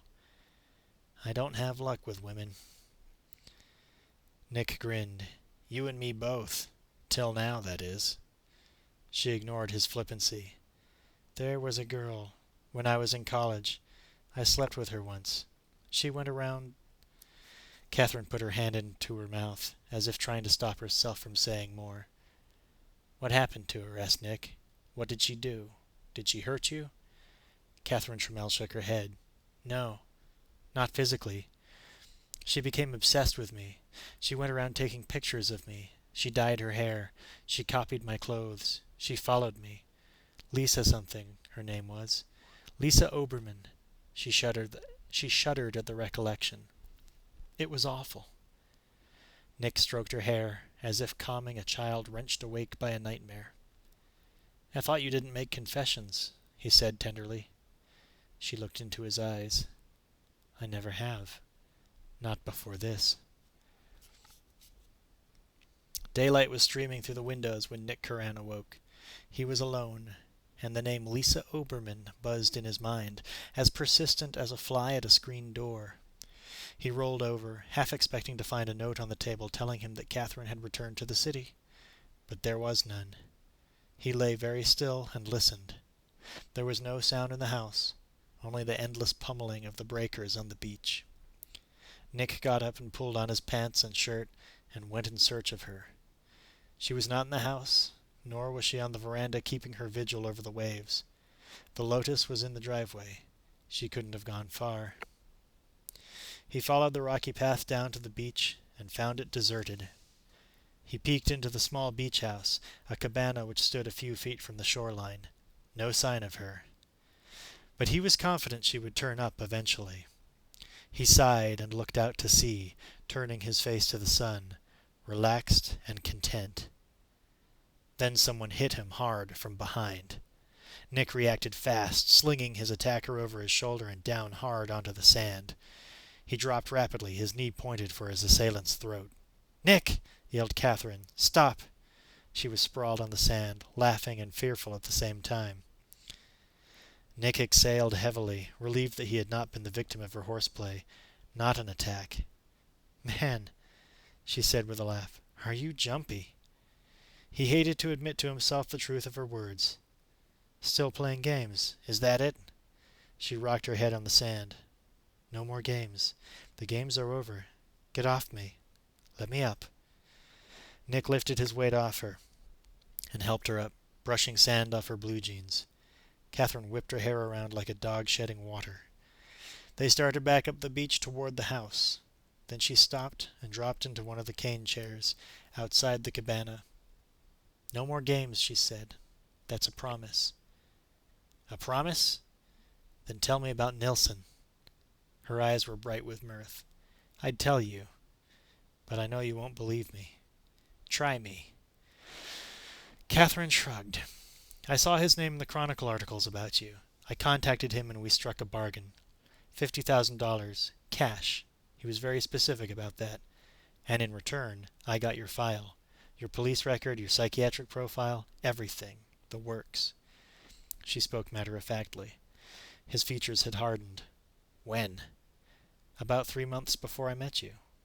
Why? I knew about you from the papers. I'd read about the shooting. I was intrigued. I decided to write a book about a detective a lot like you. I'd say he sounded exactly like me. I wanted to know about my character, she said hotly. That's all. You paid $50,000 for your character? Asked Nick in disbelief. She was unapologetic. The vulnerability of the night before had been replaced by her usual cocksuredness. I would have paid more. I wanted to know everything about you. Then you came down here after Johnny got killed. It gave me a chance to get to know my character better. What about the other night? Nick demanded. What about last night? Was that just research? Maybe all you were doing was getting to know your character a little better. She studied his face for a long moment, then looked away. Maybe I'm losing interest in my book, my character. Maybe I'm learning to like the real thing. Is that true? Don't you believe me? I don't know, Nick said. I'll convince you. She put her arms around him and kissed him slowly. The heat of the kiss shimmered on his lips. Nick felt a sudden surge of arousal pulse through him, and he held her tight and kissed her back deeply. Catherine tried to pull away when the cordless phone in the cabana started ringing, but he held her. Let it go, he murmured. She broke from him and answered the phone, listening for only a moment before passing the receiver to Nick. It's for you, she said. Who is it? It's Gus. Gus who doesn't like me. That Gus. He took the phone and she entwined herself around him, kissing his face lightly as he tried to talk to his partner. Catherine says you don't like her, Gus. I can't believe it, can you? She's right, snapped Gus. You got an ice pick in you yet? Nick rubbed his hands over his body, as if checking himself for deep puncture wounds. Nope, not yet. What did he say? Asked Catherine. He asked if I had an ice pick in me yet. Funny, said Catherine. She didn't think it was funny, Gus. She didn't think it was funny, Gus. Like I give a shit what she thinks. You know that stuff they say about how you can judge people by their friends, Nicky? I don't believe it, said Nick. Yeah, why not? Nick grinned. You're my friend, Gus. You'd better start believing it, my friend, because I'm going to make you see the folly of your ways. Yeah? How are you planning on doing that to do that? Because, Nick pain-in-the-ass Coran, you just won yourself an all-expenses-paid round-trip ticket to a fascinating crime scene. Nick felt a shock jolt through him. Jesus Christ. Who now, Gus? Got you scared, huh, Sonny? Relax. It's nobody now. Happened a long time ago. But I believe it's Germaine. Like that, Nicky? Germaine. Where is this fascinating Germaine crime scene? In exotic Cloverdale, Sonny. So get in your piece-of-shit kiddie car and zoom up beautiful 101 to Cloverdale. I'll meet you at the police headquarters there in 2 hours. Gus chuckled, and then he slammed down the phone. Chapter 17. If Cloverdale wasn't the dullest, most quiet town in Northern California, it was certainly in the top 10. It was in Sonoma County, and was the last big town before Mendocino County. Unlike other Sonoma towns like Geyserville and Healdsburg and Sonoma itself, there was nothing cute or trendy about Cloverdale. Sonoma County was famous as a wine-producing area. Many of the towns and villages had that faintly European air that usually goes with vineyard towns, good restaurants, trendy shops. But there is no viticulture in Cloverdale. The major industry is dairy products, and the only thing that distinguished the town at all was the fact that Highway 101, the unlovely north-south artery, was also the town's main street. It was lined with a motley collection of truck stops and fast food places, strip malls and motels. All in all, Cloverdale seemed an unlikely place for a murder, particularly a murder as peculiar as the one Gus had uncovered there. Nick was nearing the outskirts of the town when he realized that he had heard something about Cloverdale recently.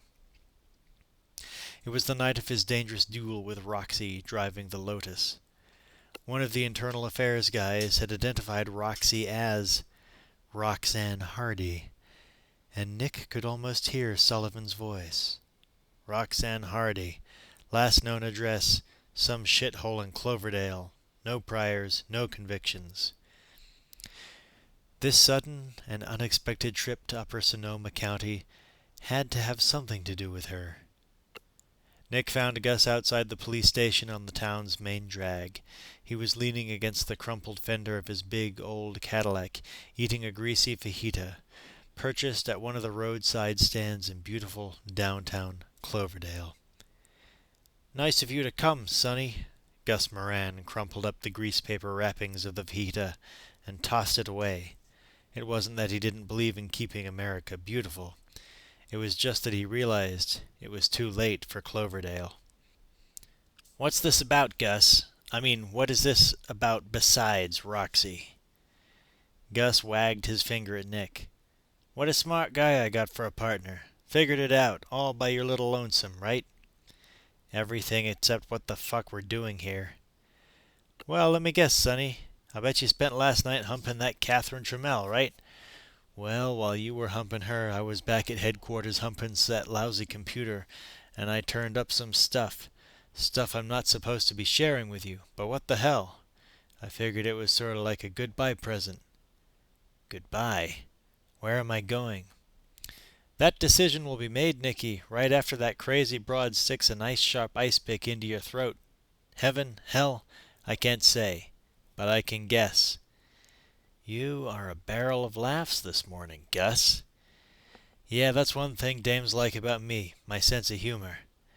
He started up the steps of the police station. "Come on now, Nick. Let's not keep the nice policeman waiting." It turned out that they were meeting a policewoman, a sergeant named Janet Cushman, who headed up a 3-person juvenile crime office for Cloverdale Township. The Roxanne Hardy case had been before her time, but Cushman knew all about it. "Biggest thing that ever happened in juvie," she said. "In this town, anyway. Before this came down, all the juvenile crime was penny ante, joyriding in stolen cars, cracking open candy machines, that kind of thing. Right out of the 1950s. Both Nick and Gus nodded understandingly. In their teens, they had done their fair share of juvenile delinquency. "It was because of this case that my division got set up. Right after Roxanne Hardy knocked off her little brothers, everyone was sure that Cloverdale was about to have a juvenile crime wave. So this unit came into being. No homicides, not yet anyway. Mostly we're handling abuse cases." "Could we see the file, Sergeant?" asked Nick. Cushman already had it out. She shoved it across the desk. "Help yourself, but you can't copy it without permission from the chief." "No problem," said Nick. The first thing he fished out of the dun-colored folder was a black-and-white crime scene photograph of 2 little boys lying in what appeared to be a mud puddle in a garden. The mud was a pool of the boys' own blood, and the crime scene photographer had been scrupulous about getting a good clear shot of the gaping slash wounds on the thin necks. Nick had a wide experience of corpses, in the flesh and in glossy, glaring, merciless photographs like this one. But there was something about this one that made him slightly queasy. It was the violence of child against child in a suburban garden. The victims were about 7 and 9 years old. There was a picture of Roxy, too, but this one hadn't been taken by a police photographer. This had been lifted from a family album. It showed a girl in braids, braces on her teeth, smiling at the lens of someone's old Kodak. "How old was she when she did this?" he asked Cushman. 14, like I say, the biggest juvie crime ever. She would have had to wait 4 years to kill them if she wanted to get tried as an adult." Nick was puzzled. But Sullivan said that she had no priors and no convictions. She was never arrested. She was never tried. They sent her away to a special home, like a little Atascadero, just for kids. Atascadero was the California state home for the criminally insane. I didn't turn this up in the priors file. I didn't turn this up on the priors file, Gus explained. It took a little creative thinking. I ran it through the state Health and Human Services file, looking for mentions of Roxanne Hardy as a ward of the state. How'd you happen to know to do that, Gus? How? Because she was a fucking whack job. That's how I happen to know how to do that, Sonny. I figured she'd show up somewhere in the state. Whack job records. Shit, I had nothing else to do last night, he said with a shrug. Was there a motive? Nick asked, and instantly felt foolish for having posed the question. It may have been an adult crime, but a kid had committed it. Motive didn't enter into it. Gus laughed. Motive? Yeah, she did it for the insurance money. Janet Cushman didn't think it was a laughing matter.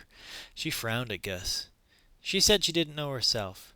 One minute she was playing romper room with her brothers. The next thing you know, she cut their throats with her daddy's straight razor. Just sort of did it on impulse. Cushman shrugged. The razor just happened to be there. Gus and Nick stared at her.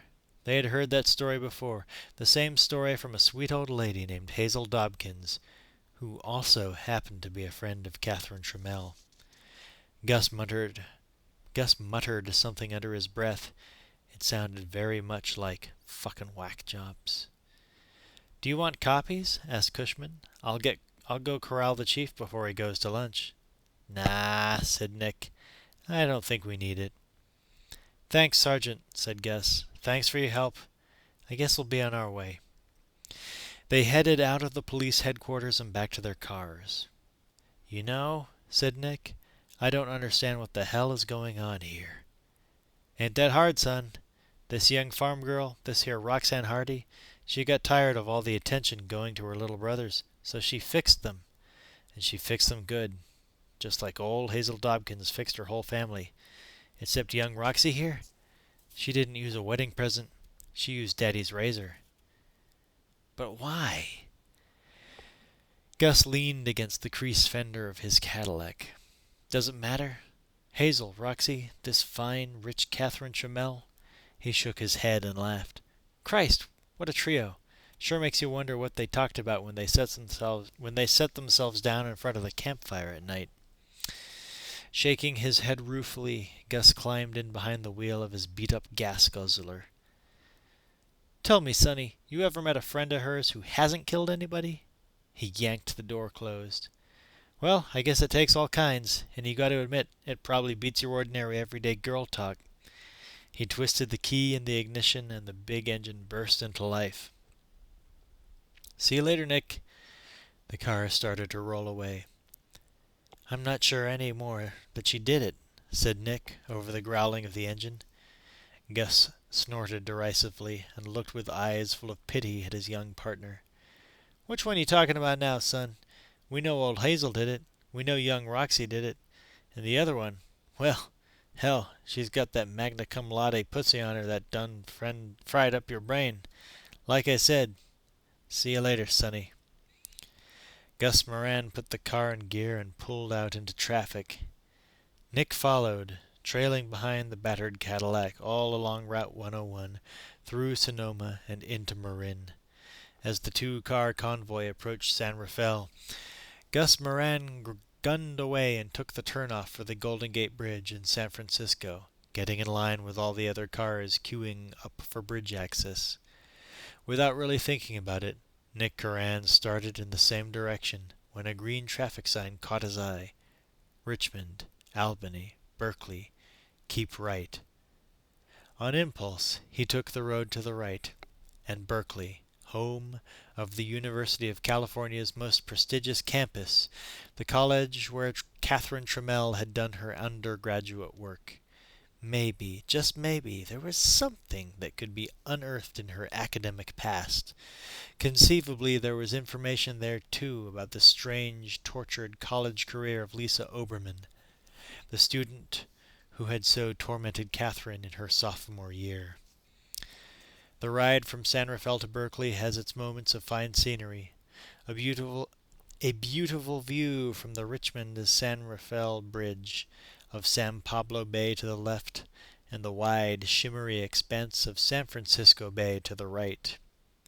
As you look back at San Rafael from the bridge, you can see the canal-side million-dollar homes of that Tony community, as well as, incongruously, the forbidding bulk of San Quentin Prison, sealed off from the expensive homes, shops, and marinas by the cordon sanitaire of Interstate 580. Nick had long ago lost count of the number of the men he had sent to the queue, but he did recall that the women's wing had been home to Hazel Dobkins for many years. Once he was past the chevron long pier on the Contra Costa side of the bridge, there was no more sightseeing to be done.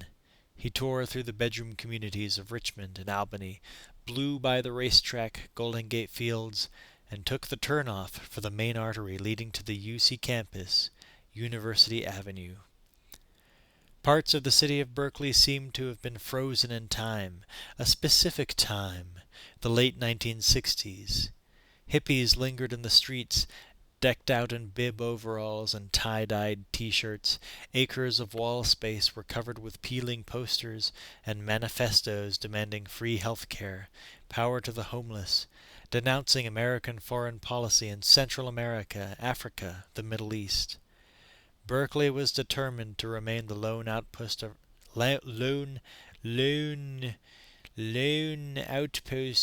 Berkeley was determined to remain the lone outpost of radicalism in the United States, even though there was something faintly old-fashioned about the political stance.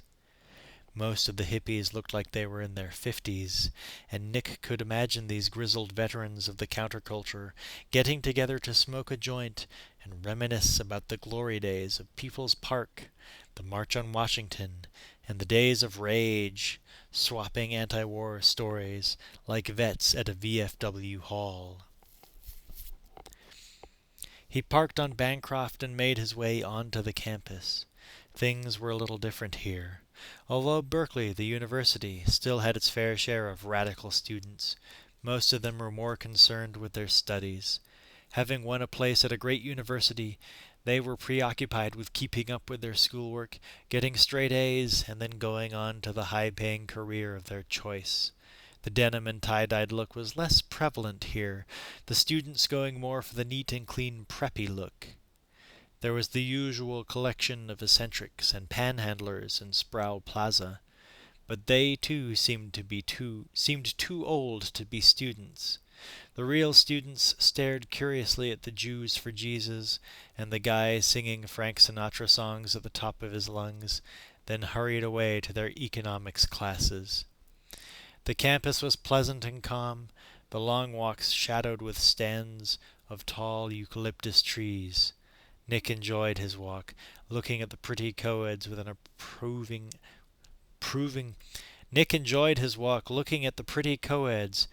approving eye. He asked one for directions and received the information he wanted, plus the bonus of a dazzling smile. If he had the time and the inclination, he would have invited the girl for a cup of coffee, but he had work to do.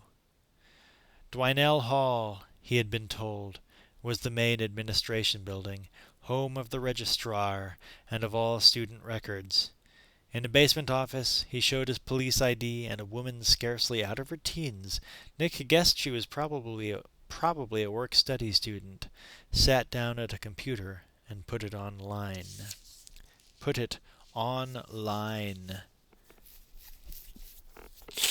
I'm looking for information on a former student, he explained. Elisa Oberman. Do you have a year? The files are arranged by year. I'd guess about 82 or 83. Guess? Said the young woman. Nick noticed there was a large, fat biology textbook open next to the computer. She probably resented a cop cutting in on her study time. Her fingers danced over the computer keyboard. "There are lots of Obermans," she said. "Andrea C., Andrea W."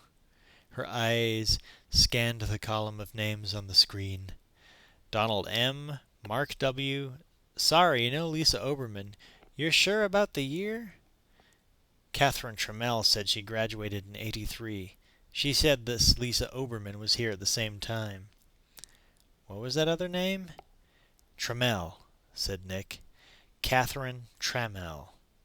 She typed in the name and nodded as Catherine's name came up. "We have Trammell, but no Lisa Oberman." Nick was puzzled. He could have sworn that Catherine had not been lying to him. Her fear and her disquiet about the memory of the obsessed Lisa Oberman had been too strong, too real for her to fake. Why would she lie about a thing like that? Like so much about Catherine Trammell, it just didn't make sense.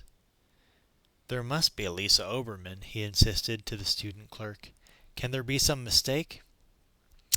The woman looked at him coolly. "Only if you're making it," she said. "Thanks," he said. "Thanks a lot." "No problem," she said, turning back to her biology textbook.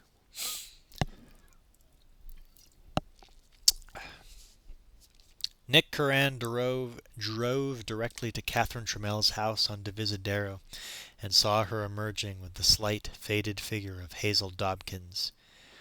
Nick pulled to the curb and stood at the gate of the house. Catherine did not seem nonplussed. "Hazel," she said calmly, "this is Nick. I told you all about him. Do you remember?" Hazel nodded and smiled distractedly. "You are the shooter, aren't you? How are you?" It seemed to Nick that the old lady assumed they had something in common, a tie that bound them together, the fraternity of people who had taken a human life as if they were members of an Elks Lodge. He half expected her to give him a killer's secret handshake. "I'm fine," he said. "Thank you." He turned to Catherine. "I need to speak to you for a minute." Catherine directed Hazel toward the Lotus parked in front of the house. "Honey, why don't you get in the car? I'll be right there." "Okay. Goodbye, shooter," she said brightly. When she was out of earshot, he turned back to Catherine, shaking his head. "You like to hang out with murderers, or what? Did you know that Roxy—" Catherine cut him off. "Of course I knew. And you didn't care. Or that made her all the more exotic, more desirable. Look, I write about unusual people." "Writing is one thing," he said. "Inviting them into your bed is another." "Sometimes, when I do my research, I get involved with them. It happens, you know." "The hell it does." "It happened with you," she said. "It's not the same thing." "Yes, it was. You were fascinated by me. I'm fascinated by killers. Killing isn't like smoking. You can't quit." "What the hell is that supposed to mean?" She kissed him on the cheek, a warm, wifely sort of kiss. "I've got to go. I promised I'd get Hazel home by 6 o'clock. She just loves America's Most Wanted." "What? She hopes to see someone she knew in the joint? Is that it?" "I can't talk now," said Catherine, making for the car. There was no Lisa Oberman at Berkeley when you were there," he said, challenging her. She stopped dead in her tracks. "What were you doing? Checking up on me? What for?" "Research," he said.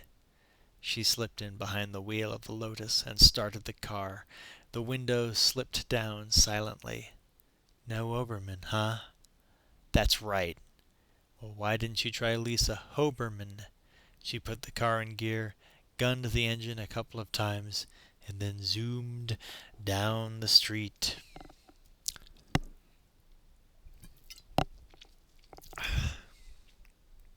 The student who had dealt with Nick Curran at Berkeley's Dwinell Hall was the same one who answered his call, placed hurriedly from a phone booth a few blocks away from Catherine's house.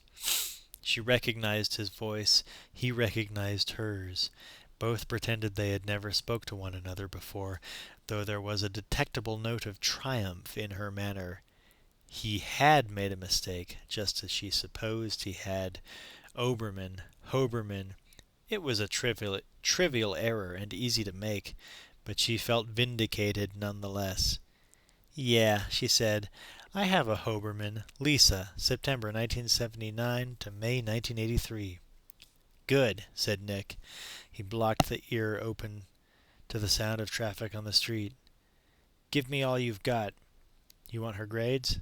"Everything but her grades. I can tell you where she lived.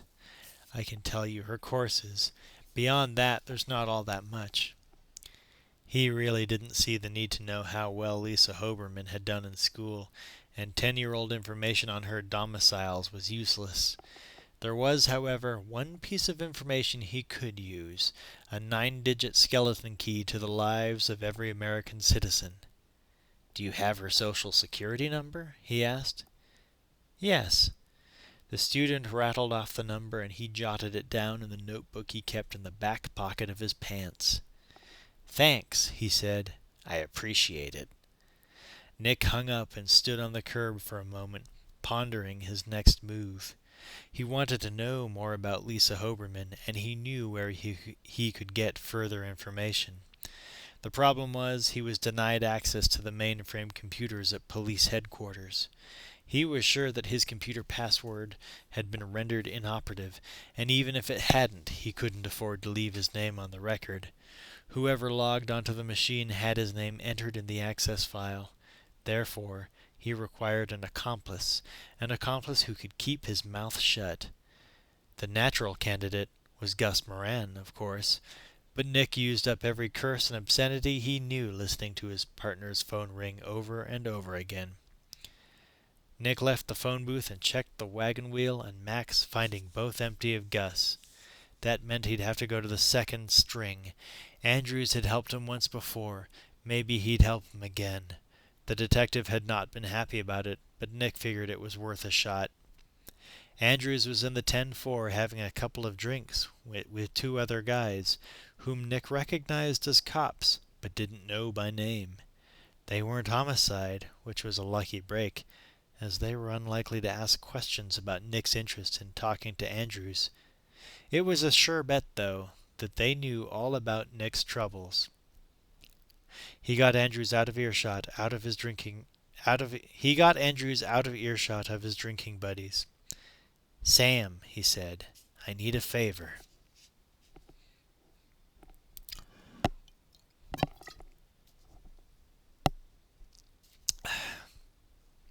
There was not a soul in the homicide squad room, which suited both of them just fine.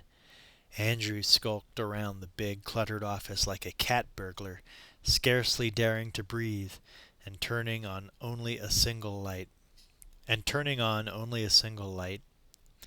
"I must be out of my goddamn mind," he muttered.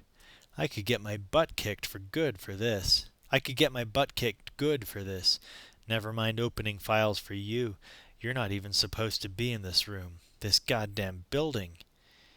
"I won't forget it, Sam. I really won't. I never forget a favor." "The only favor you'll be able to do me, Nick, is get me a job at the same damn car wash you're going to be working at. That's what we're both going to be doing if we get caught here." "Hey, don't knock it. It's probably a nice job. Out in the open, meet interesting people." "Please," pleaded Andrews, "just shut up." He sat down at the computer terminal and logged on with his code. "Good," whispered Nick, staring at the screen. "Run a Department of Motor Vehicles license check on Lisa Hoberman." He recited the social security number from memory. Andrews tapped the information, and the big brain settled for a moment, as if pondering the request. Then words flashed on the screen. 1987. Renewal, Elizabeth Garner. 147 Queenston Drive, Salinas, California. Nick almost cried out when he saw the name. Fighting a sickening, rising horror, he kept himself calm. "Bring up the license, will you, Sam?" Andrew issued the command, and a computer-generated copy of the actual license appeared on the VDT screen. The photo on the document was undeniably that of the shrink whose life was so bound up in Nick's own. "Hey," said Andrews, "that's Dr. Garner, isn't it?" "Yeah. Bring up 1980, please."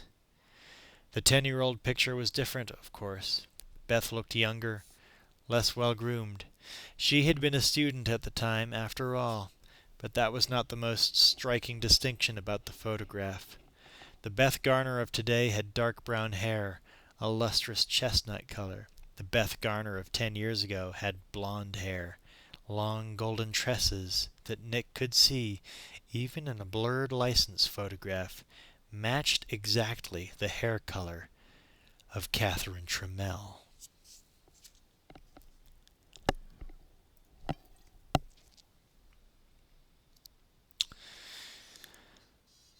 Chapter 18.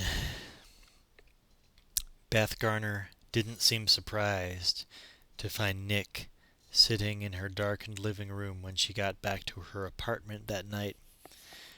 It was almost as if she was expecting his being there when she walked in. For his part, Nick was unapologetic about letting himself in. "You shouldn't leave your door open. No telling who might drop in." "I didn't leave the door open," she said coldly. "There's something wrong with the lock." She snapped on a light. "What do you want, Nick? I'm very tired." "Tell me about Catherine." She stared at him a moment, then shrugged. "She told you, didn't she? What did she tell you?" "What did she tell me, Beth? Suppose I hear it from you in your own words." "I slept with her once in school," she said briskly. As a psychologist, homosexuality was not abnormal behavior to her, nothing to be ashamed of. As a heterosexual, though, she felt the need to justify her actions. "I was just a kid. I was experimenting. It was just that one time." "Just once? You slept with her once and then you never saw her again? Is that it?" Beth Garner hesitated a moment. No, it wasn't that simple.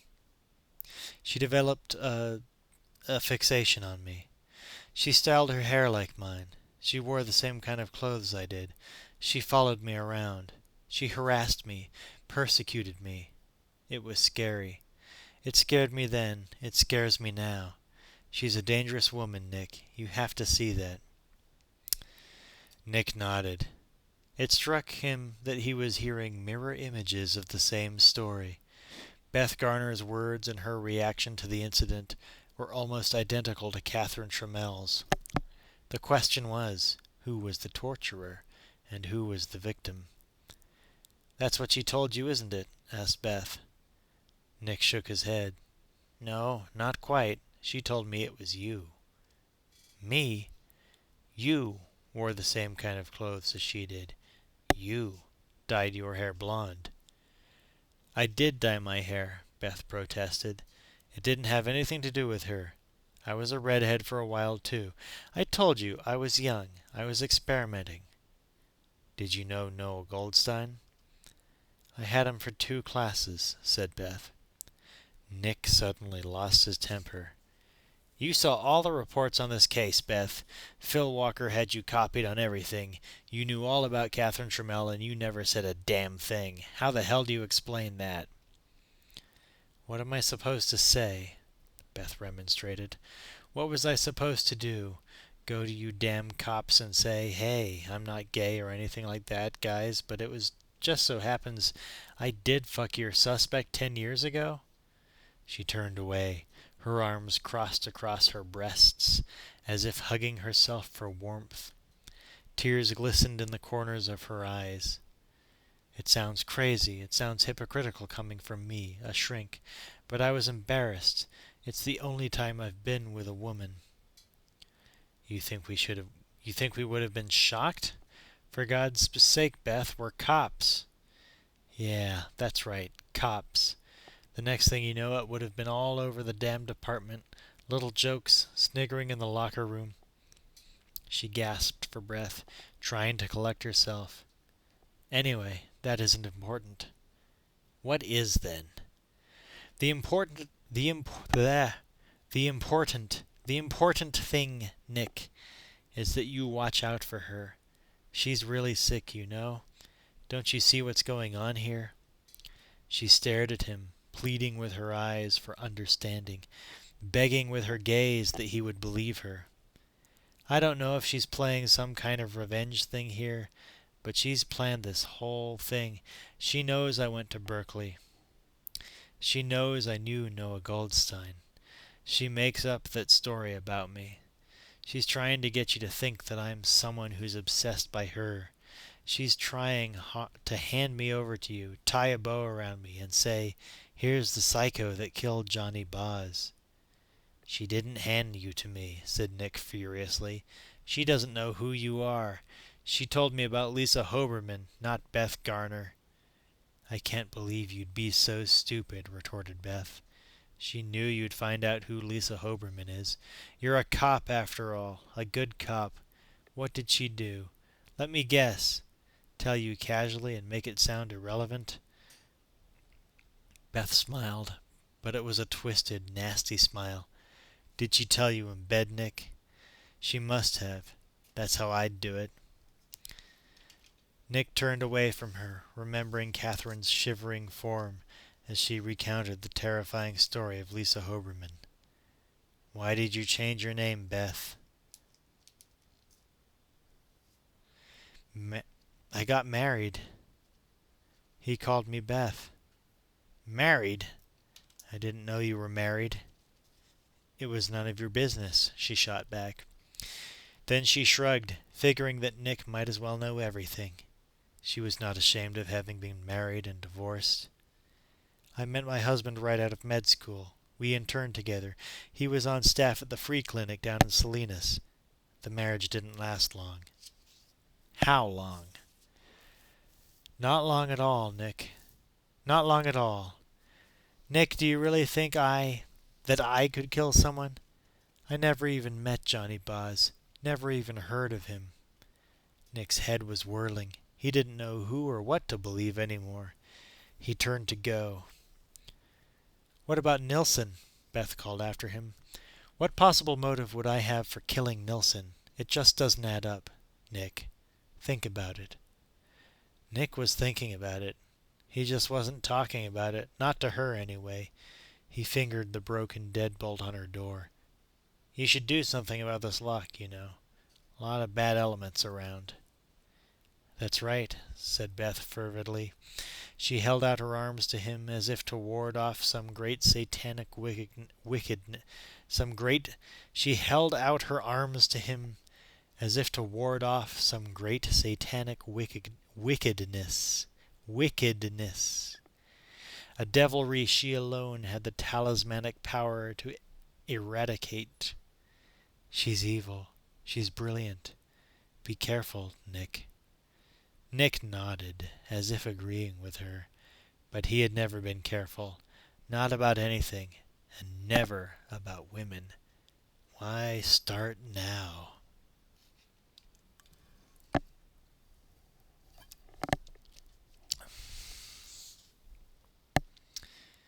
He was not careful when he entered the darkened lobby of his apartment building, and he didn't think twice about trudging up the dimly lit stairway to his front door. While he was digging his keys out of his pocket, he felt a hand on his shoulder, and he jumped as if scalded. "Jesus Christ!" Catherine Trammell had emerged from the shadows and was laughing at him. "Did I scare you?" she asked, her eyes bright with merriment.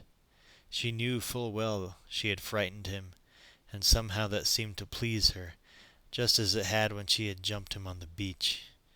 "You should never sneak up on a man you know to be armed," he said. "That's how accidents happen."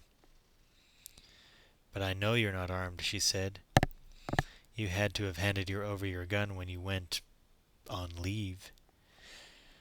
She was right, of course. He touched the place under his left arm where his .38 would normally have nestled. Carrying a gun had become second nature to him. Now he felt undressed without it. "Anyway, I just thought I'd surprise you," she said, her voice lively, almost chipper. Then she saw something was bothering him, something more troubling than her taking him by surprise. "What's the matter, Nick?" "I found Lisa Hoberman," he said. "You did? What's she doing?" "Just interested in what your old college pal is up to, is that it?" She stared at him a moment, disbelieving. "You mean you're not going to tell me what she's doing? I thought we weren't playing games anymore." Nick unlocked the door of his apartment, but didn't enter, standing in the doorway, as if barring the entrance. "I did, too. I thought that the games were a thing of the past." "They are," she insisted. "Then how is it that the story I hear is a little different from yours? She told me things were the other way around, that you were obsessed with her. She said you even styled your hair the way she did." Catherine smiled slowly. "And you believed her? Your capacity for gullibility astonishes me, Nick. It really does. I was the victim there. I was the one who had to go down to the campus police and make out a report about her." "You did?" He still didn't believe her. "That's right. You still think I kill people, don't you?" Nick didn't think she killed people.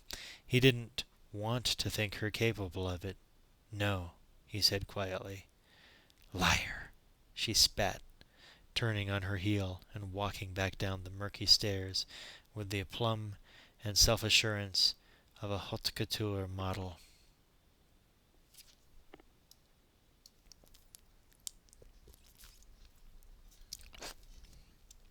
Chapter 19. One of the great things about being on leave, Nick thought, as he waited in his car to cross the Bay Bridge, was that the caseload was so much lighter. Normally, he and Gus were working a half a dozen homicides simultaneously, just fighting to keep abreast of the details of each investigation. Now, on psycho leave, Nick was free to devote his time to a single case, the one that interested him most, unraveling the twisted life of Catherine Trammell. It wasn't even about Johnny Boz anymore. Now Nick wanted to know her, separate the lies from the truths, the fact from the fiction. He cruised over the bridge to Berkeley that morning, parking his car on Bancroft, and making his way onto the campus. In front of the massive Doe Memorial Library, he ran into a Berkeley campus cop who told him that the headquarters of the university security could be found in the basement of Colton Hall. The campus policeman at the desk was a middle-aged man, an ex-cop who would have spent most of the morning boring Nick with stories of his days on the Albany police force, had not Nick impressed upon him the urgency of his mission. He spoke to the old guy as if he were a real cop, a brother-in-arms. "I have to get back to San Francisco with the file," said Nick, "or the lieutenant will have my ass. You know how it is." The old man chuckled. "Sure do. We had some real pains in the ass in my day, too, you know." "I bet." The campus cop led him into the university security records room. It was stacked floor to ceiling with old folders, one for every incident reported in the modern history of the University of California, Berkeley. Among the accounts of panty raids and beer bashes that got out of hand were the more serious crimes. "What did you say you were with?" asked the campus cop. "Homicide," said Nick. "The homicide guys I met were always hotshots. You a hotshot?" "Nope," said Nick. "Glad to hear it." The man had stopped at one of the file drawers and extracted a folder. "Here we go," he said, glancing at the yellowed dossier. "Sort of." "How do you mean, sort of?" "There was a report about Lisa Hoberman, January 1980, but it's not here. It's out." "Out? What is this, a library?" demanded Nick. The campus cop looked at him disapprovingly, as if beginning to suspect that Nick Curran was, after all, nothing more than a homicide hotshot. "Simmer down, mister." "Who's got it?" "One of your guys. Fellow by the name of Nilsson." Nick tore the paper from the man's hands and read the single line. "On loan to SFPD. Detective M. Nilsson, Internal Affairs, 11/1990. "Know the guy?" asked the campus cop. "Yeah," said Nick slowly. "I know him." "Well, tell him we want it back. He's had it a whole year, you know." "Yeah," said Nick. "I'll be sure to tell him."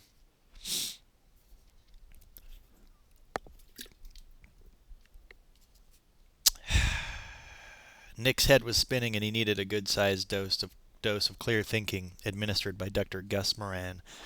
He called his partner from a public phone on the Berkeley campus, and they arranged to meet on the San Francisco side of the bay.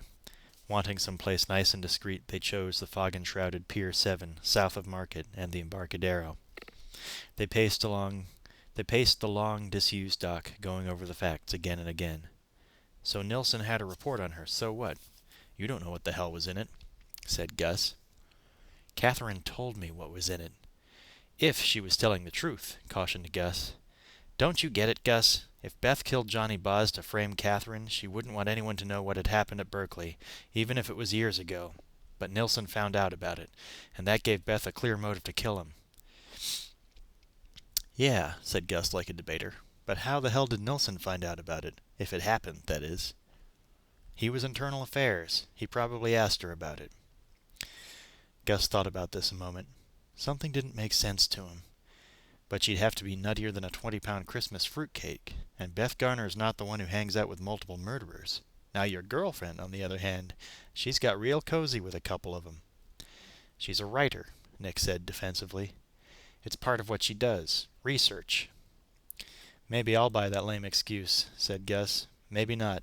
Haven't made up my mind yet.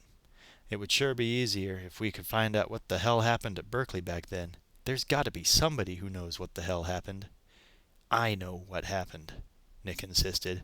Catherine told me, and everything she said has checked out. You got goddamn Tweety birds fluttering around your head. That's what you've got. The hell I do. Gus grinned.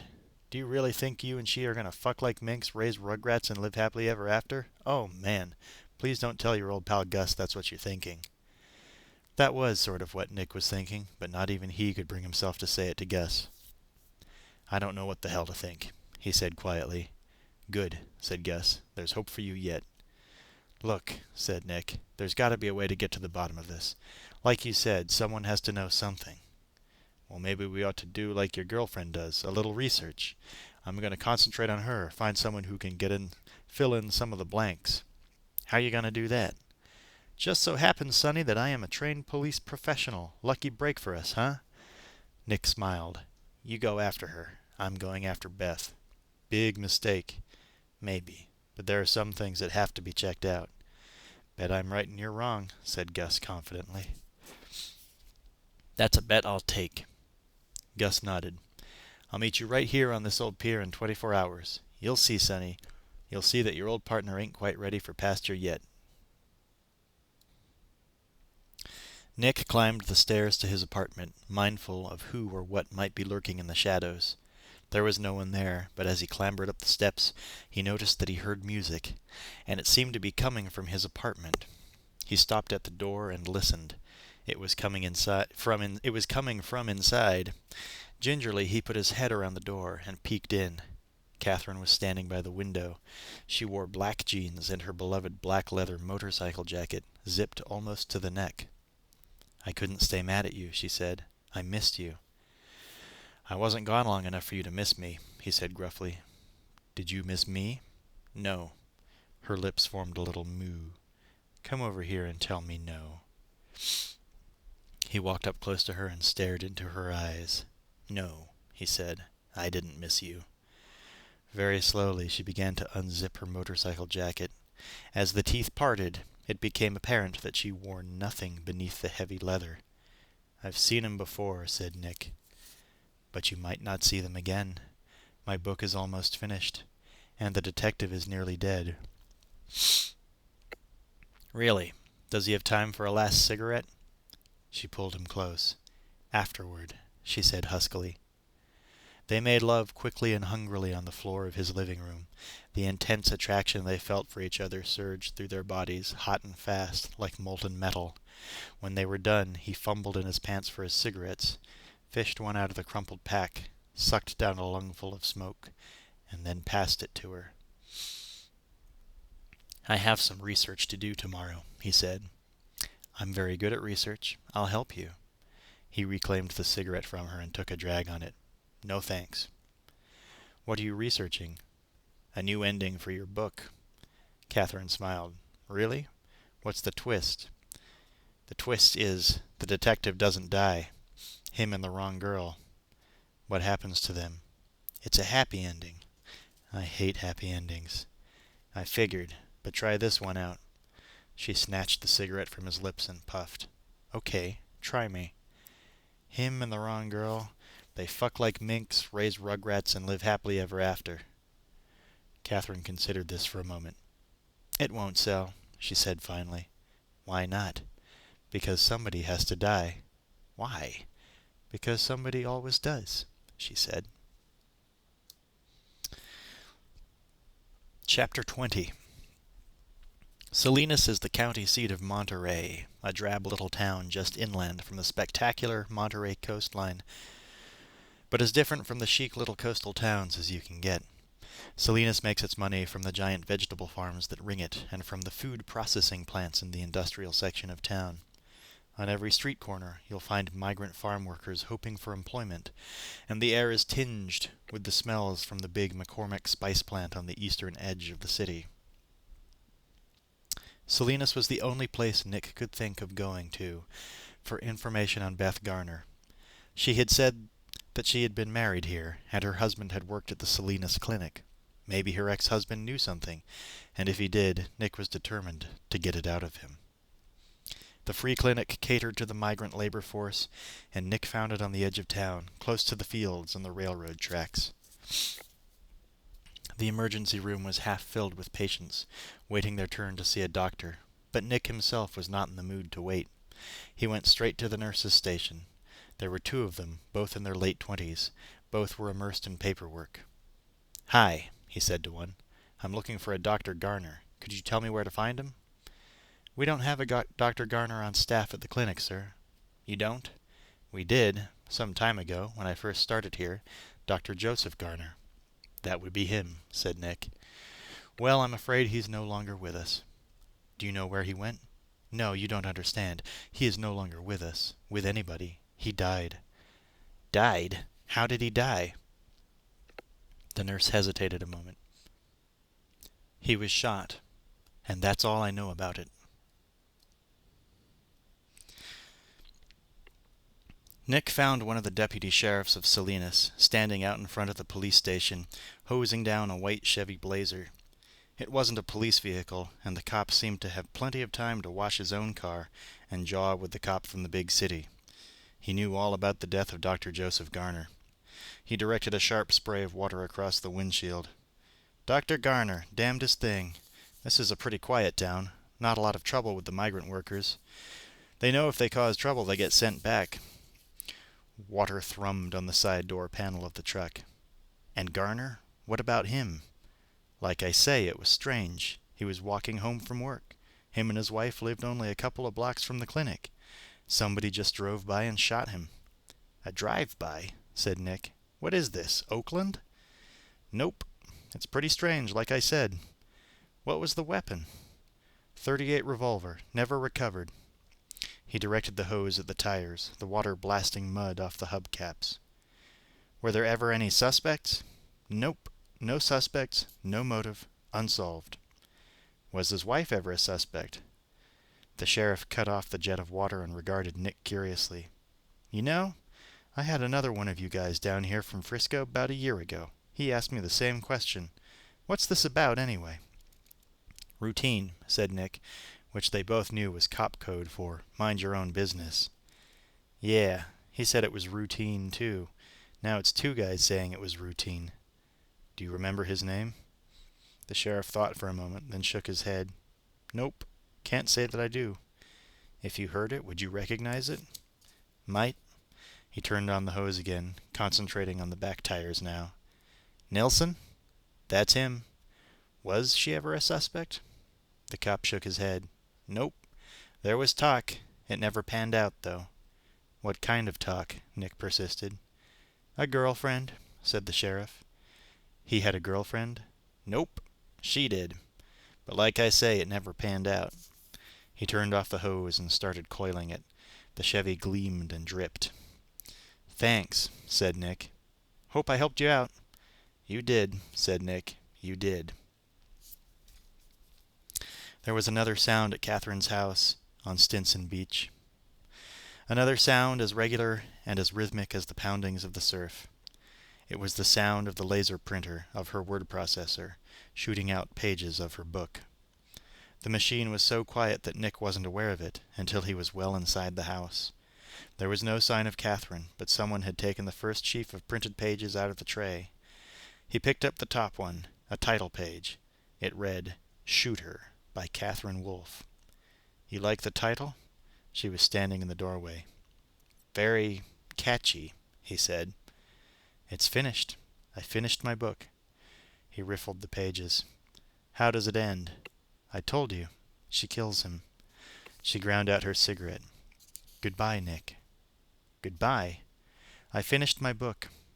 The words did not seem to have any effect on Nick. He stood rooted to the spot. "Didn't you hear me?" Nick gave no sign of having heard. He stared at her, searching her face for a sign, some symbol of reconciliation.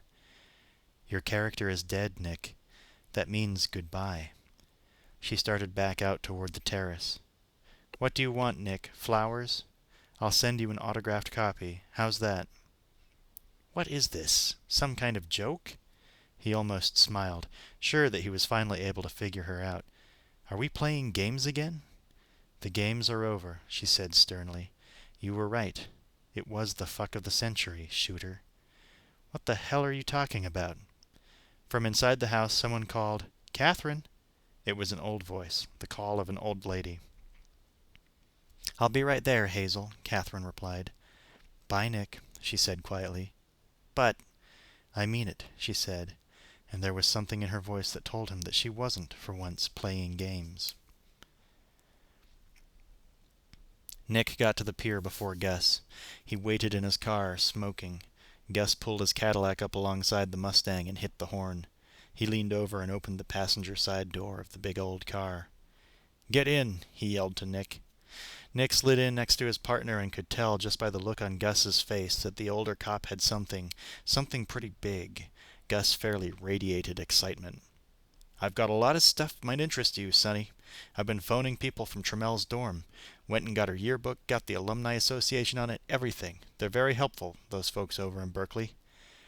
"Great," Nick said sourly. "Come on, Gus. Hurry up." "Don't rush me, Sonny. So word gets around, and this morning I get a phone call from Catherine Trammell's roommate, her freshman year." "She called you?" "That's right. Name of Mary Beth Lambert. I look her up in the yearbook, and that's her all right. She says she knows all about Catherine Trammell and Lisa Hoberman. I'll tell you, that girlfriend of yours has always had a knack for spooking people. All this time later, this Mary Beth Lambert, she says she doesn't want to talk about Catherine on the phone. Insists on doing it face to face. Said I could be anybody. She's over in Oakland. Gonna meet her at work and in her office on Pill Hill. She said it would be better that way. After hours, after all her coworkers have split for the day. That's what she said. Split." Gus started the car. "Feel like a ride to Oakland, Sonny?"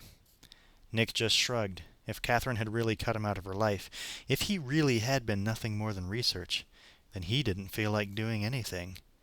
"You look lousy, son," said Gus. "Don't feel bad about old Gus beating you. I had to go out on a high note.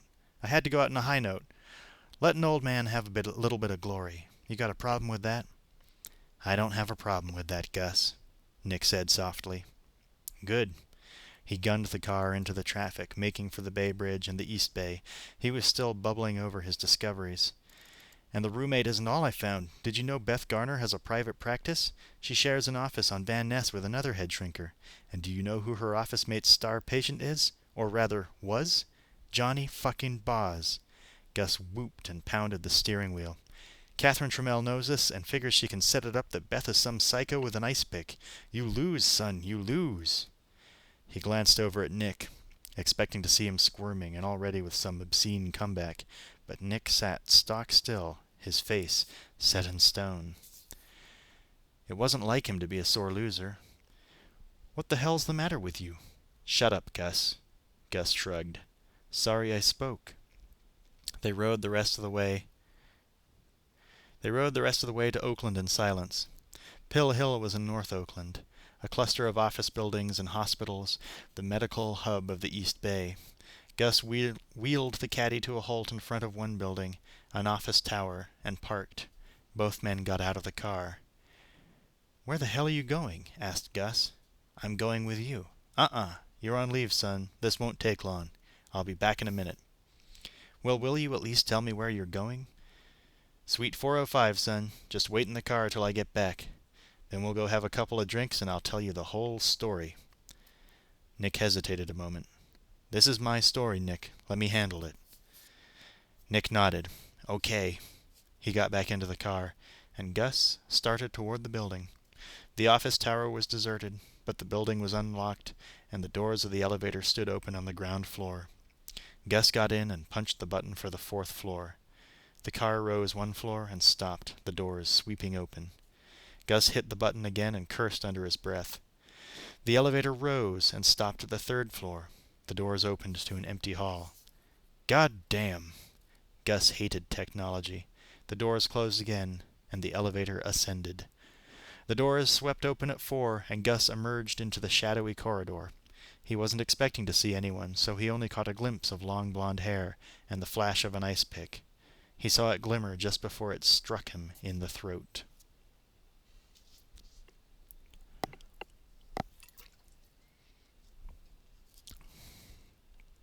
Nick sat slumped in the front seat of the car, when suddenly something Gus said struck him with the force of an uppercut.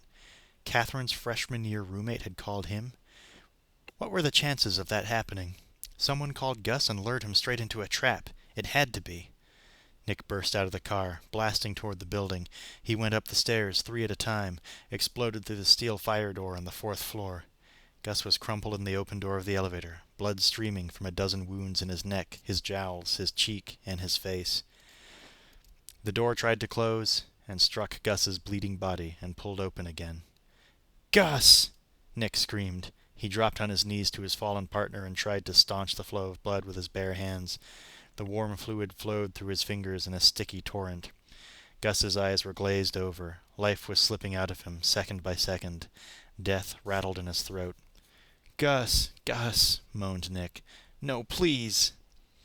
Gus shuddered and slumped. Nick was soaked in his partner's blood. He tore the gun from Gus's waist. The elevator was stopped, and Nick had not seen anyone on the stairs. Whoever killed Gus was still there, on the floor. A noise. Nick swiveled around and came face to face with exactly the person he was expecting. "Freeze!" Nick yelled, holding the gun out in front of him in the combat stance. The muzzle was trained squarely on Beth Garner's chest. She blanched, white, and recoiled, her hands darting into the pockets of her raincoat. "What are you doing here?" "Put your hands up." "Where's Gus? I got a message on my machine to meet Gus here. Where is he?" She was holding something in the right pocket of her coat. "Put your fucking hands up!" Nick screamed. "Don't move." "Nick, please." She advanced a pace. "Don't move." He cocked the gun. "I know about your husband." Beth seemed to pale even more. "My husband?" "And I know you liked girls. You still like girls, Beth?" "What?" She smiled strangely, a weird understanding smile, and took another step toward him. "Take your hands out of your pockets." "What is the matter with you?" She stormed toward him, her hand coming out of her pocket as she came. Nick fired once, the report of the gun loud in the room. The bullet slammed into her chest, throwing her back and down to the floor. He kept the gun on her a moment. Beth was still alive, barely. He dropped to one knee and pulled her right hand from her pocket. Clasped tightly in her fist were her keys. No gun. Beth whispered something so low and soft that he had to bend down till his ear was almost resting on her lips. She murmured her last words. "I loved you."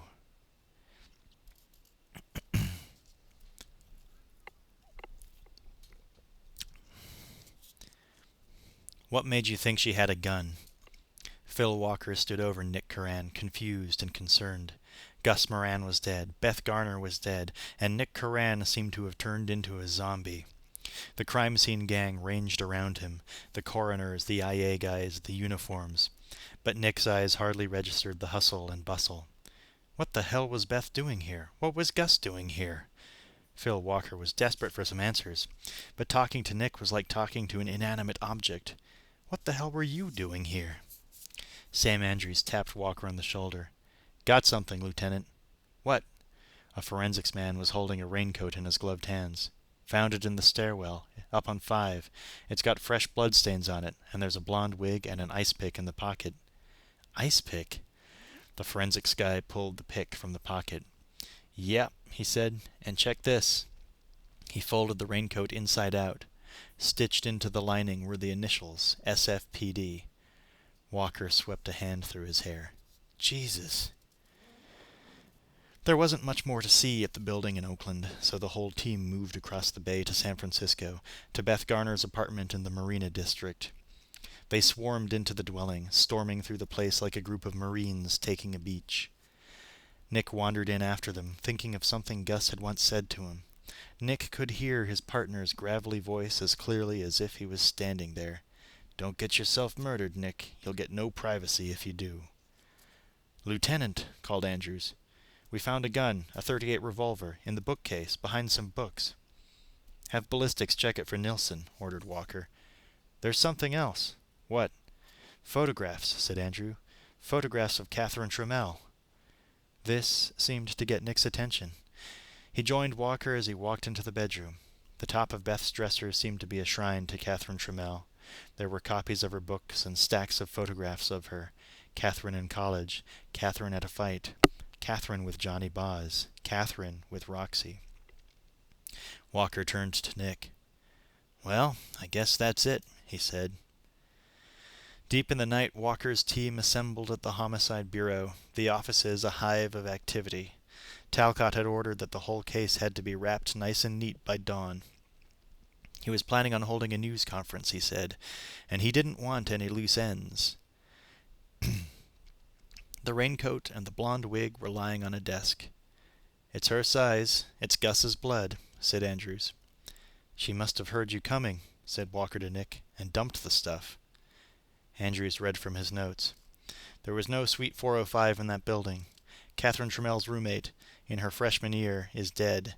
She died of leukemia 2 years ago. We're getting a fax of her death certificate. Anything else?" "Yep," said Andrews. "This is the big one. Ballistics says the .38 we found in her apartment was used on Nilsson. No registration. They're checking it against the one used on her husband in Salinas. The ice pick is the same model used on Johnny Boz." Nick did not appear to have heard.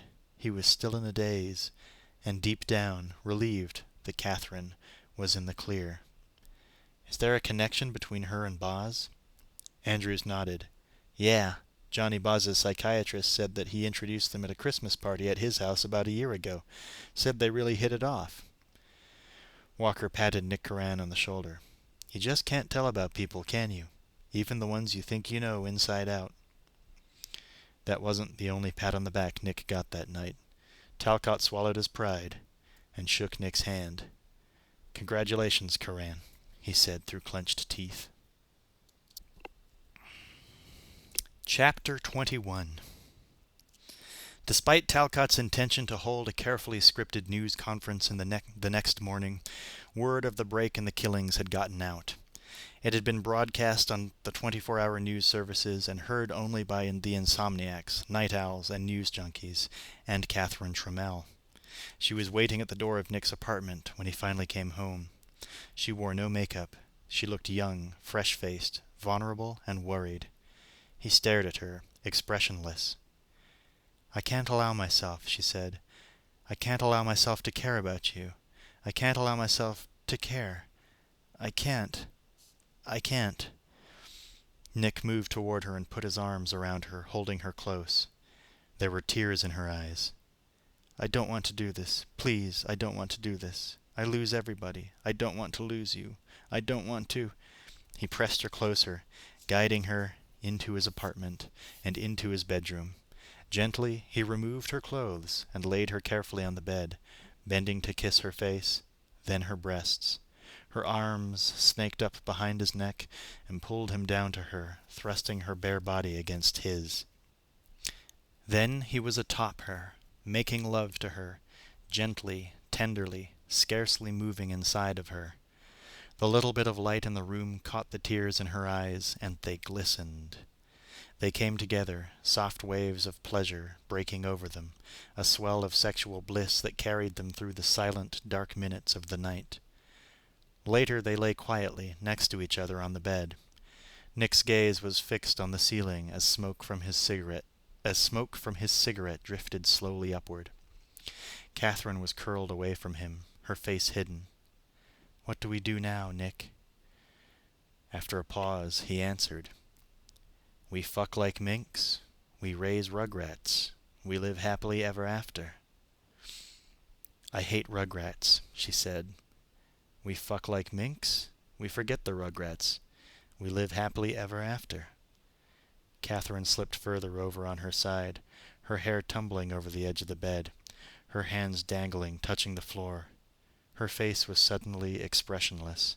She turned and met his gaze directly. "I love you," she whispered, and kissed him passionately, urgently. She pushed him down on his back, sitting astride him, her breasts high and taut. She leaned down and kissed him again, her hair closing around their faces like a golden curtain. She kissed him deep, wet, and hot. Nick pushed Catherine over onto her back and entered her with one smooth, strong motion. Nick thought only of that moment's pleasure, his body's need. He was completely, blissfully unaware of the thin, steel-handled ice pick which lay hidden under the bed.